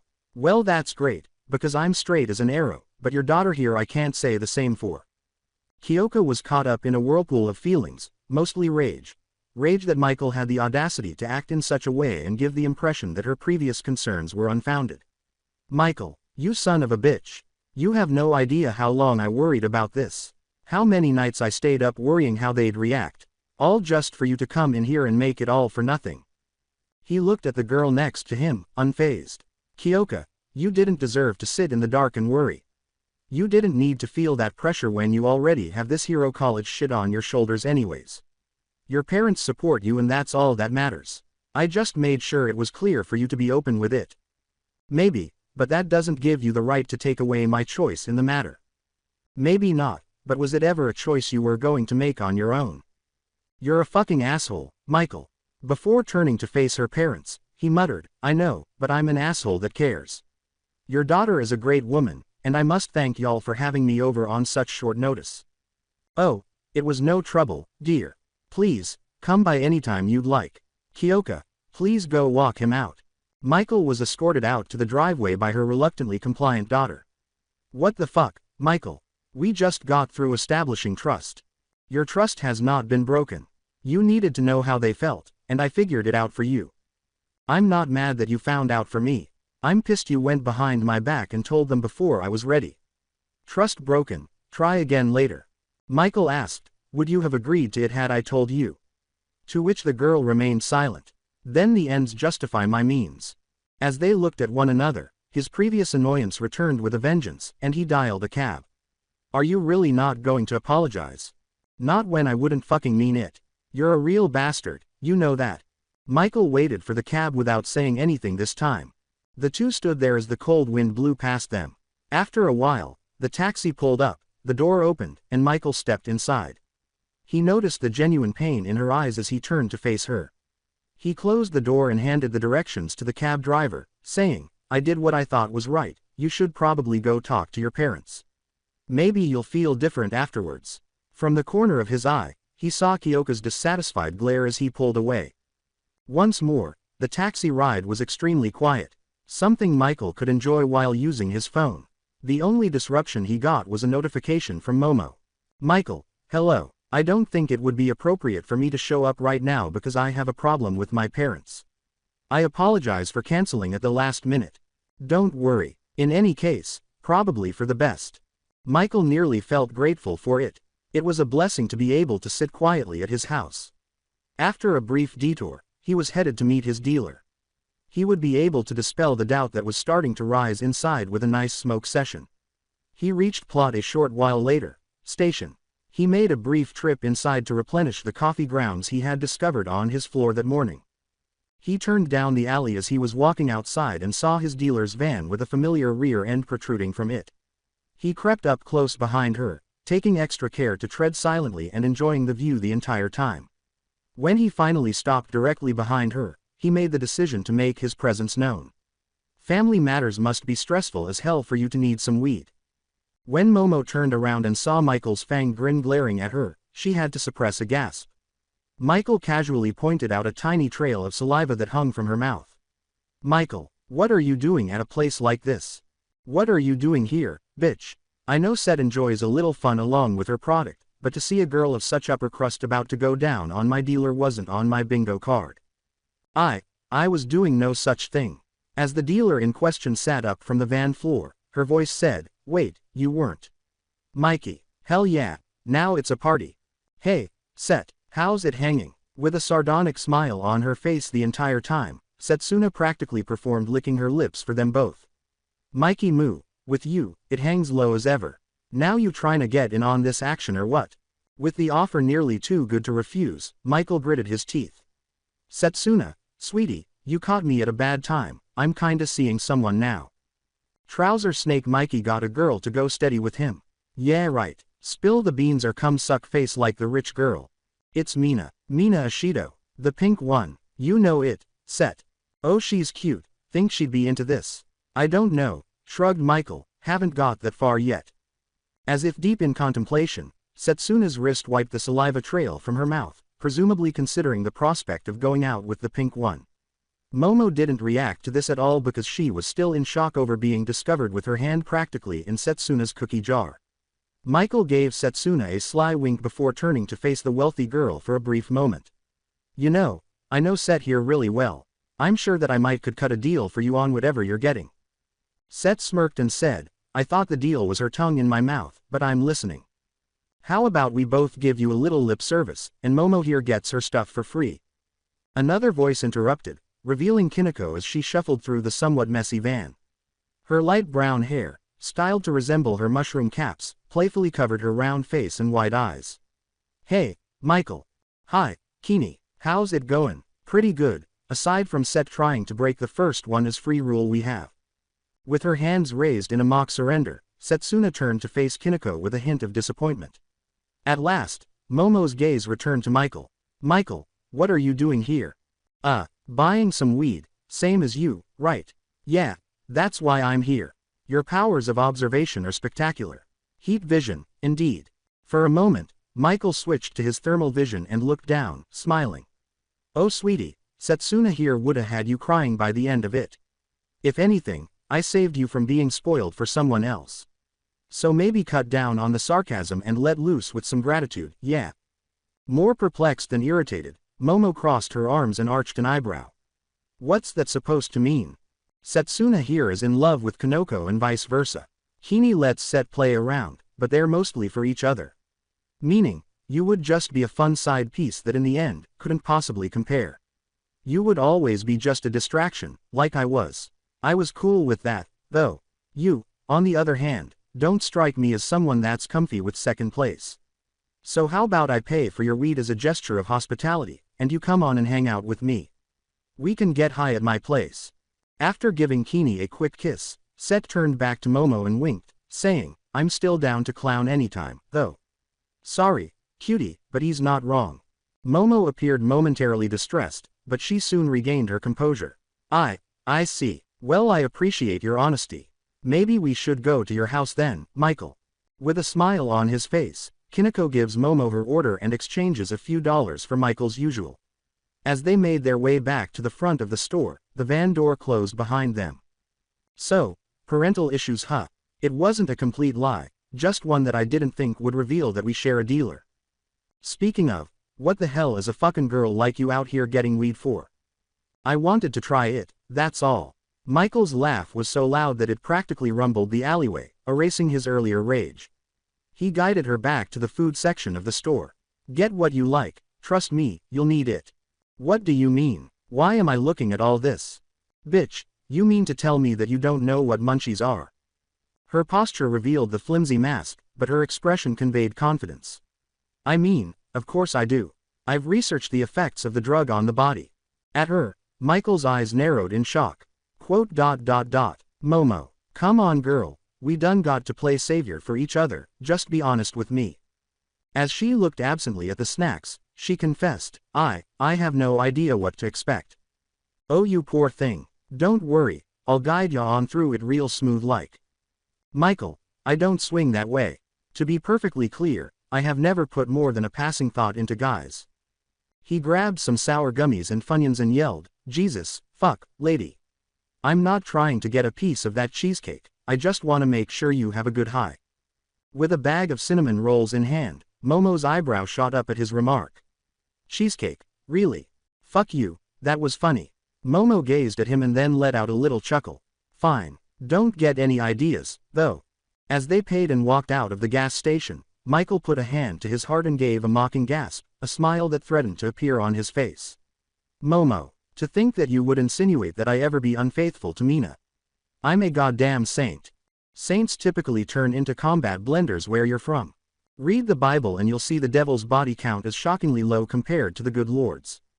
Are you religious, Michael? With the humor gone from his voice as he responded, Michael's smile faded as they walked on. No, I saw that lie for what it was long ago. She chose to shift the topic after noticing a shift in the mood.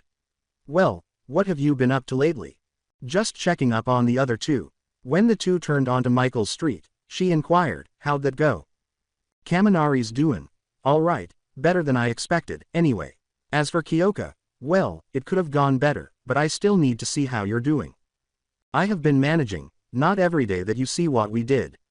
Much less experience it firsthand. When they arrived at his front door, Michael simply shrugged. It happens. Now come on in, I keep it a bit warm, the whole cold-blooded thing and all that. As Momo entered, she surveyed the largely empty house. Not a fan of decoration. Not a fan of clutter. Besides, can't all be as rich as you, cheesecake. She rolled her eyes and walked to Bakugo's living room, saying, oh god, and I thought Bakugo was going to be the only nicknamer this semester. After that, Michael placed the marijuana and snacks on the coffee table. I'm gonna make some coffee, y'all want any? Do you ha? He interrupted her, saying, I have sweet tea. The iced American South kind. I don't have any regular tea. Sweet tea or coffee? Coffee, please. He went to his kitchen to begin brewing and said, cream, sugar, milk. Oh, go on and put whatever kind of music you want on. Just no classical, please. Not a fan of classical. Oh, and just a little cream, please. Not when I'm trying to vibe. Nothing against it, just isn't the mood I go for with this kind of thing. To be honest, I had marked you down for someone who wouldn't like it at all. Looks can be deceiving and all that. Alright, coffee is making and now we just gotta set this stuff up. After a short pause, Momo's phone's speakers began to blast Cannibal Corpse's Scourge of Iron, after making a faint bell sound. Michael gave her a startled look, but she smiled back. She was nodding her head in time with the thrashing noise. She echoed back to him, looks can be deceiving and all that. Point taken. He took a seat beside her and removed the cannabis from the various snacks. He produced a tall bong from beneath the table. It is shaped like a shotgun and has a mouthpiece at the barrel. It is red and black silicone. The snake plays an inside joke on himself. However, he also enjoys the attention it has brought him.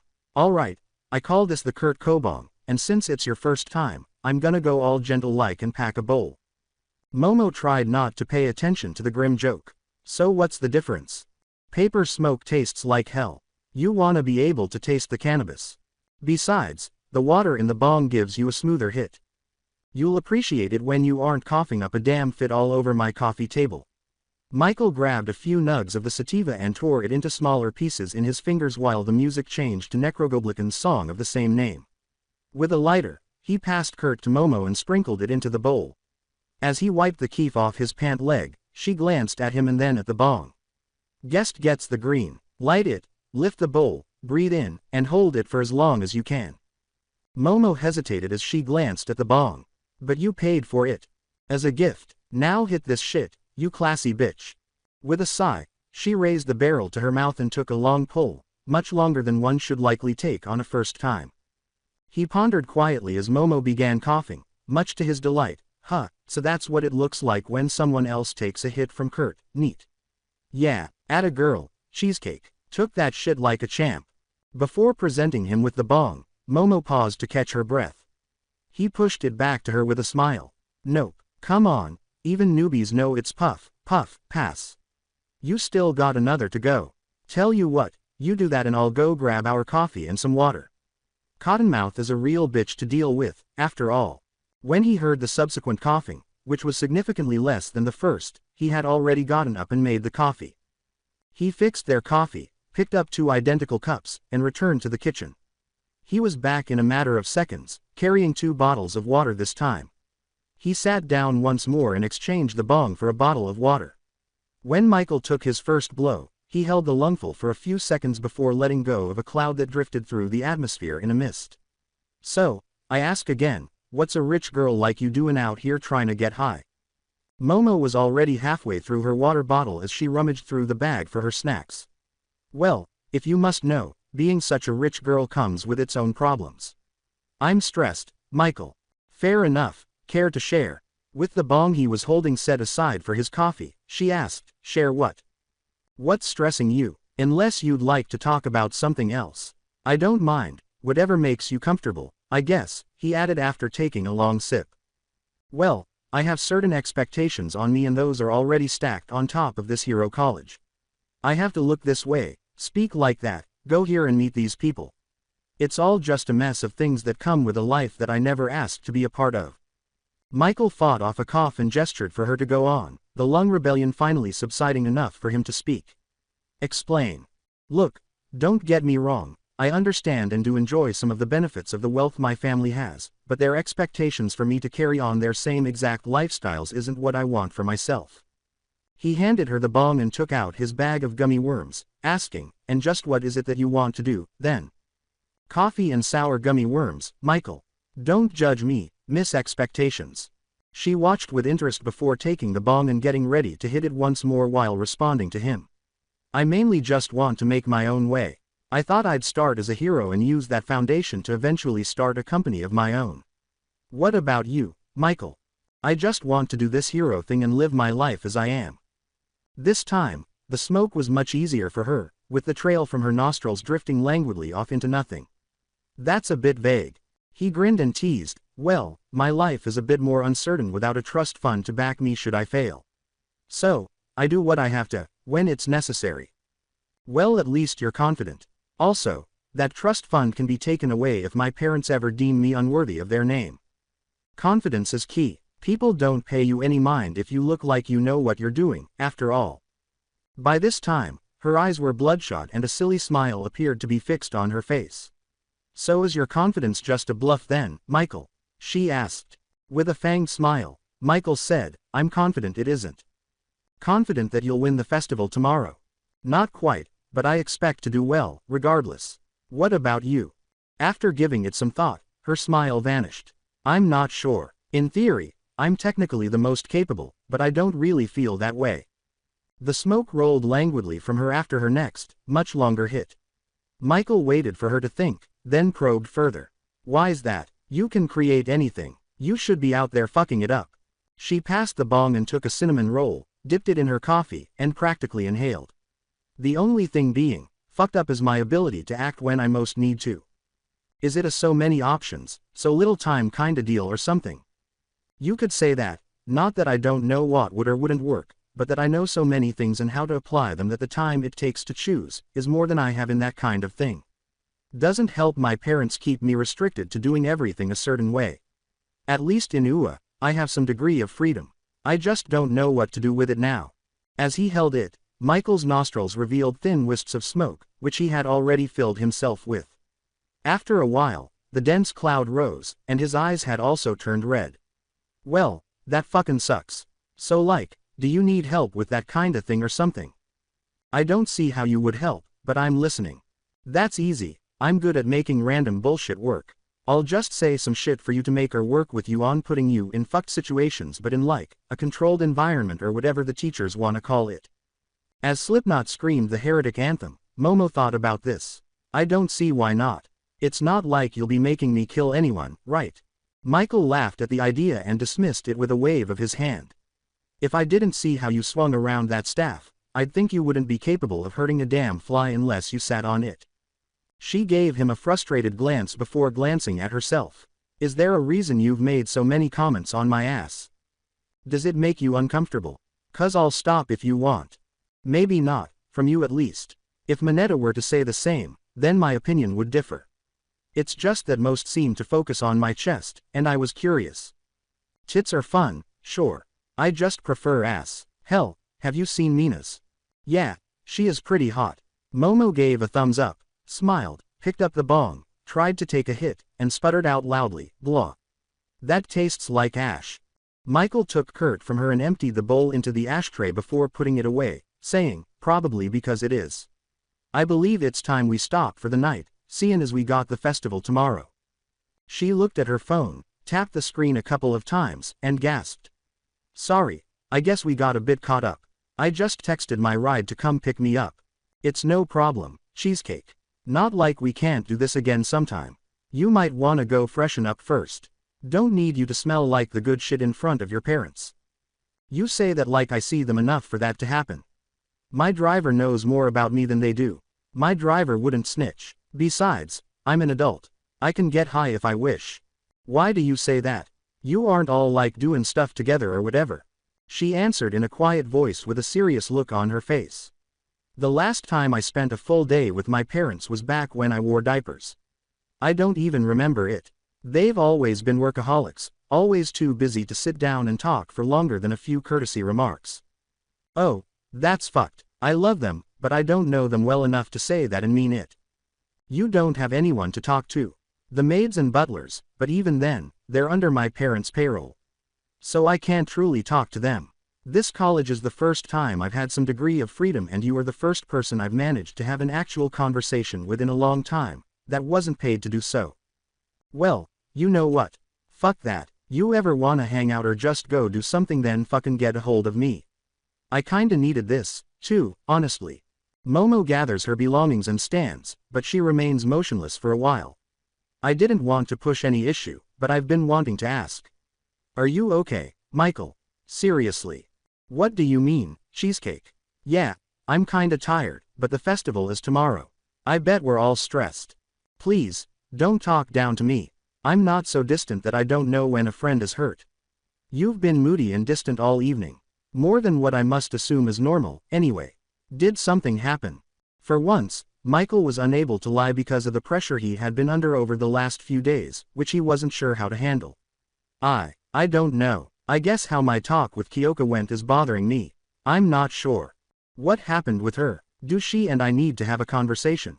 Because if she was rude to you, I'll call her right now. No, it was my fault in every regard. Michael can't tell if she's truly making anything yet, but her quirk begins to sparkle beneath her hand. Then do you and I need to have a conversation? She asks. All he can hope is that it's not sharp. I'm going to handle it. I just don't know how yet. As light streams in through the windows, Momo lets out a sigh. Whatever happened, if you need help making it right, just let me know. And good luck tomorrow. He gets up to walk her out and says, good luck to you too, Momo. I'll keep that in mind. Looks like your ride is here. He then stops. What were you making? With a smile, the craftsman walks away. When I want your input on what I'm making, I'll ask. Cool. He smiled as he opened the door for her and said, so the cheesecake does have some kick then, huh? Alright then. Keep your secrets. I'll make sure to enjoy unwrapping them as much as you would have enjoyed unwrapping Set's legs. Y'all take care now and have a good night. At last, she swung whatever she had made at Michael after letting it fall into her hand. The rubber mallet caught him off guard, but it didn't hurt at all. As she made her way to the car, she laughed to herself at his surprise and let go of the toy he was holding. He thought about throwing it back at her, but after today, he concluded that he deserved it. He rubbed the top of his head, said goodbye to her, and closed the door, intending to sleep for the next day. In the darkness of his room, he sat reflecting on the events of the day, replaying them repeatedly in his mind. With his attitude ruining the first 2 visits and leaving a bittersweet taste in his mouth after the third, he felt a little let down by himself. As he fell asleep, he was at least relieved that he could assist with Momo. So this was it for the series. I hope you enjoyed it. To watch more series like this, subscribe to my channel. Till then, bye bye.